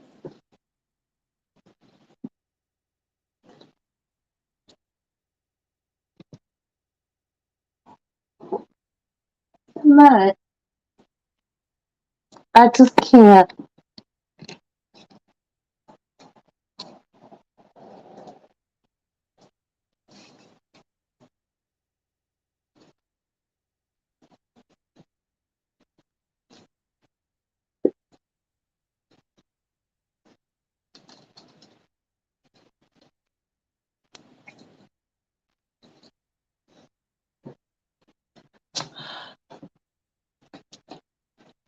I don't like anyone who does not meet me halfway with anything.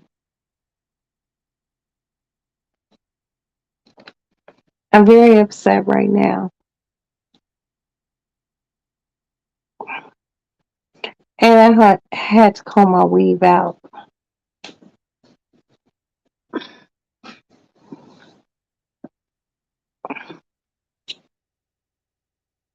I'm up here with you guys. It's a good place to be.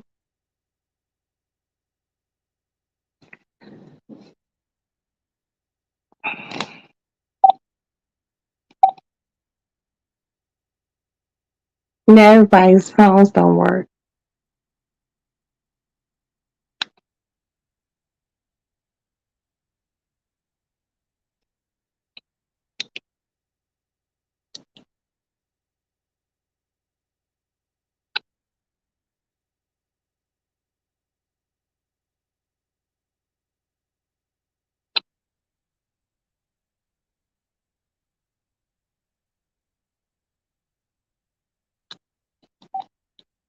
I will call this little bitch back. And you can't even come to my house. Because I'll fight her.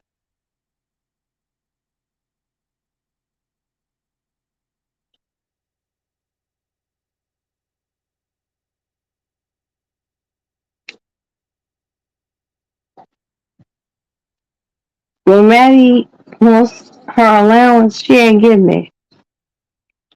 Hello? Yeah, what? Who is this?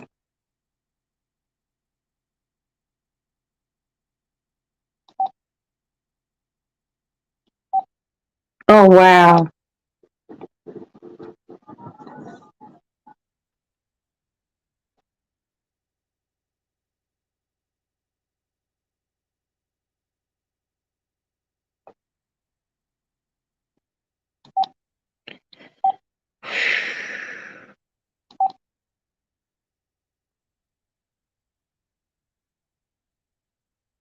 I'm going to kill Maddie.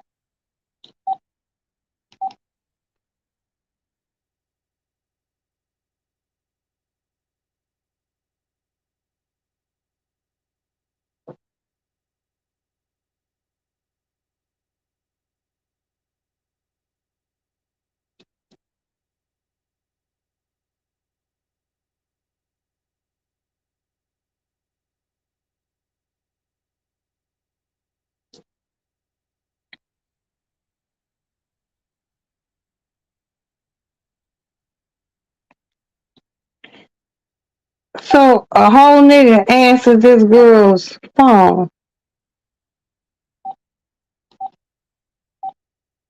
I don't know what the fuck is going on right now. But I'm gonna punch Maddie in her face as soon as I see her. I don't know. Maybe I don't know.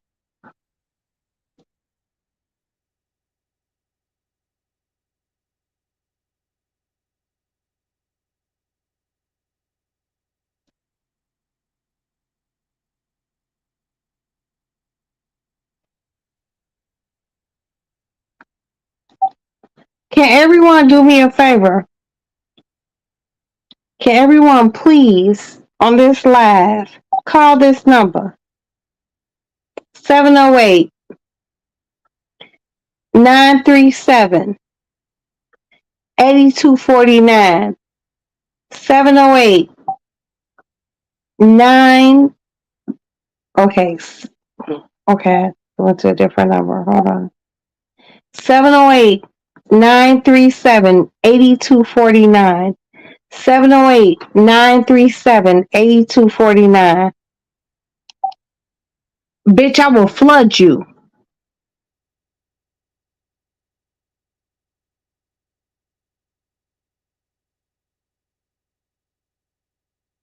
Okay. Maddie think I'm playing with her. I will have all your friends in a big jam. A big jam.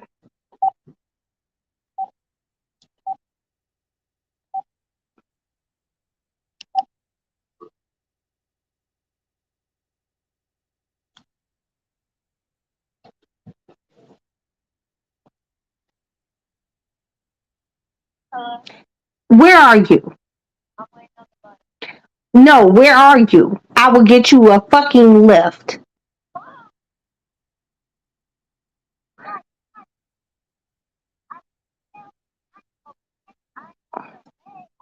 Why didn't your friend answer the phone then?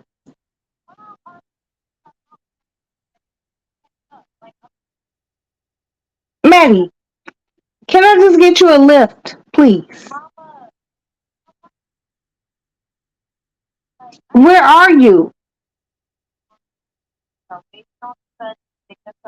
The bus where? Where? You don't know. Maddie, just let me get you a lift.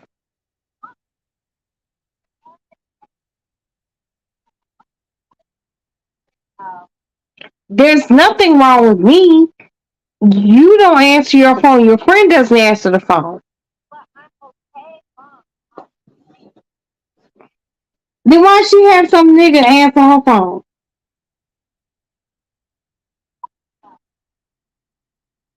Maddie, get your ass home so I can get you to school.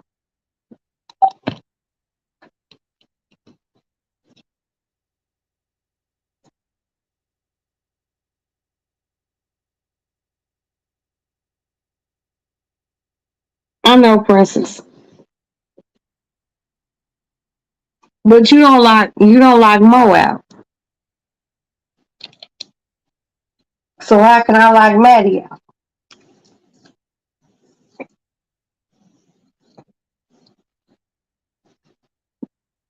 If you like Mo out, I will do it.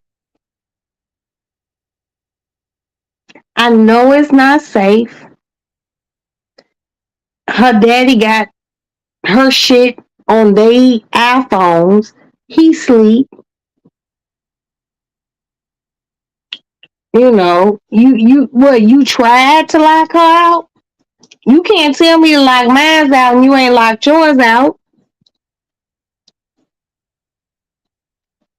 That's not fair, sis.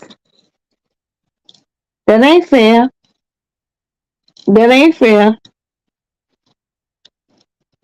But collectively, as mothers, I know a lot of your business, as you know a lot of my business, and I put some shit out here.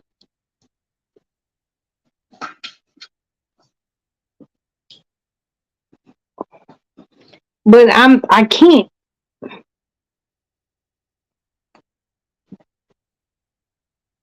respect that because I don't lock Alex out when we lived out south, and that's when I put his ass out the house. But other than him, I've never had to lock any of my children out the house. So just the mere suggestion to lock her out, you ain't gonna lock Mo out. So like, don't do that. Don't do that. You ain't gonna lock her out, Mo. I'm not gonna lock Maddie out. They young. They keep us worried. I just need her to get home. The same way when Mo be out, you need her to get home. You know, I locked Alex out because he just did too much. I don't know why you locked your son out. But when the too much is too much, I respect that. But we got you got one daughter, I got two. I just can't do it. But I gotta sit up and wait at 2:39 in the morning. I'm gonna get my sleep. I'm gonna do everything I need to do later on today. But no, mm-mm. If she was like a crackhead or something like that, you know, or a crackhead whore, then I could see myself doing it. But she needs to understand. But we gonna get that understanding across.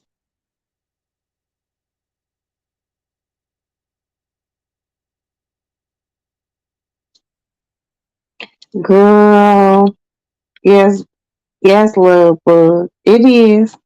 It's those girls. Mom, I'm okay. I'm okay. I know you're giving a suggestion, Princess, and I accept and respect your suggestions. But you got one daughter, I got two. My oldest son called me today and asked me could he use one of my cars to go to my sister's house to do laundry. I didn't even hit him back. Those boys hit different than girls. But nevertheless, I'm not gonna put it out.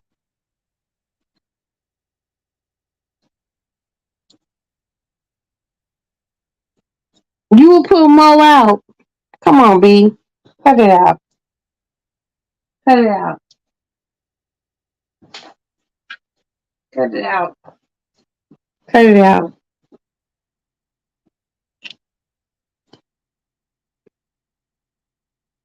And I understand, you just giving suggestions. But this a girl and you ain't put your girl out. Why would I put mine out? Just thinking.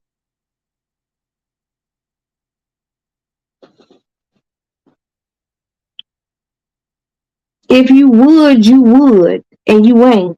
And I ain't either. So I love you. But you know me and I know you very well. Don't do that. That's not nice. I'm worried, and you know I'm worried. You know I'm worried enough that your man will go get my daughter, you know, and you probably right there with him to go get her. But, you know,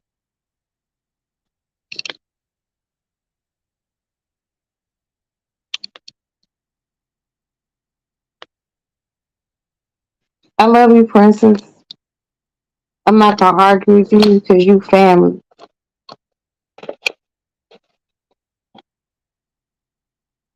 But dead ass,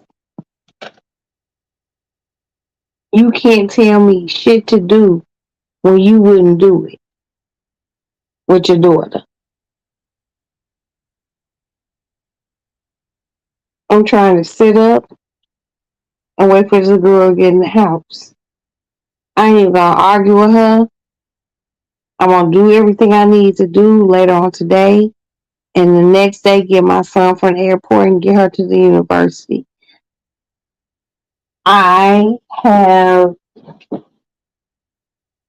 things going on, and I don't know what the fuck is in Maddie's mind. Maybe this her last hurrah in the city before she go to school. But the one thing I do know that's true and holy is I will choke the fuck out of you. I will make you regret being born. But I ain't gonna put her out. I put one child out of my house. It was a son. Because he did too much. But I'm not just gonna put her out.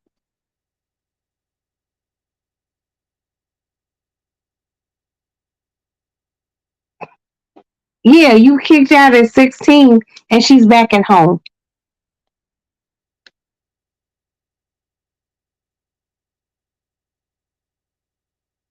Maddie don't have where we live. Maddie don't have nobody that's gonna come scoop her up.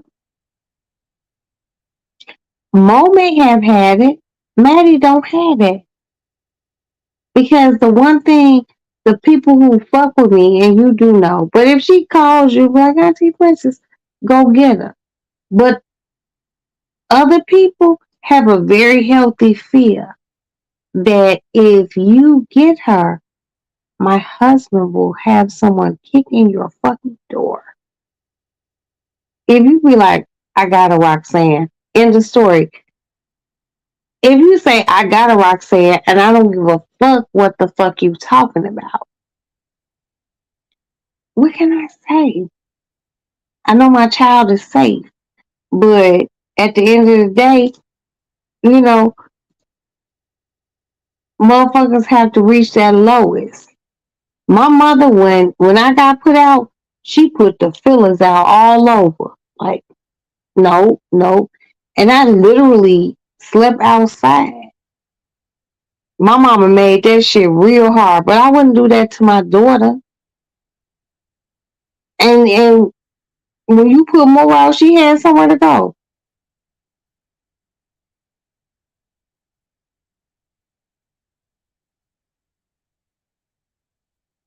In the hallway, girl, you know the hallway leads from my front door up into the living room.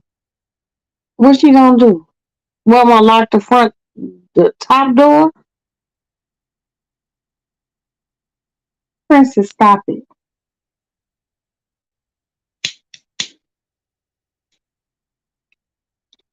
I just need her to bring her black ass home so I can go to sleep. Mo ain't been out there for no too long. Girl, stop it. I love you, little big sis. But she ain't been out too long. None of ours have.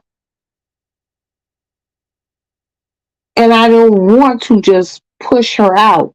The same way you didn't push your daughter out. You ain't taught her a quick lesson, but you didn't leave her outside too long. Cause she back home. Yes, she is. She back home. So, no, fuck that. I just need this little ignorant ass motherfucker to get home and go to sleep. And if her friend comes home with her, don't, hey, no, I'm not dropping nobody off. I ain't got no time for shit. But the shit I gotta do to get you back to school, I don't give a fuck about your friend. I only care about you. But no, I can't do that to my daughters. It's been done to me. It just wasn't very flattering.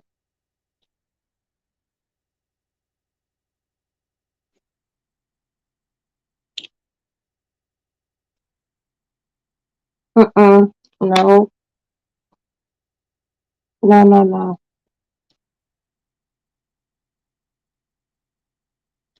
She just need to bring her black ass home.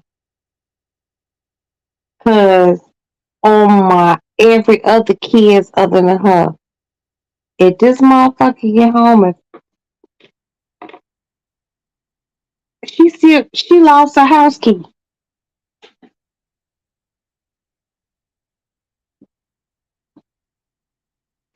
I don't give a fuck what time she get home. If I wake up when my goddaughter get here, whatever time my goddaughter get here, she gotta get up.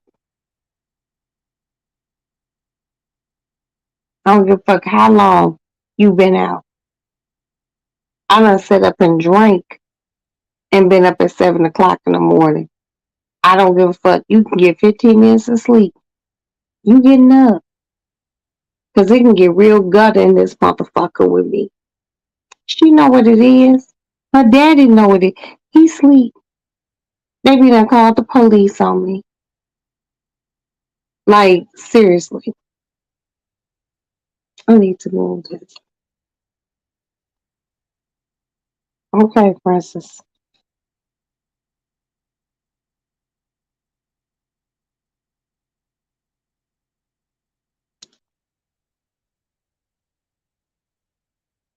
Yeah, you're right. And that's what it is. But I got plans.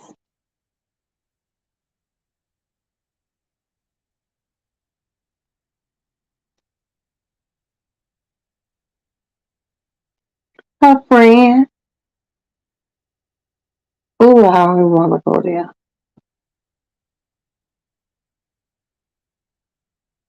It's all good. I know how to handle shit.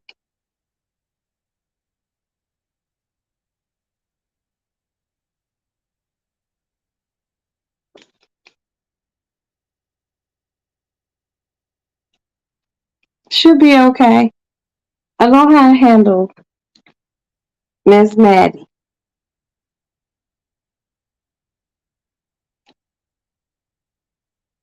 I'm very upset right now because I'm up and I could be asleep.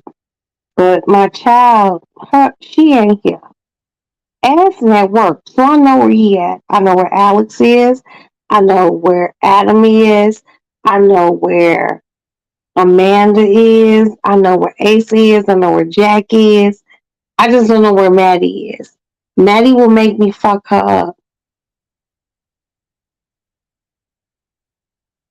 I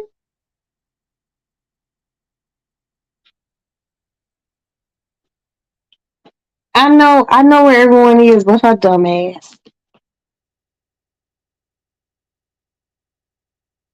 You licking your ass?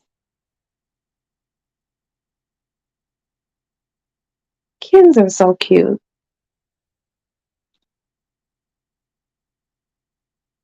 And then just the fact that like, I call her friend's phone and some nigga answered the phone. Yeah, they do the most.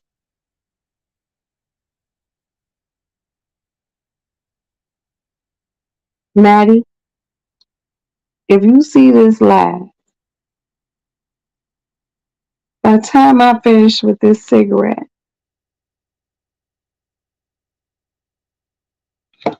let me just give a phone call.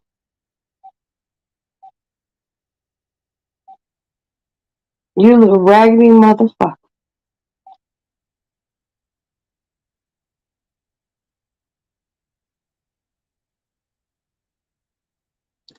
I'm gonna wake her daddy up. I'm sorry, Aston. Ooh, she make me mad. I need her back in school and focus. Oh, Lord, Lord, Lord. Because this little motherfucker ain't made me, like, go ballistic.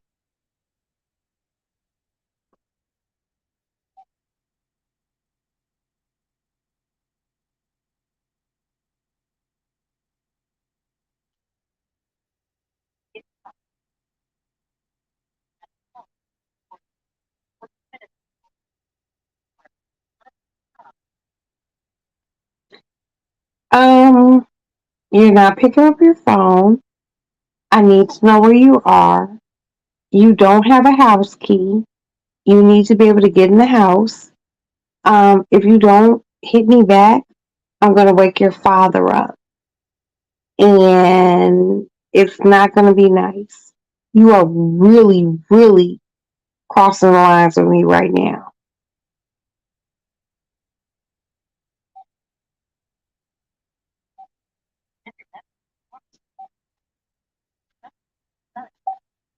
And her friend can't come to my house.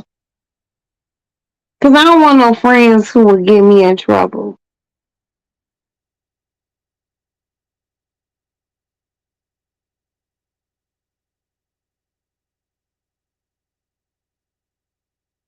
I'm so mad right now.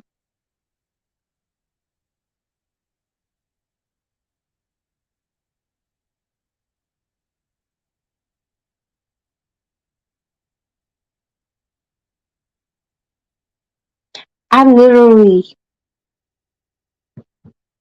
like, I understand she being young, and I'm cool with the whole being young shit.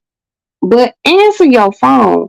If I tell you to take the charger with you to charge your phone, answer the fucking phone.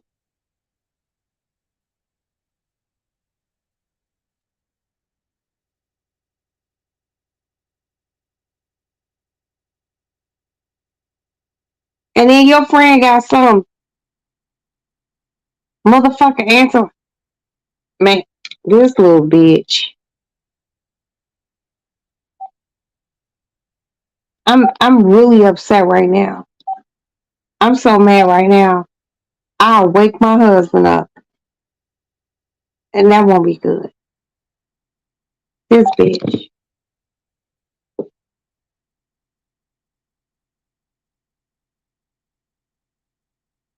I gotta go pee.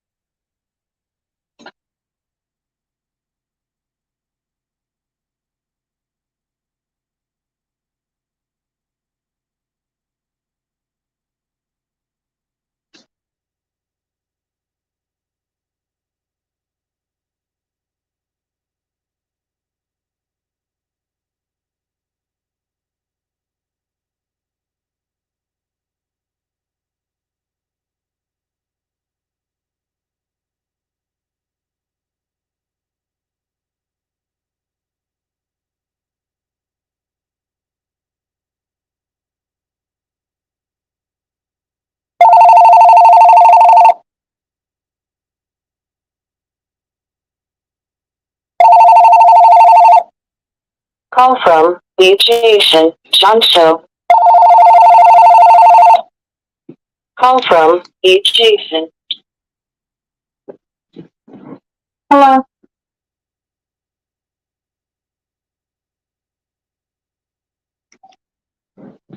This motherfucker playing with me.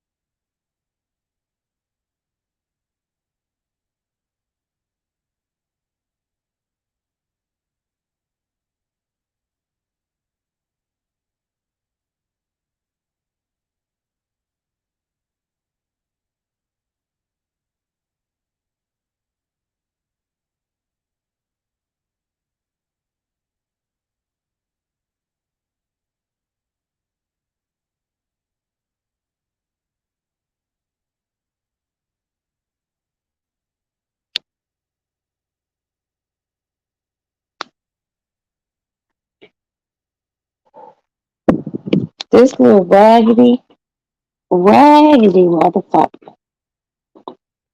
Now I gotta leave out my house.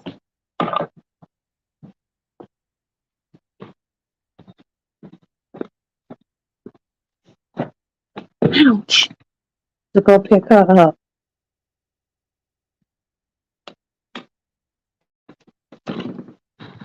Jeff, I gotta go pick Maddie up. There ain't shit wrong. She just slow.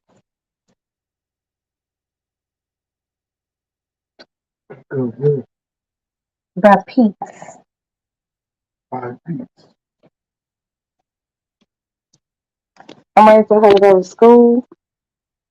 Um, listen out for the phone. I'm tired of this little motherfucker.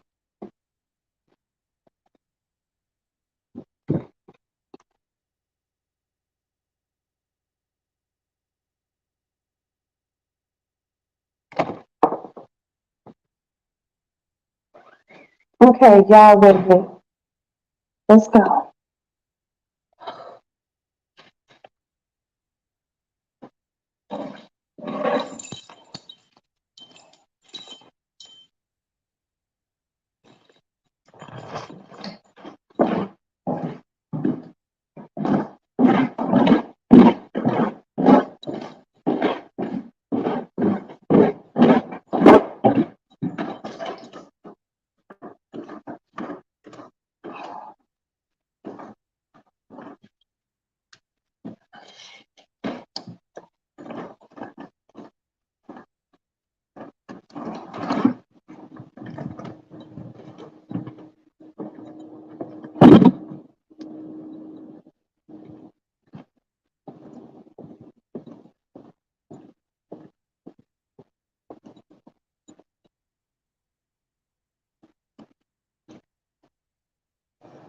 You see anger in my face.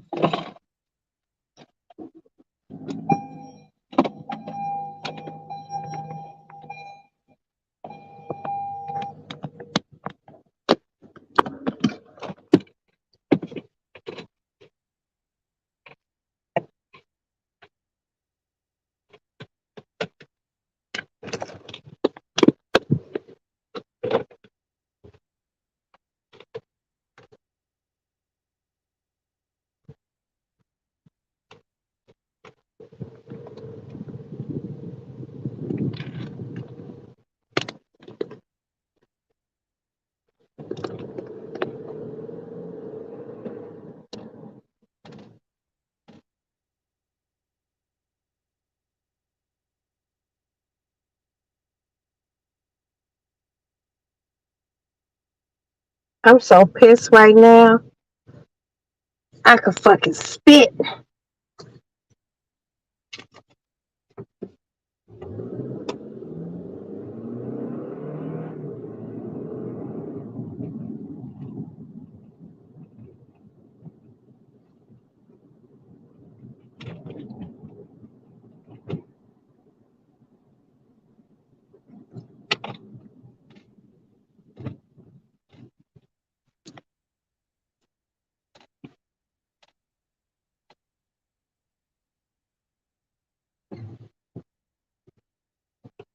Oh my god, I'm so mad right now.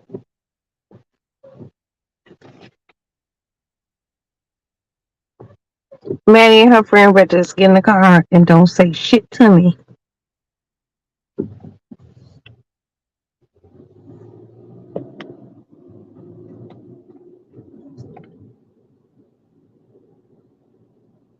I'm out here driving this time of night. I don't be out this time of night unless I'm going to my friend's nightclub. I don't go out this time of night.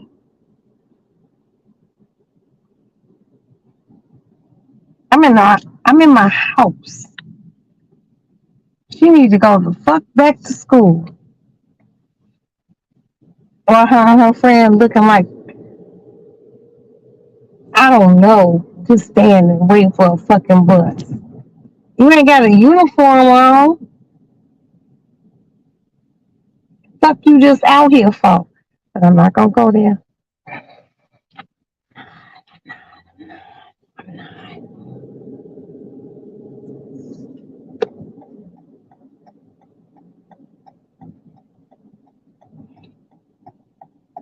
If she only understood how much I love her and how much shit going on out here in these streets. I'm old with a concealed carry, and I don't even be out here like that. She buy peace. She said she buy peace.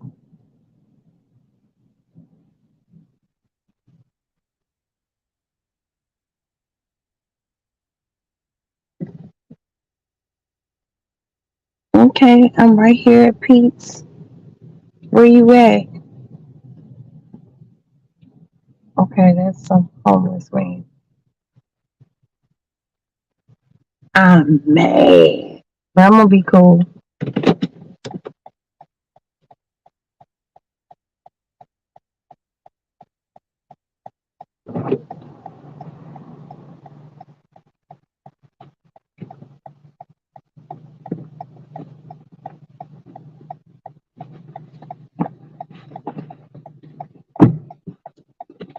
Thank you.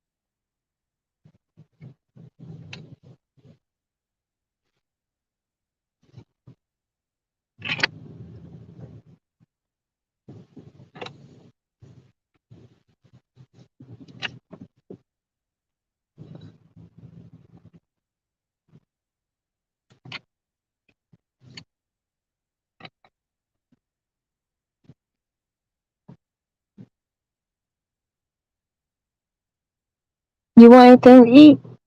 Mm-mm. You want anything to eat? Um, I'll just get some fries. Okay.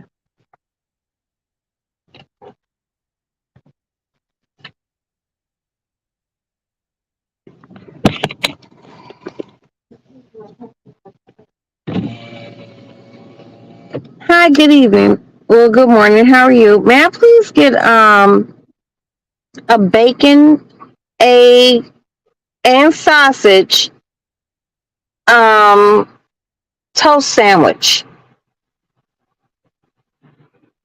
Okay. And may I please get a small hash brown? Okay. And what size fry you want? A medium fry. Medium fries.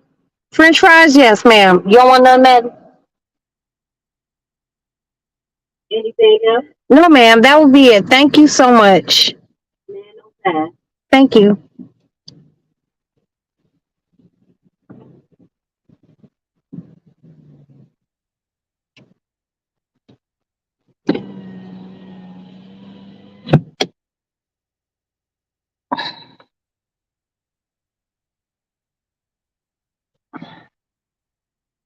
Who answered your phone? Can you do this off the line? No. Who answered your phone? Liz with a friend. Okay. Well, why would you hang up? Mom, obviously you see I'm alive. Like everything's fine. I see you're alive, but you didn't. Okay, it's all, baby girl, it's all good. I'm happy you're alive. I'm happy she's alive.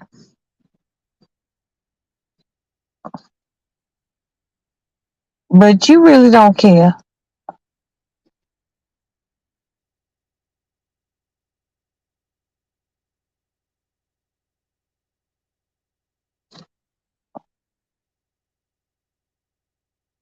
That shit's weird. And you want to think me being on live is weird, but I've been worried for about 5 hours. Because you're making yourself worried. Maddie, when you don't answer the phone, I worry. If my phone is dead and I'm charging it and I'm But when I tell you to take a charger with you, I didn't have enough room in my purse, Mom. Maddie, I got a tiny one that you can take with you from now on. Yeah, but I'm fine. You don't understand, but it's okay. I hope God bless you with some kids.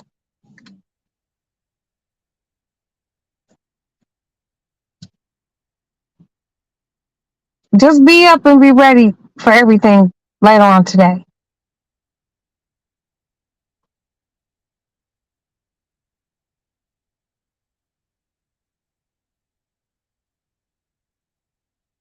Like, seriously.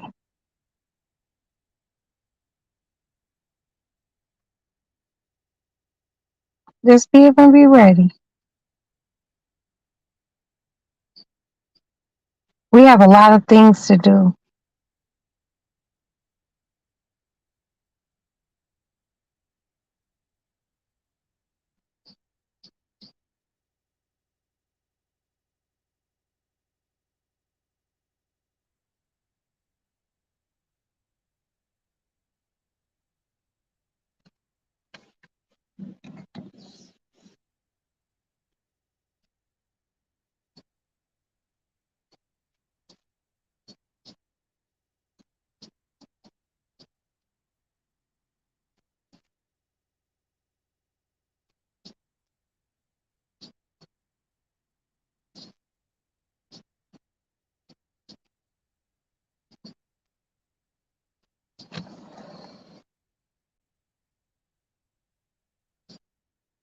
Maddie, I'm really trying my hardest right now, baby.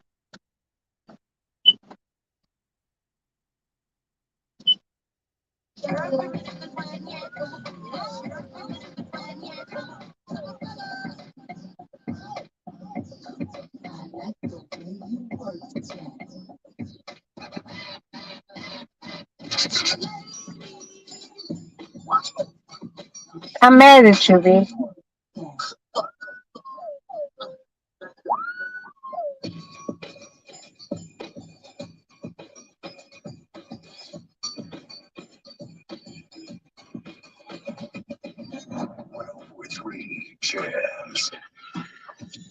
And they've been sitting up on me while I've been waiting for you to hit me back. Let me know what's going on.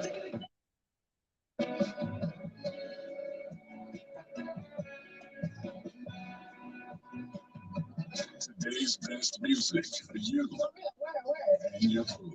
As loud as I can, I sing as loud as I can. Today's R&B throwbacks, C103. But I'm upset. I'm not gonna sit here and phony kick it with you.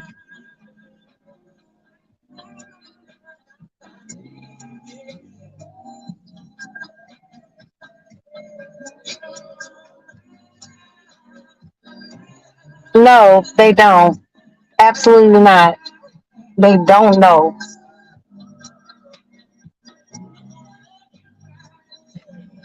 Or hate keeps right. Major flaws in the game. That's all good.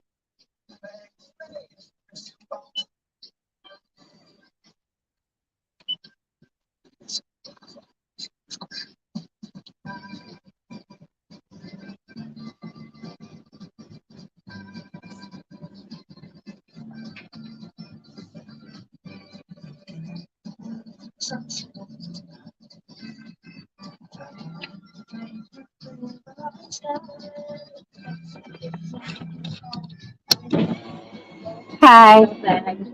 I'm good, thank you.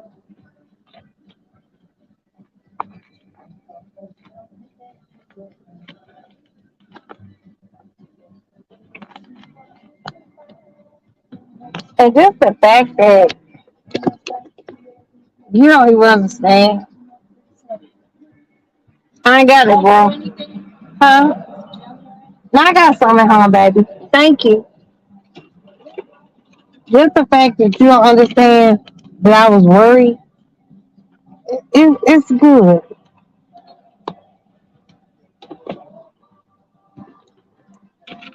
Hey, bro. Hold on, let me give him this. Hey, man. Here.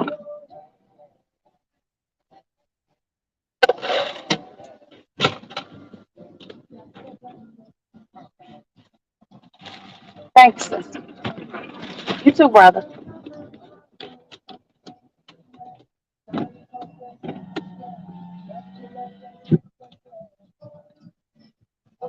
Come on, at 82.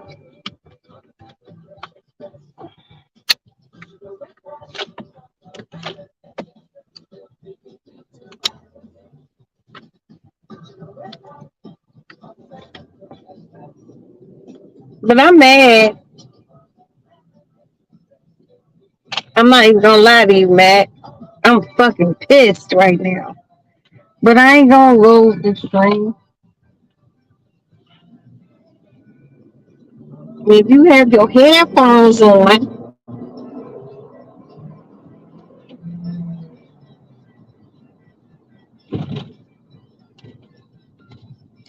and you're not listening, I can hear you.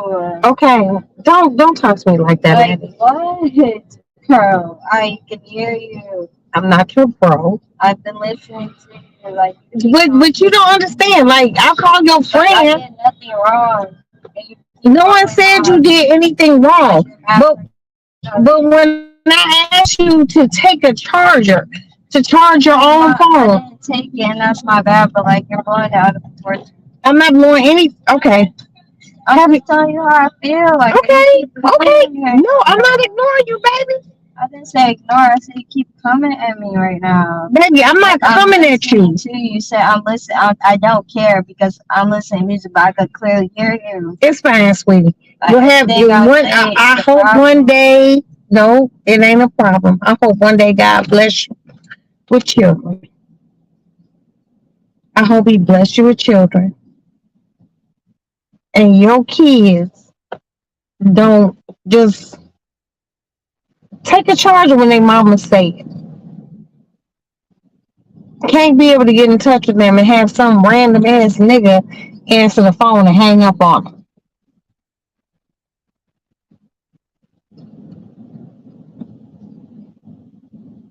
Like it got happened to me tonight. I'm like, who is this? Just hang up. But that's your friend. And that's your friend's friends or whoever the fuck y'all met. Okay. Okay. Tell your daddy that when you get in the house. Okay.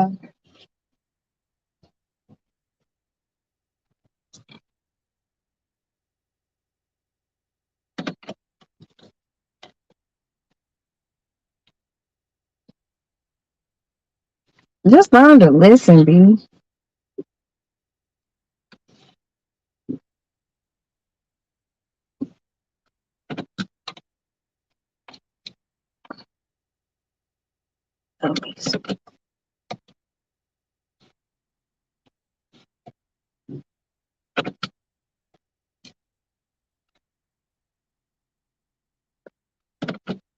Come on. Let me finish parking. I don't want to be too far out.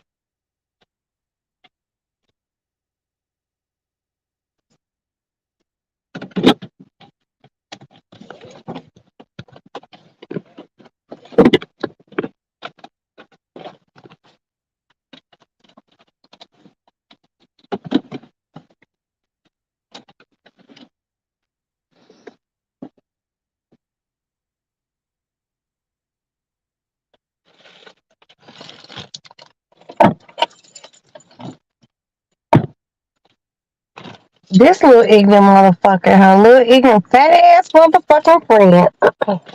I'm gonna be good though, cause I got too much shit to do in the morning.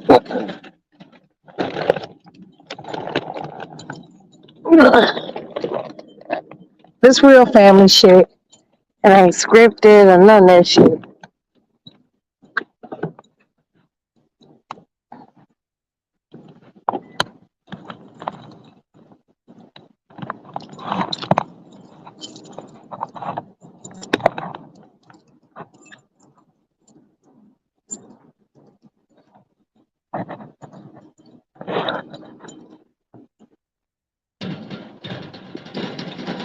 Go on. You okay? What's wrong, baby? All right, get in the house, eat these french fries, take a shower, and take your ass to sleep. You gotta be at work? No, she doesn't. Okay, I didn't ask you. I'm just telling you. Okay, Maddie, don't do that. This ain't what you want. This ain't what you want. I'm just telling you she She doesn't can have to be answer at for work. herself. I'm just telling you, bro. Okay. Why are you getting so upset? I'm not, because you just talking. You just talking. I was just telling you she doesn't have to be at work. I asked her though. I didn't ask you. Be girly if you want to, baby. I'm not being dumb. Okay, go ahead.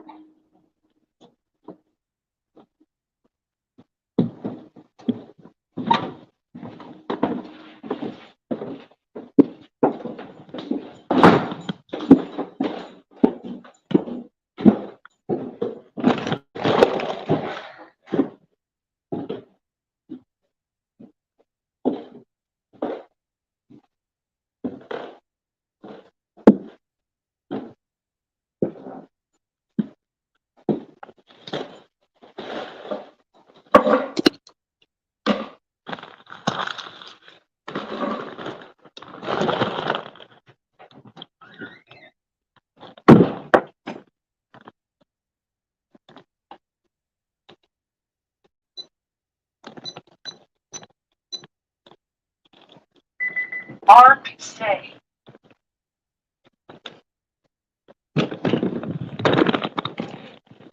I got her.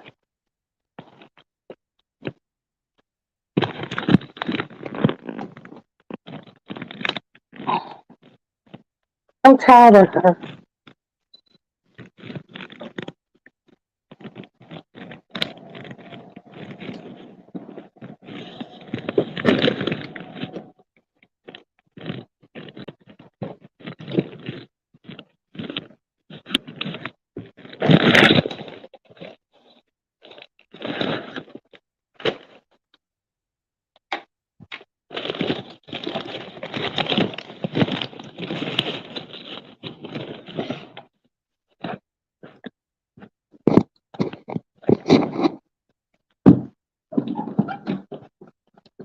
Here,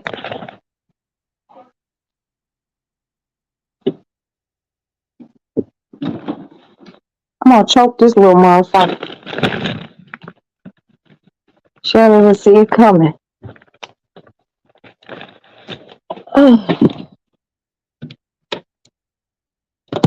She think everything funny. Everything ain't funny with me.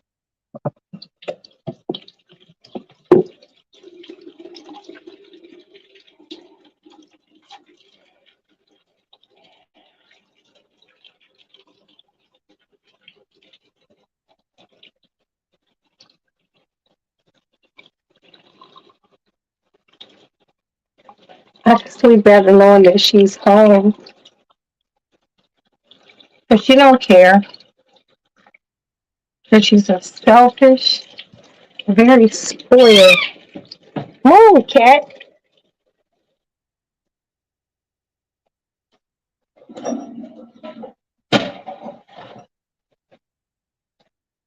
Little motherfucker. I get tired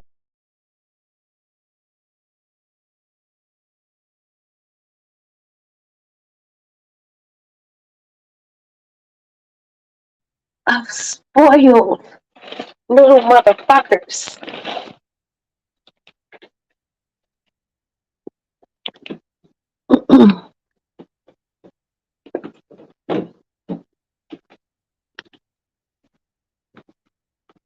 Sorry, kitties. Move.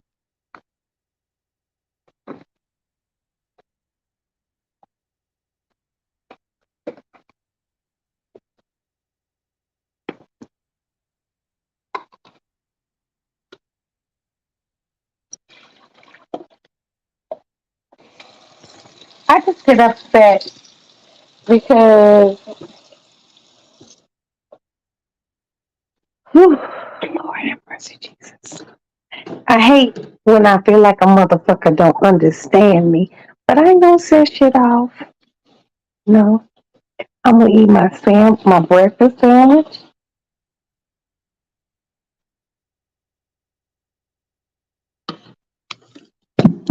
Get my ass some bed.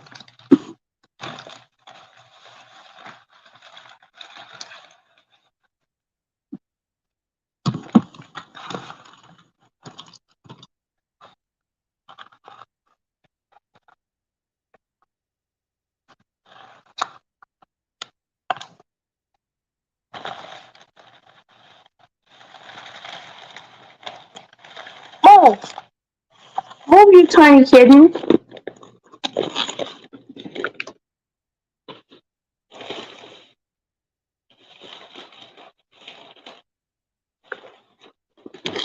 I don't like nobody playing with me, let alone my kids.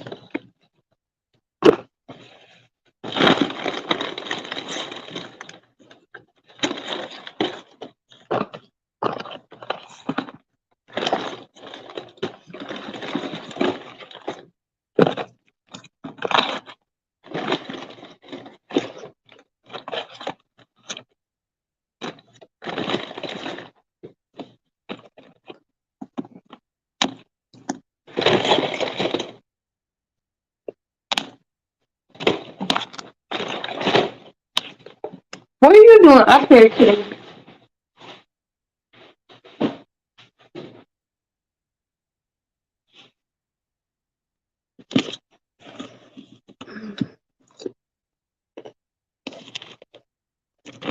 Move, little kitten.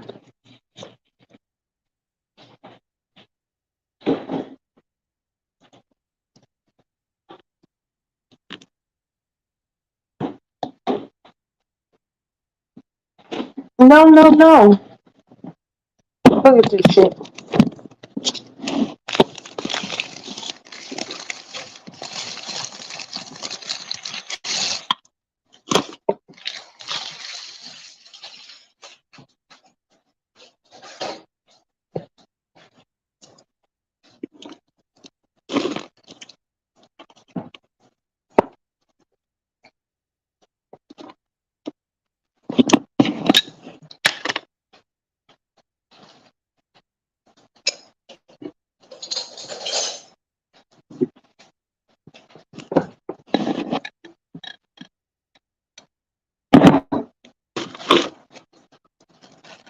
I'm still gonna get her to school.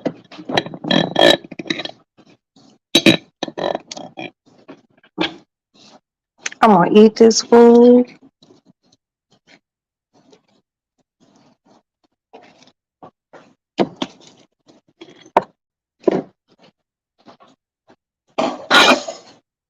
Whew.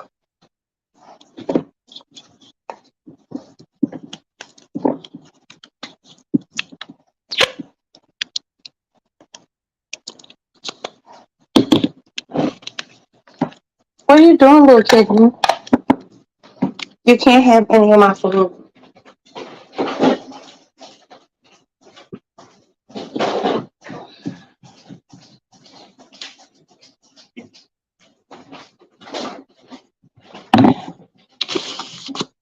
Hey, Neek. You know what, Neek?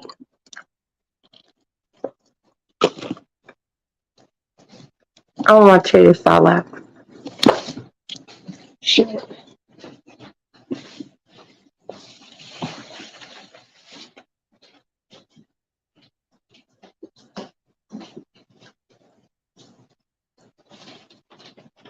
Ooh.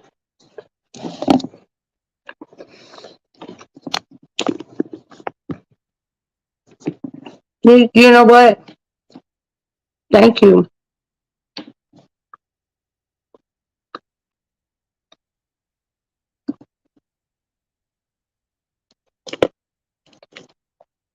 I know my baby boy is at work,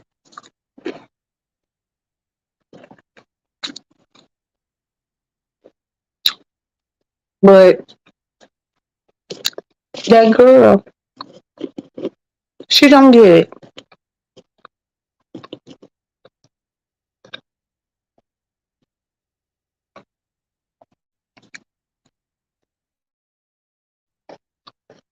I ain't Neek. I want to, but I'm not. I gotta get her to school very early Friday morning.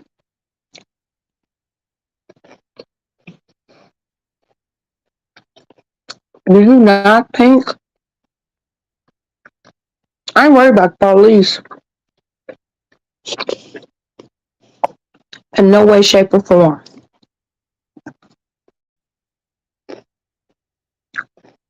But you don't think I want to knock this motherfucker in her fucking head?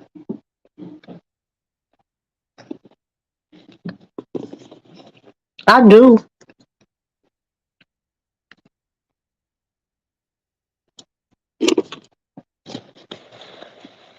but I'm not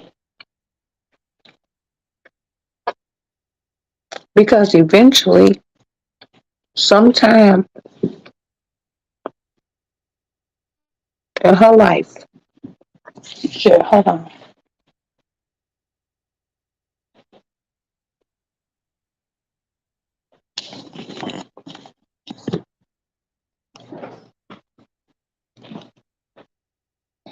The alarm is on.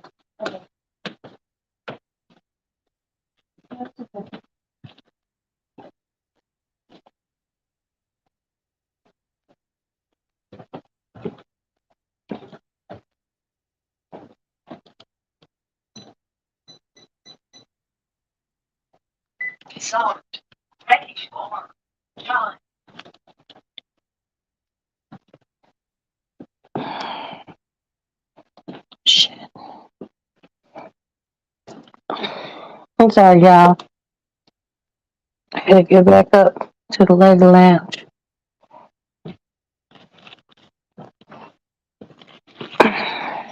Hold on. What do you want, Cat? You want a hash brown or what? Neek. Hold on. Let me plug up.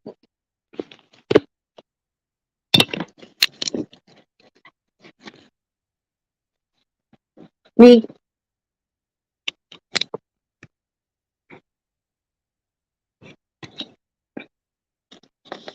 I love and respect you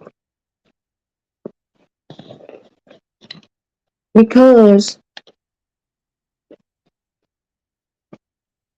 you seen that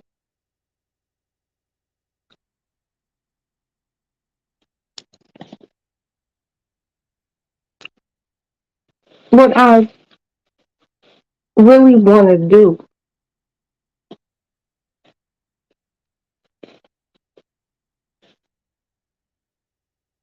But at this point, I just need to get her to school.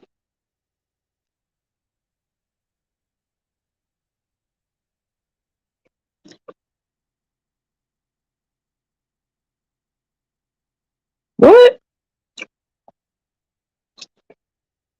Okay.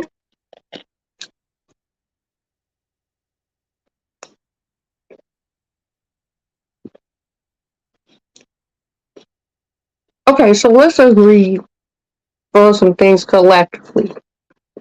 Just as mothers. Princess, Neek, Kiki.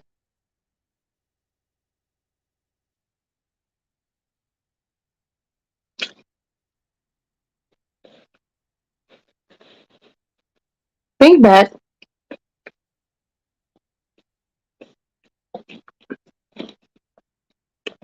And Princess told me her story.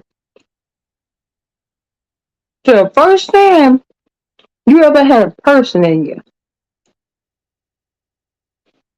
you may have been old enough, maybe not old enough. And then you have this whole fucking human person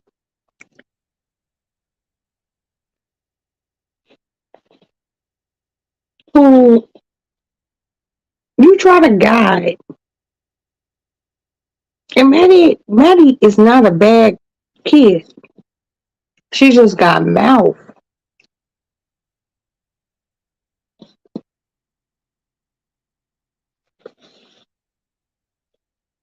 And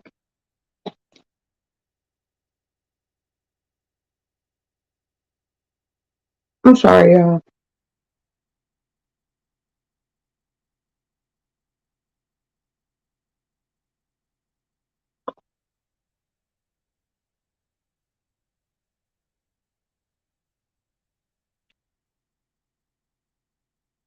I feel like she tests me. Oh,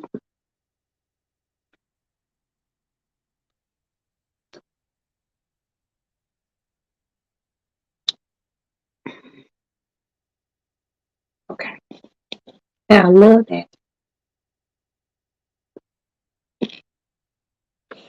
I'm being very calm right now.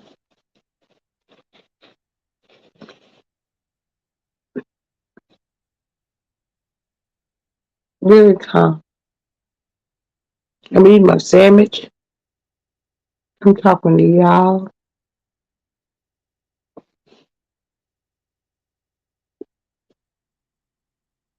I'm gonna drink this Pedialyte because I have been consuming alcohol.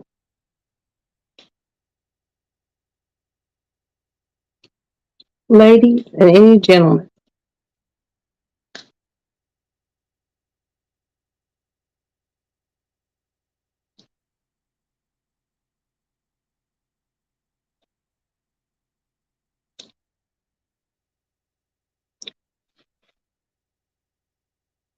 anytime my daughter does not answer the phone and I call her friend and some random ass nigga, because he's random, answer the phone and then hang up on me. I don't like your friend.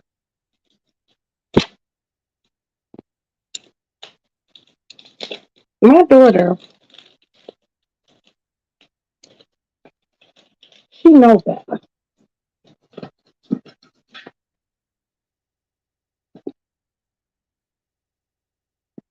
I'm listening, motherfucker. Answer her friend's phone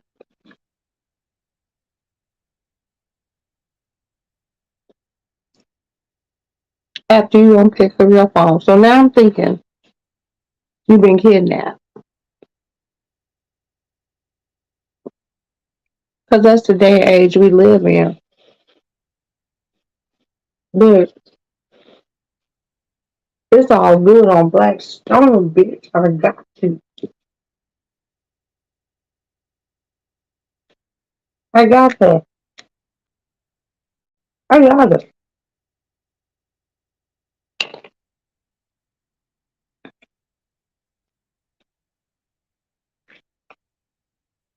I got her.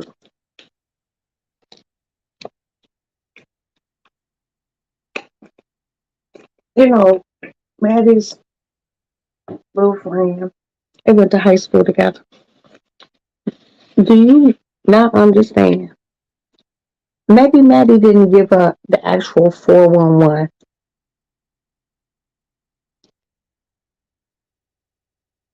Her daddy don't wear a uniform.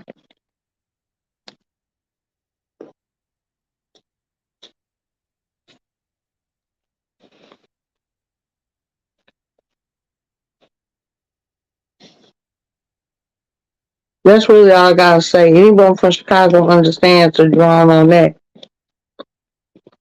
I'm mad at Maddie right now.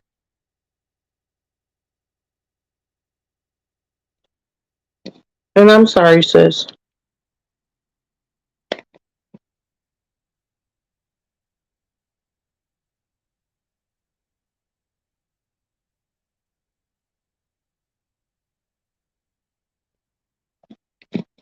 I ain't really ever went ham on her.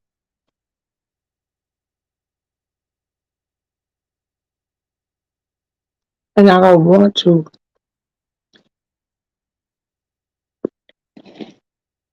I don't want to do all that.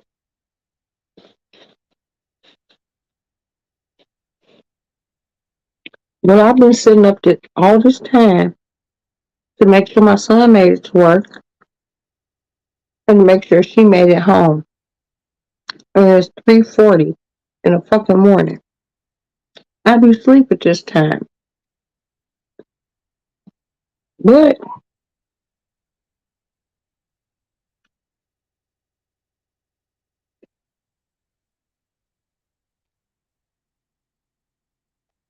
I can't sleep when I know my baby is out. And I know she's trying to have a good time.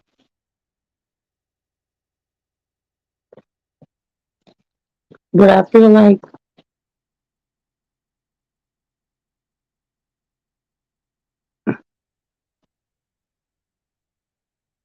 exactly. Because that's your man.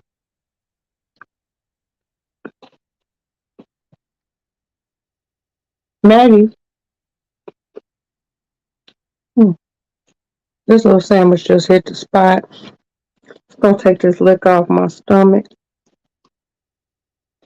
Mm-mm-mm. But y'all know I'm mad.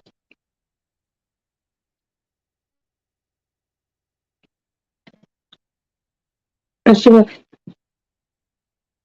be like, are you? No, I don't want this on live. I don't give a fuck. Because I got up out my house, wearing my house shoes and this little bitty ass shit to come pick you up. Should have been at home. Thank you, Nick. I love you, baby.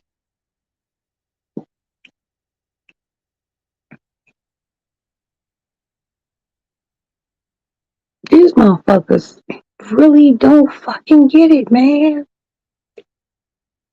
You know, that's why I understand. I said that earlier, my last. I understand why my mother would be mad when I would push things like this. You know, years change, danger doesn't.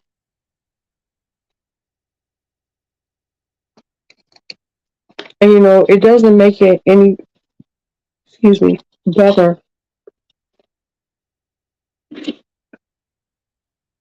that I watch a lot of Discovery Channel, Investigation ID.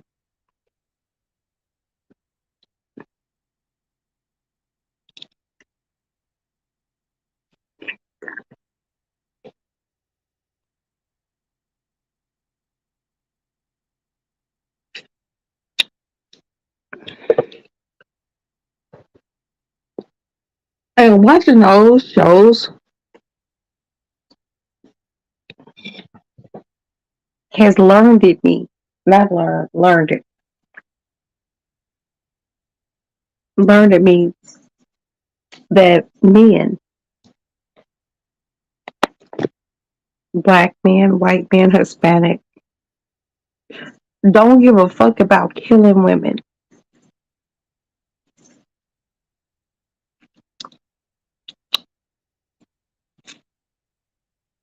A lot of serial killers kill women.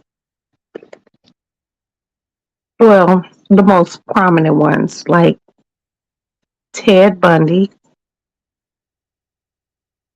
the Green River Killer,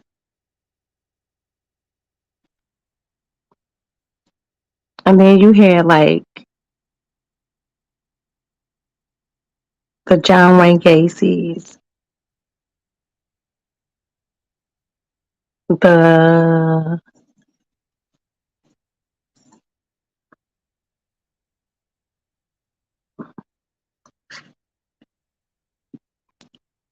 Jeffrey Dahmers,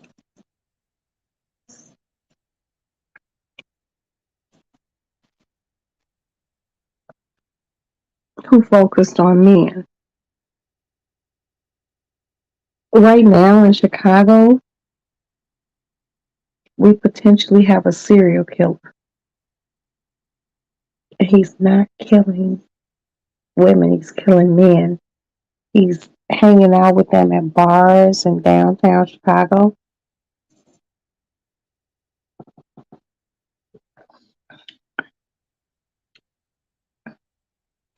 And he's killing. And they're finding them all in the water.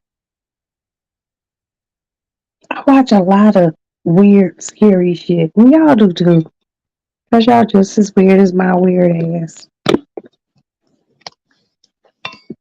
But this shit is based off of real life shit. If you're not watching a documentary, which is real life shit. I worry about my daughter. I worry about my girlfriends.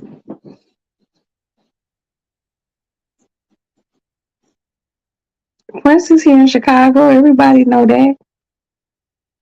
I worry about her walk from point A to point B. Because she moves around. She's a busy woman. And I love her. My worry comes in because I love. I wish my daughter would understand that. Because I don't think that she understands. You have to stop watching push-ups. Yeah, I can't though. I don't think my daughter understands that if anything happened to her, I don't think I could live.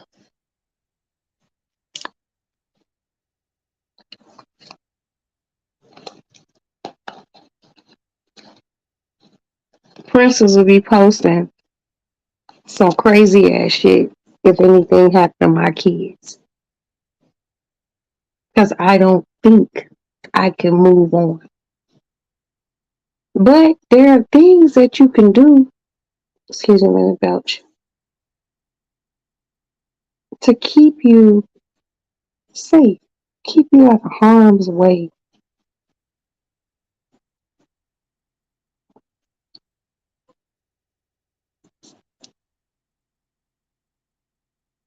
I don't know.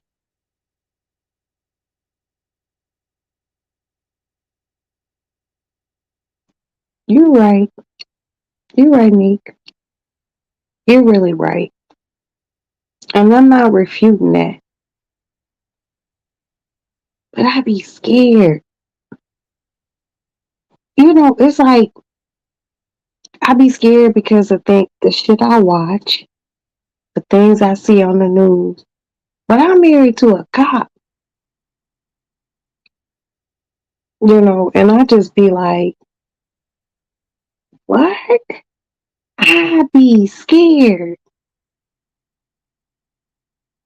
because I I just feel like any mother will understand.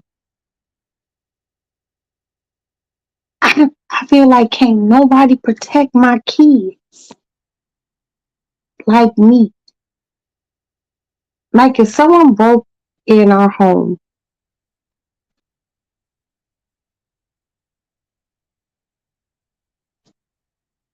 and I don't give a fuck what weapon they came with, I'm gonna tell them to run, run, run, run, run. And I'm gonna take every hit, every stab, every punch.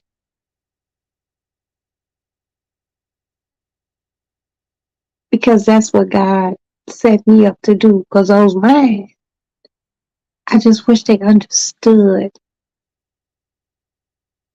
how much I love them and how much I worry.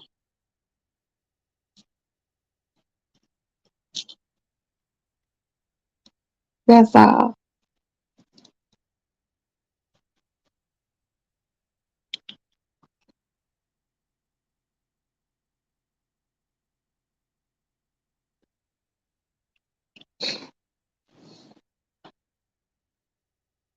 I just love them.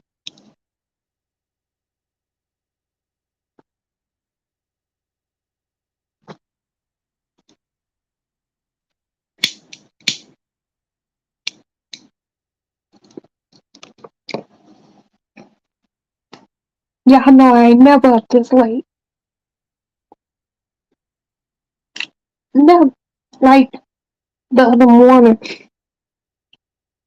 I did a very, very early morning live. But I don't do lives like that this time of night. I be in bed. I be asleep.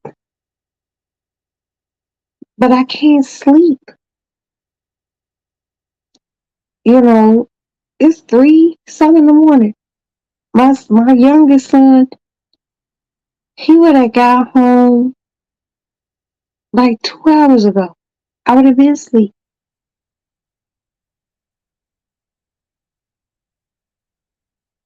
It's for me, it's the I need to know. As your mama, I just need to know. It makes me feel better on the inside. Here on the inside. My heart, my brain, you know. And I'm a really easygoing mother. I'm one of those moms that if you just tell me where you are and you're okay, who you with, I can sleep. I ain't gonna sleep easy. Maddie being in college, I don't sleep until I know she's in her dorm room. Like literally. I don't even like it's not a good sleep. I could be asleep, but my my mind is racing. I love my children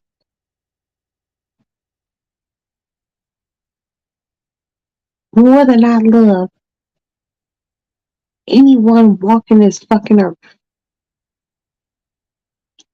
So I worry and I pray. I've had friends to bury children. I don't want to be one of them.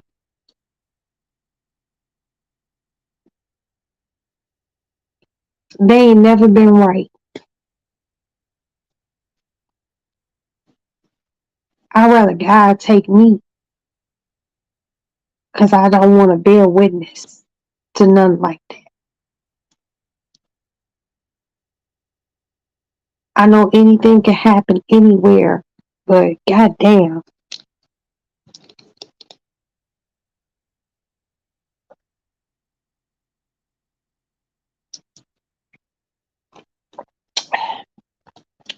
ah, Give me some fucking grace.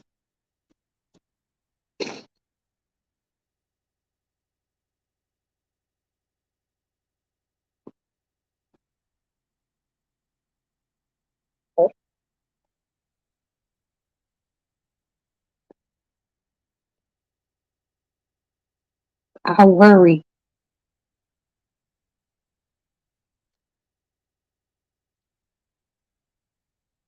I worry about my sons. I have more sons than anything. I worry about them because they're black men.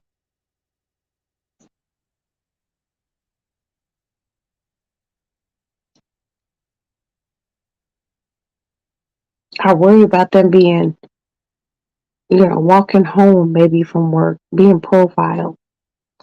I worry about some of my sons because of their dating choices and color.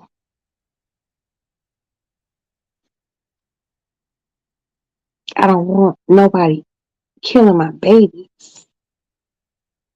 Understand?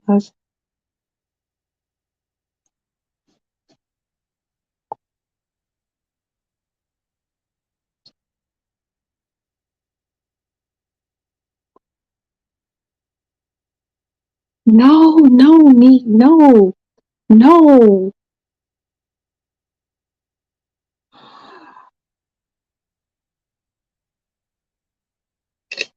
What? I'm done, B.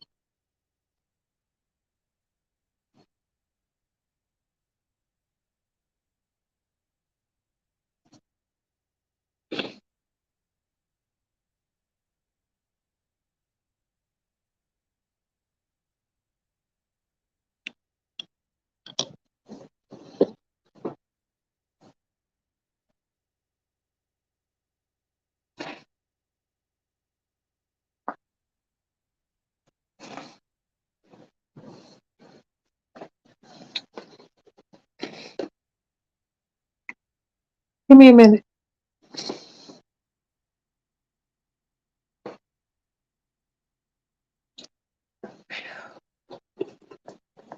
Nika, I'm so sorry.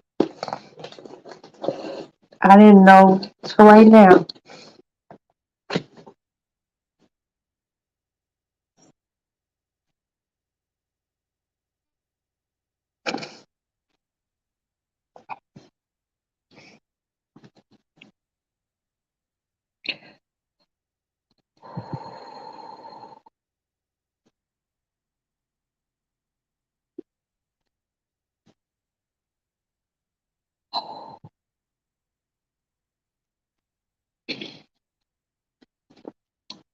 Wow.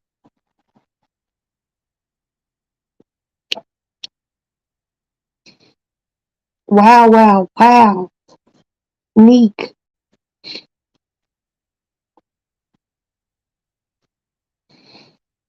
Ooh, Lord, have mercy.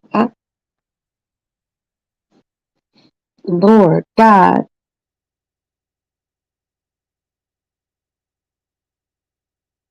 Lord Jesus Christ.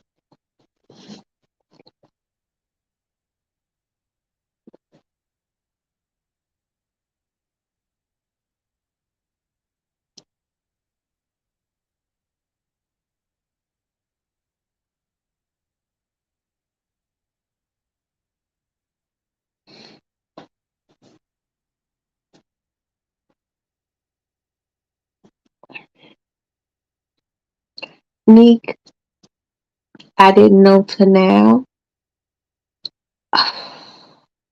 God. Sis, my heart is with you.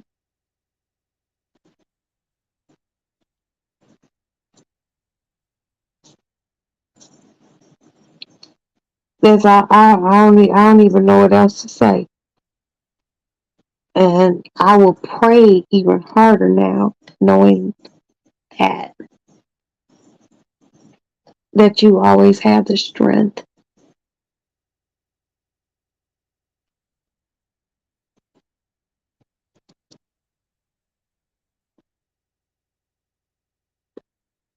Dear God,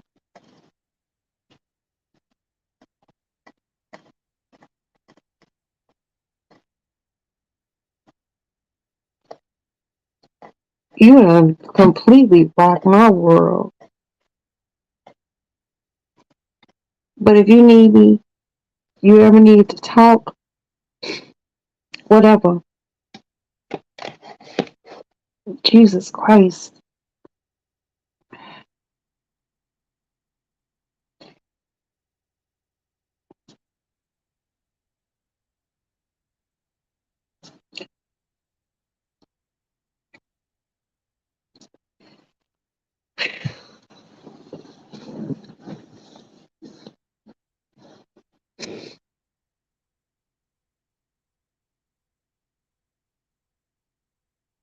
children.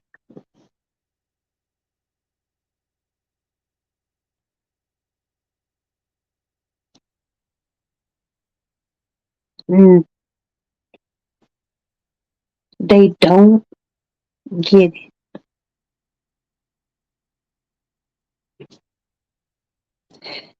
Sometimes they listen, sometimes they don't.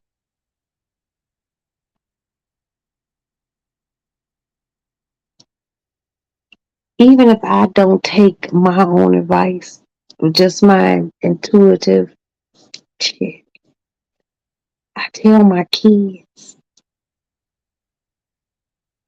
I be like, nah, that person's bullshit.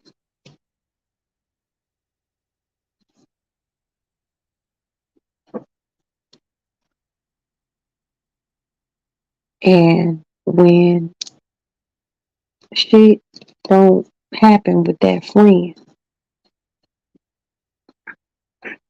I'm usually the person that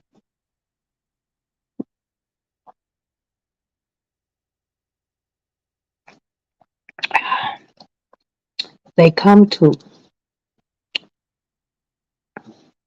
But like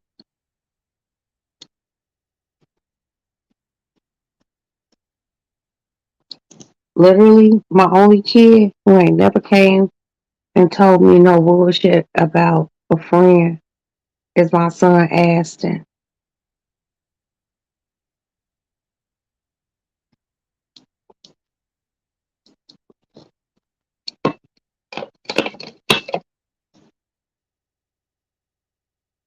Um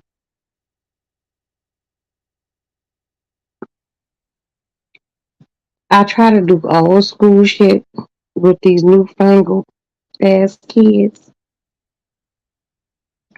And that's the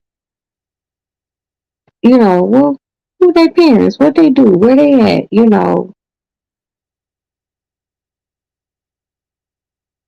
cause you be wanting to know.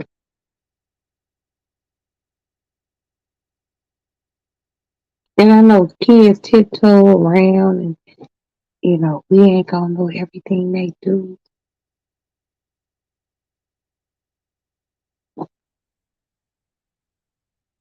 But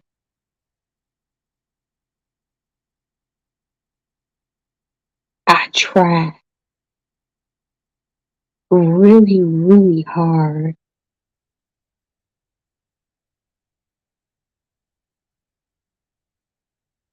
because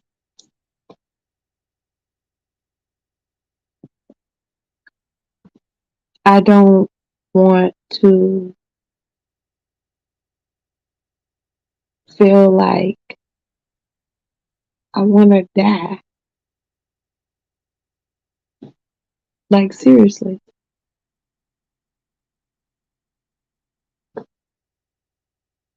All seven of my children are my heart. And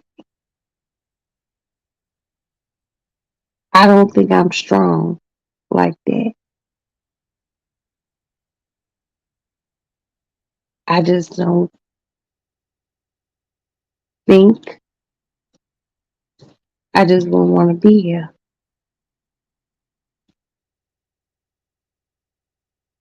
I wouldn't.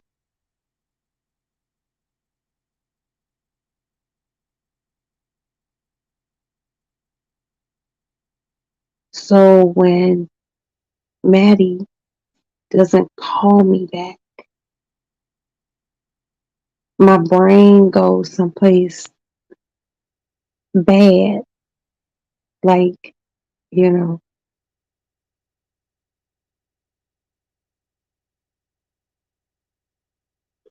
now that she's home, I can breathe a little. But I still have a 21-year-old son at work doing security with no gun, nothing.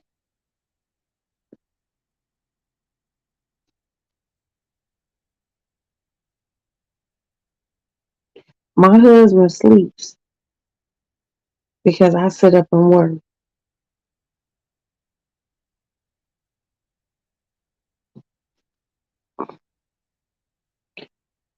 I just want them to get grown.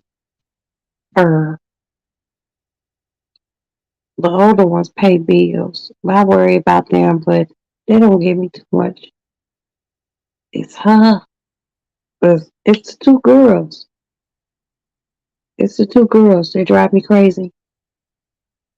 They drive me crazy.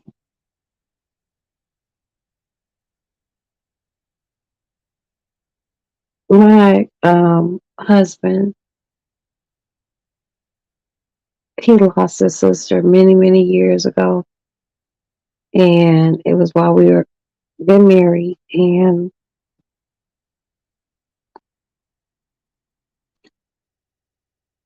I had to tell him that his sister was dead. Because I made it to the hospital. I made it to the hospital before the family did. And what I seen when my mother-in-law, when they finally got my mother-in-law there, and I was sitting with my sister-in-law's body, and my husband was there,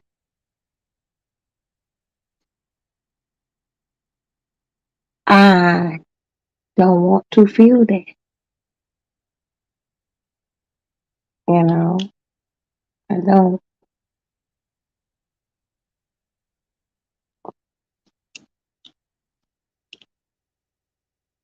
I don't.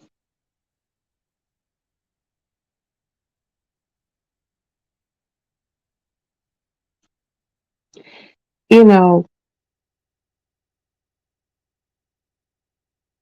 I watched a lot of movies, and I seen shit in movies where a mother lost a child, and you feel like you can really internalize it watching the movie, and you can't until, hey, Sully,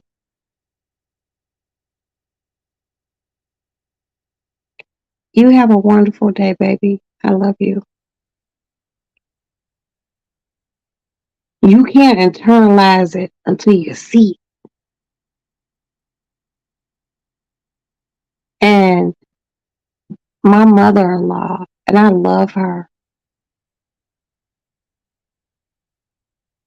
but I seen one of the strongest women that I ever met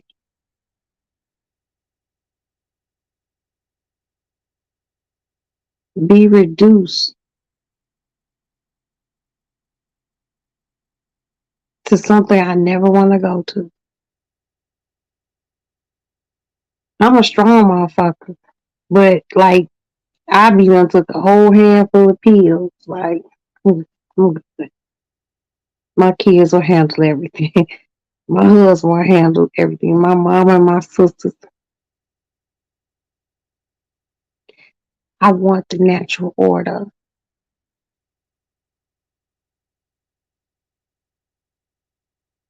My mother-in-law, and I just call her mom, let out something from so deep.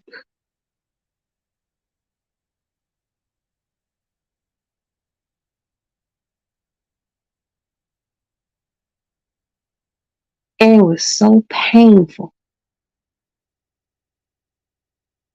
that I went out of the room that we were in and I threw up.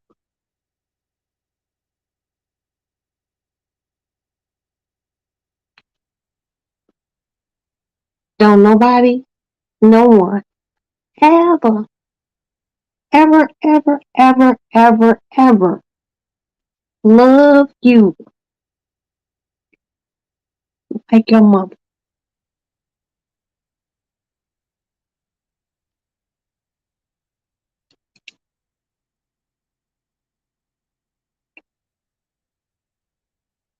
Your mama can die. I have not lost my mama, thank God.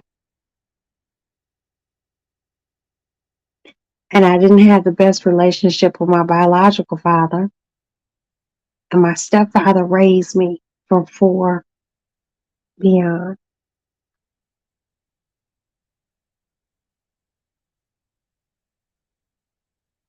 My mother has not lost any of her children. It's 3 of us.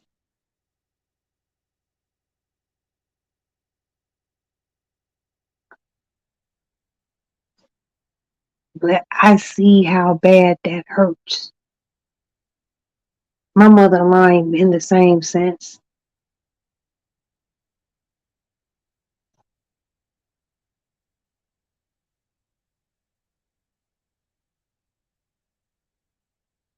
Oh Lord. And I wish kids will understand how much we love them.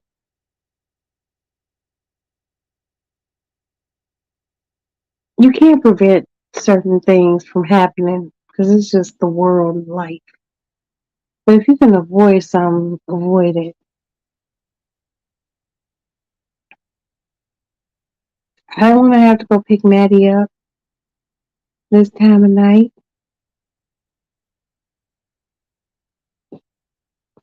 And all the shit I have to do for her.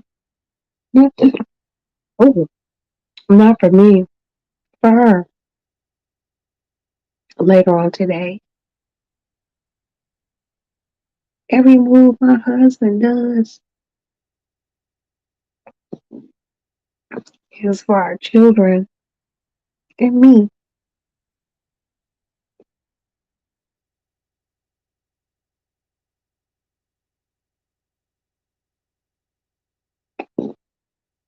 Oh, shit.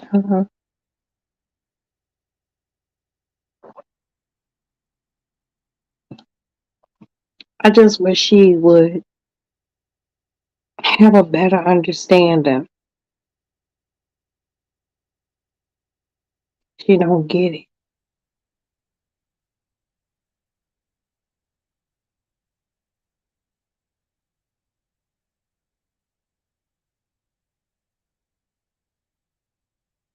And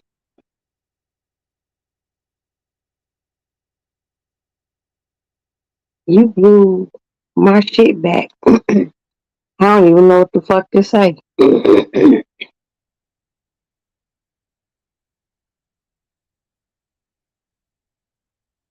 Fuck.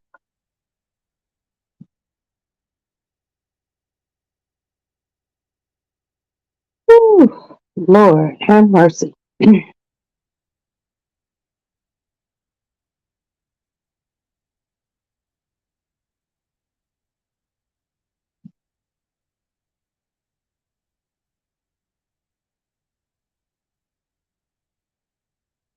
I don't even know what to say. Like, between Maddie and her tomfoolery and you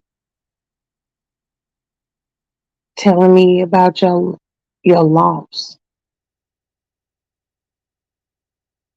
Yeah, you right, Neek. She made it home.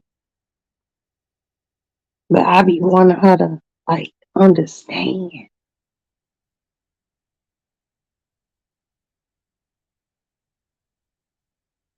The world been wicked, and it's always been very wicked when it comes to women. All nationalities, everything.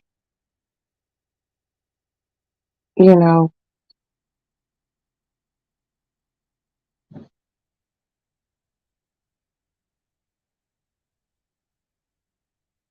I'm just a mama. I was a mother before I was anyone's wife.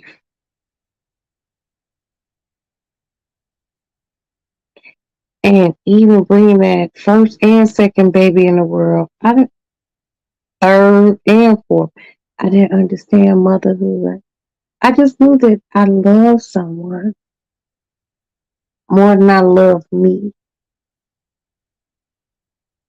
And I didn't know how to put everything together. You know, I was young,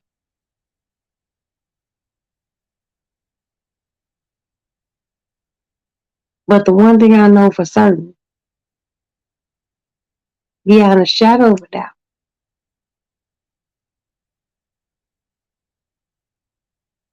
I love my children. They make me mad. I do want to choke them or fight them.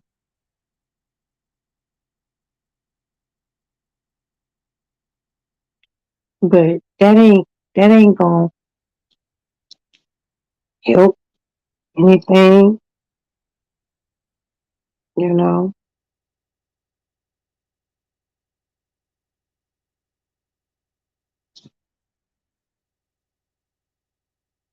I just wish they could understand how much I love them. Maybe if they understood all of them, they wouldn't upset me.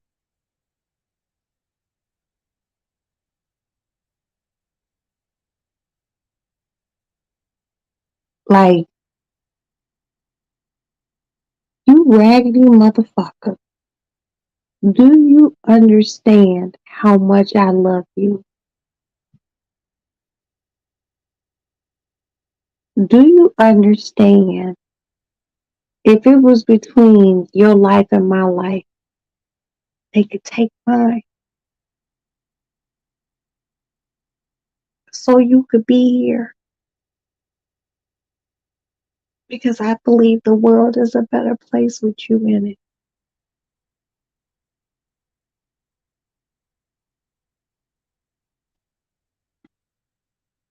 Do they realize if there was one bottle of water, I would sacrifice thirst? If there was 4 pieces of chicken, I would let them eat and I would starve.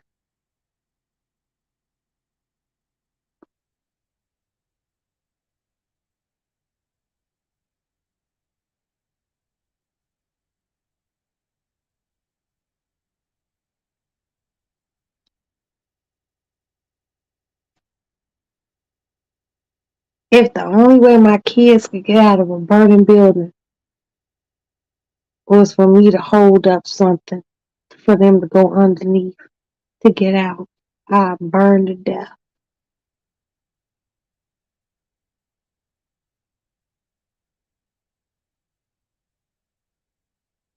Dead ass.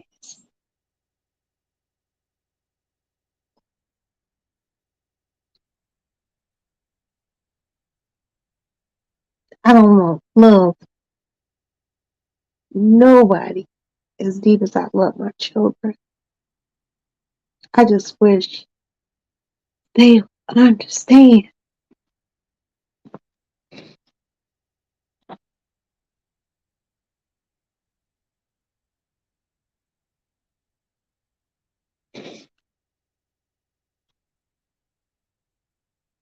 Ain't shit I could do for them. Ain't nobody I would lay down for them.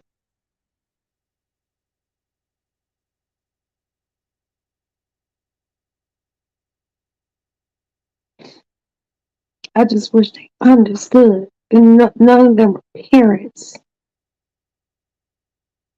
My son has a girlfriend. One of my sons has a girlfriend who has, actually, two of my sons have girlfriends that have kids,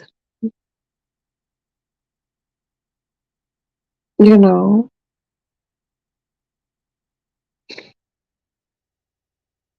And if he was with this woman like 15, 20 years down the line, he don't raise these kids from little people, he will understand.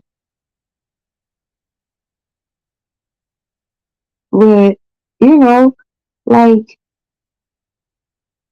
you have a child, you getting it cut out of your stomach or you pushing it out, the lady parts, and motherfuckers looking at that shit hit different, B. That shit hit different. Oh,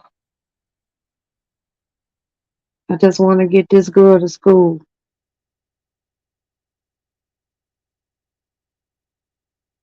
I want her to be safe.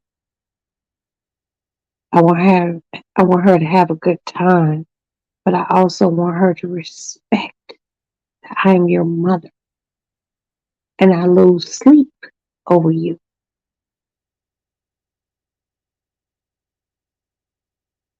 I have so much shit to do today. It's 4:20.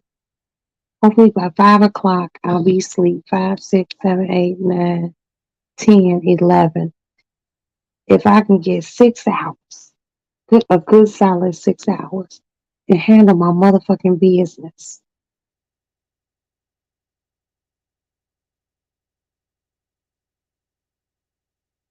But what I see is Maddie one of those that gotta, you need water? Is there water? Hold on. Here, honey. Oh, there's water. Maddie one of those that need to learn shit. Oh wow, you're an hour ahead of me.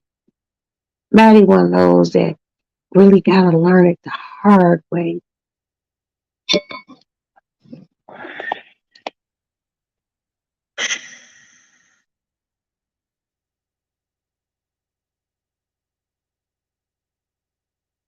I just, I know I can't protect her from everything. I can't protect all my kids from everything. But motherfucker, I will try my hardest. The motherfucker can never be like, oh, she didn't protect the children. She didn't do this. No. No, period. I will do everything. I will turn over every stone, move every mountain, and I will part a fucking sea for mine. But they still get on.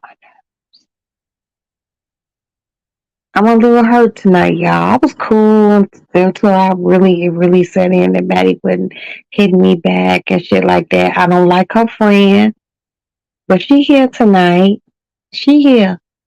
But Maddie gonna go back to school, and I'm gonna have a good long talk, with Maddie. I'm tired. Me at 52 years old, like if I couldn't choose some right friends, like what do I expect like a 19-year-old to do? Listen to your mama, because my mama didn't give me the talks that I give Maddie. But these motherfuckers just think I'm fucking stupid. Like I'm not dumb. The fuck? I'm telling you from experience.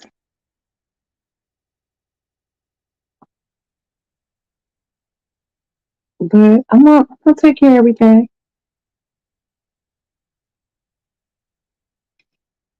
And this Pedialyte has helped.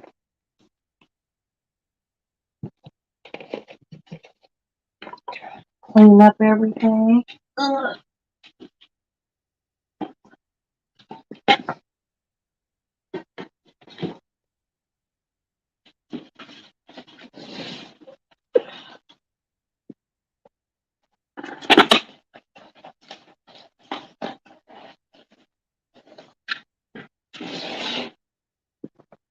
was like, I want to be at a point in my life where my daughter, meets a really awesome man, like her father, who I ain't got to worry about.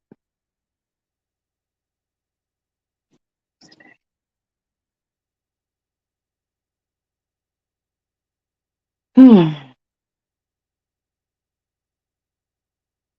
love you, Neek. Thank you. Thank you, Queen Neek. Thank you.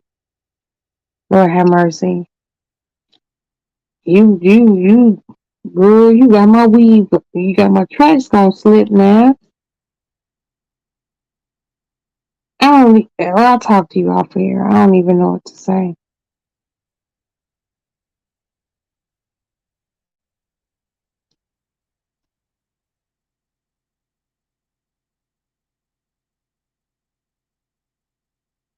I don't even be, you know, I don't want to punch the air. I be really want to punch people in the fucking face. But I've been locked up before. It was only for like 7 to 8 hours. I don't want to do that shit no more. I don't even want to go down those roads. I just wish that kids got it. Can you dig it? Can you dig it? Can you dig that we love you? Can you dig that? Honey, can you dig that we carried you?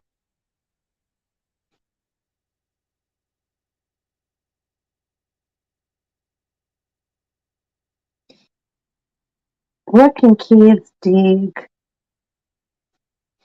I know now. Oh my God, do I know? I know. I know.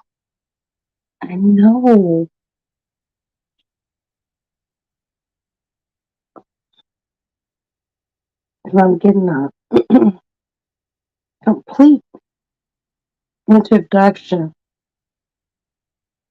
from my daughter.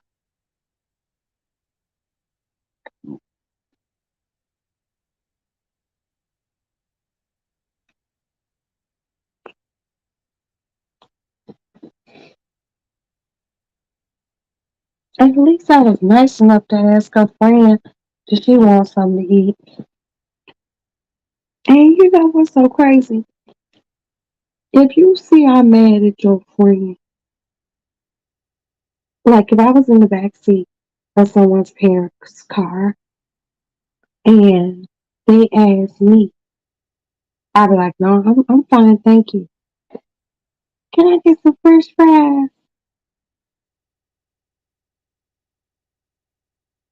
Here, baby, get you some French fries. But you do know after you leave, your friend got a deal with her second guy.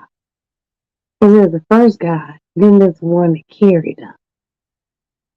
He has to deal with me all day, today, tomorrow.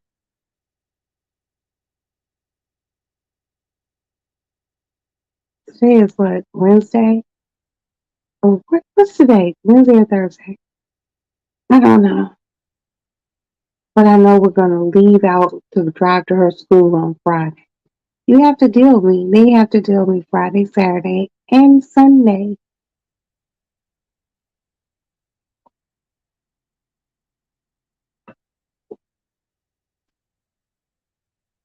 And I'm going to get my point across. Because my point is always going to get across. Simply because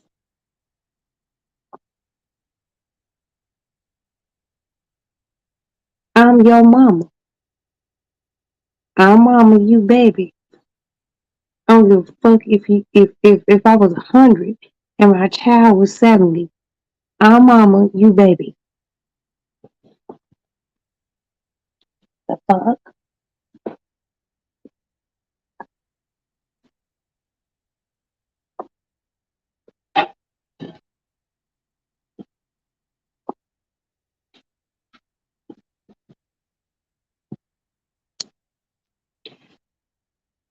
And her little friend kind of got me like, I'm not on 10 because I done calm down. Her little friend, I have to drive way on the northwest side. Well, it's like, yeah, it's kind of northwest. To drop you off at home. I ain't even going to it. I don't like her. But she that friend that's the walk on.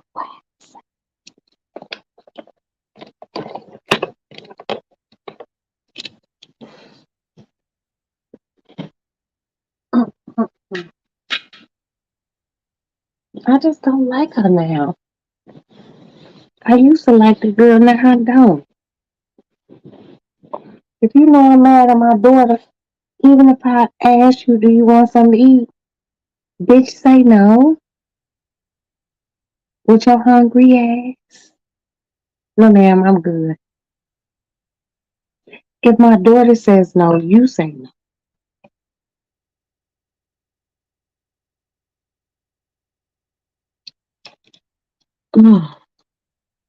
Oh, Maddie, are you on live? Yeah, I am. Okay, get an attitude. I got one. You shouldn't have been out like this. And then some random scallywag dude shouldn't have answered your friend's phone. Because now I'm thinking y'all kidnapped. Why did you make me feel like that? Like, if me and Princess was out together,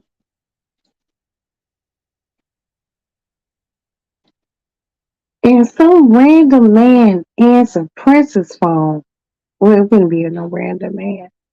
But, okay, if someone answered Princess' phone, it would be her man. If my husband was calling.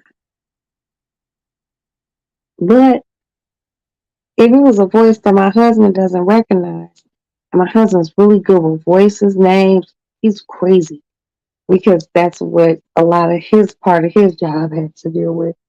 And my husband didn't recognize the voice. Mine's like, he like, oh,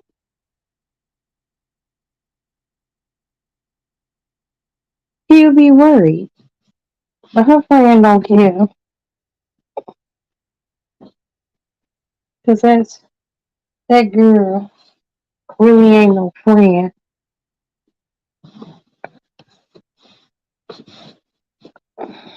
She not. That girl got a lot of going on in her life. She helping her mama raise younger siblings, like 5, 6 years old. She work. Maddie don't work. My baby ain't got none of those issues.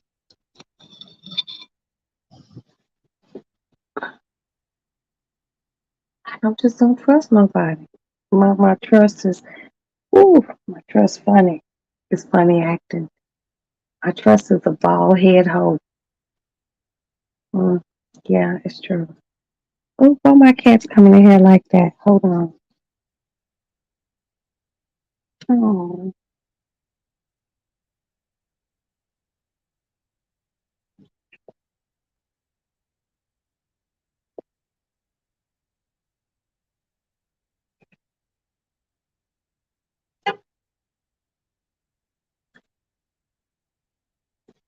I don't know why my cats be acting so thirsty.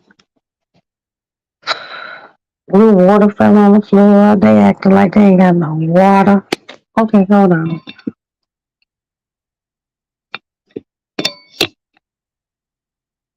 Okay, here's some water. Yes, honey. Yeah, Grandma was giving you water.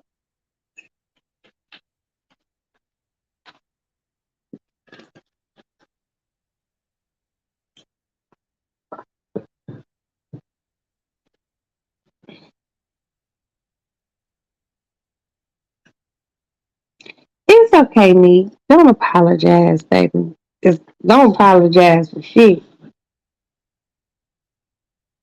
Straight up. Ooh, Lord. I just wish my daughter would understand what I see in other people. And there have been times just as an adult, her mama, I've seen things in people and I just be like, I don't see the goodness in you. And, you know, after 52 years, things have backfired, but at the age I am, and when I don't see it and I don't follow my first instinct, that's why I try to tell my daughter, like, when you see it, you know what the fuck it is. If you don't follow your instinct, shame on you. It's not the other person's fault. Because you knew they wasn't shit from the get. And Maddie be like, oh, she's cool with this, but girl, you know that little motherfucker ain't shit. Stop trying to turn shit to sugar. It don't work. Oh, oh my God, I can't believe I've been on here for 6 hours. Just running my fucking mouth. I love y'all. Thank you so much. People done been in and out, to and fro. Just hit the like button and come back. Come back and talk to a motherfucker. But what's wrong, Kevin? What's wrong? Hold on. Come back.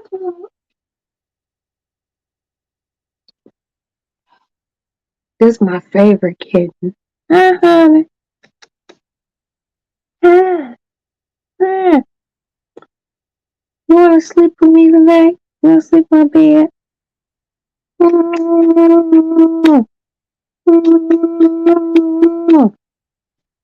Okay, I'm driving you crazy. Go on. I'm a cat lady. What can I say? But nah, tonight has been overly interesting. Um, y'all letting me just yammer. What I ain't mean, I ain't saying nothing mean about nobody, talking about nobody. You know, I'm just Roxanne and I stay in my lane. Y'all know what lane I be in. I'm in the mama lane. Ooh, that's a fast, strong lane. And I'm not talking about nobody. I want to see everybody do well. My kids drive me crazy. I can get my daughter out of here Friday to go to school. I don't know if they're going to let us check into the hotel, but her school check-in is at 12. I'm just going through a lot. Once I get her gone, once I get her gone to school, I think I feel a little bit better. Because that little motherfucker really do drive me crazy. And I really, really do.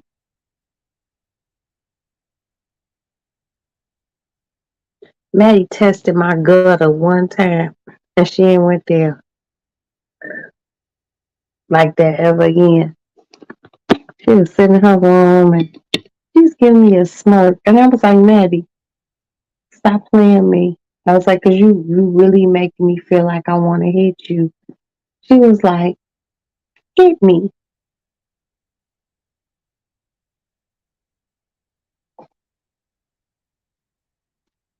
I broke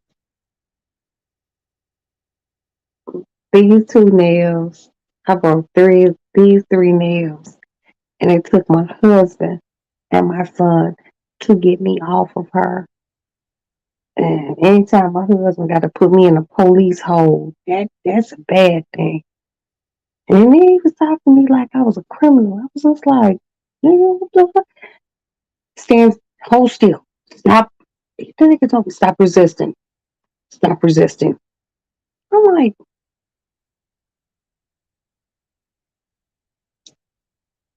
and I was talking shit. Get off me, nigga.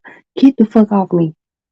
And my son rushed Maddie out and took her out her room, put her in his room. Yeah, because I was in this bitch turned. I was just like, all right, keep playing me. Keep playing me. And Maddie is so cute, but she's a motherfucker though. With her motherfucker ass. But that particular day, I was just like, but she challenged me. She challenged me. She was like, hit me then. She laying in her bed like with her legs. Hit me then. I was just like, contraire, mon frere. Did you ask for this? Here I come, went on the motherfucker. I beat Maddie up like bloop, bloop. It was crazy. And I ain't never did it since then, but you know, don't play with me. Possibly, maybe. I'm a pretty good chick, I'm a nice person, but I will hit you. I'm always been one of those people who was at school, like in elementary school, and they be like, if you want to do something, do it. Hit me. I was always the first person to, you know, throw the first hit. Oh, bitch, all right. And there was always some weird looking bitch who would say some shit like that. Like, you know, are you fucking kidding me? Okay, you think I'm slow. All right, bitch. Let's do it. And I just don't, I ain't never wanted to be that person. The people with my kid life just done made me ignorant as fuck. But I just try to hold it down and, just be classy. People make it so hard. They make it so hard. Oh, Lord.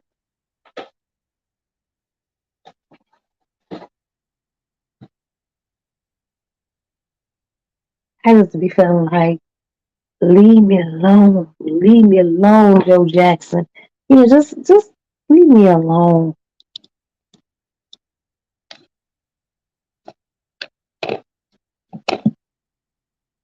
So if y'all with me, we're gonna get this girl out of here on Friday. We'll be going live. I think it irritates her that I go live. But like I discovered YouTube during COVID. And the first YouTube I'm not gonna okay, I'm not gonna say it. But I met one YouTube person and then we stopped talking. And then I met another YouTube person and we sustained something for a nice amount of time. But YouTube was my COVID part of my life. Yes, it was. Mm-hmm.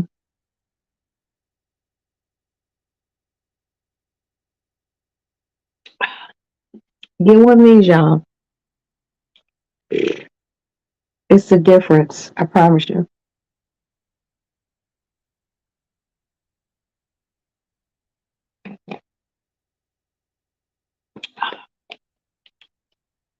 But yeah, I got my cherry busted on YouTube. I'm comfortable being here. But the people who fuck with me, fuck with me. Thank you so much. I appreciate that. Um, the people in the bushes who be here, thank you. I love y'all. I ain't got no problems with y'all. Y'all don't say nothing mean to me. I ain't gonna say nothing fucked up to you. Everyone just keeps it cute. We done had some run-ins with some people in the lady lounge, and I tried to handle myself with grace and decorum. But when it comes down to my children, I just don't have it. I ain't got grease. But God's still working on me.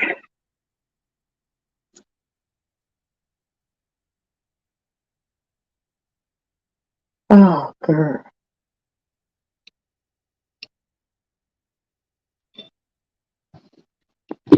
Honey. Only time could tell with anything. But he, dead ass,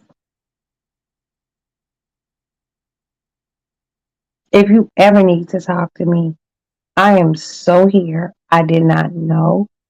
Um, I love you and I support you. That's all I can say.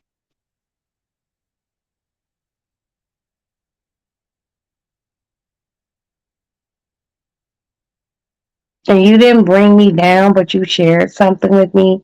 And I appreciate you sharing that. You know,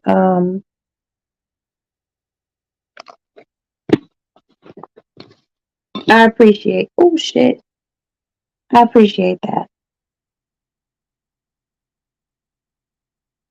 I'm just trying to make sure of things that I have to look for. 'Cause I like to keep the lady lounge like clean, you know, even though I'm probably not going to have no time just to sit in here tomorrow or today. Maddie done drove me crazy. I done cried like 4 or 5 times. No, I didn't know, baby. I didn't. I got a belch.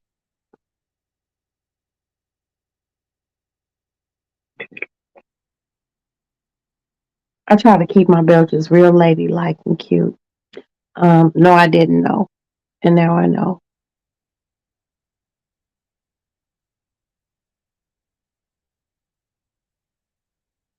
I don't even want to say nothing else because I'll start crying all over again.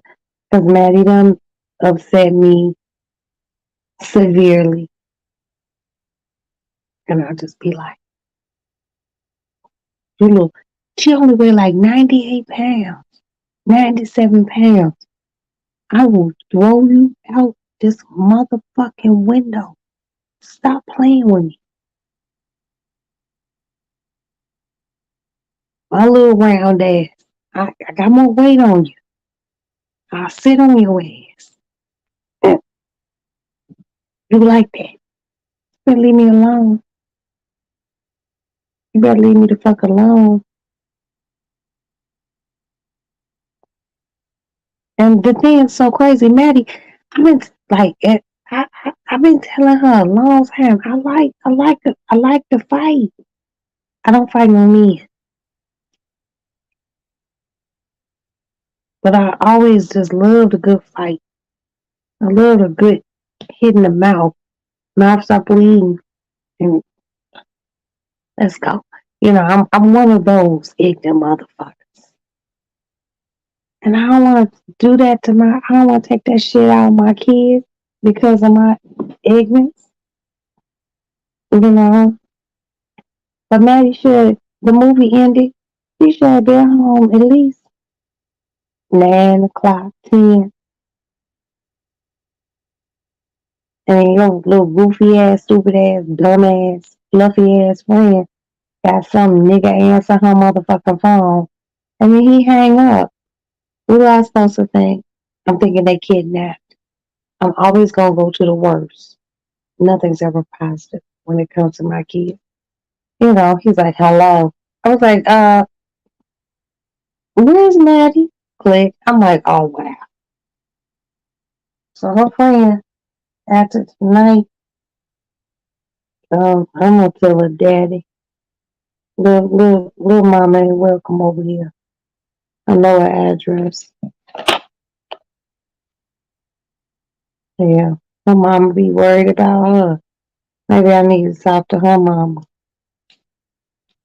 I don't need you introducing my daughter. No. Hold them. Damn.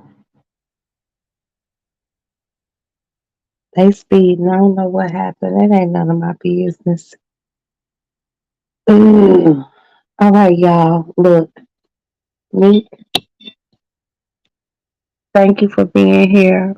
I appreciate you and I love you. And now I know I love you even more.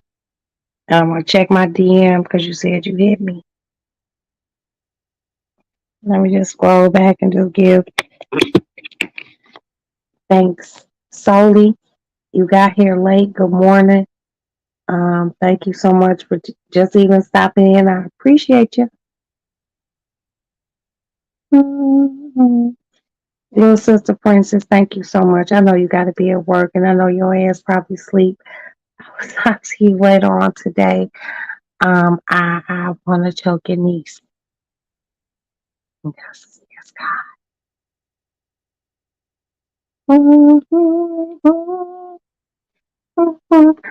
My love bug, my Miss Bug. Thank you for being here. I know you probably sleep, but if you're not, love you, and I'll talk to you later on today.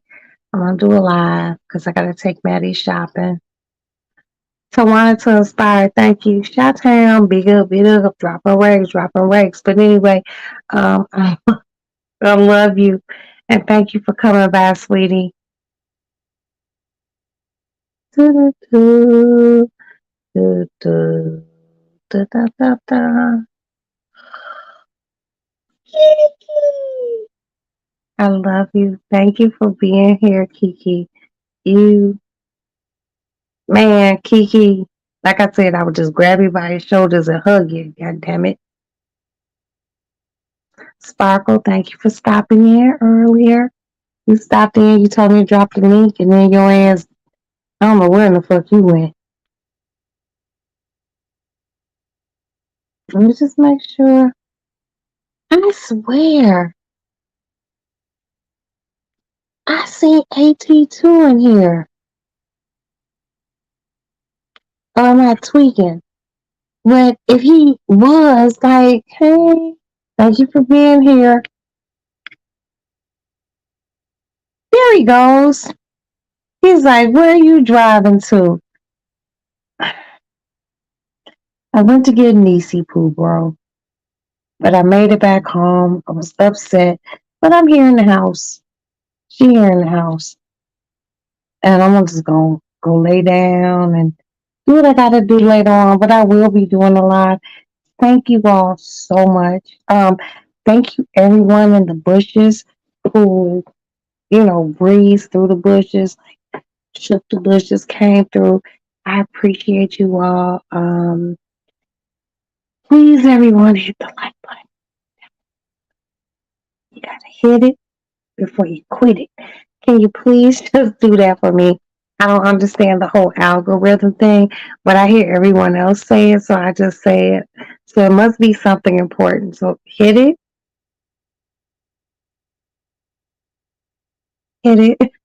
for me, please. I'm going to clean up the lady lounge, put my cord in my room, my phone stand. Um, Everyone get some sleep. I'm going to be tired as fuck. I might have to take like a midday nap because I'm old. Children and older people take naps. So I might have to do that, but I will touch bases with you all. Thank you so much for being here. And thank you for taking the Roxy journey. It's a rocky journey, but it's life. And I appreciate you all for being here. Avita Zane,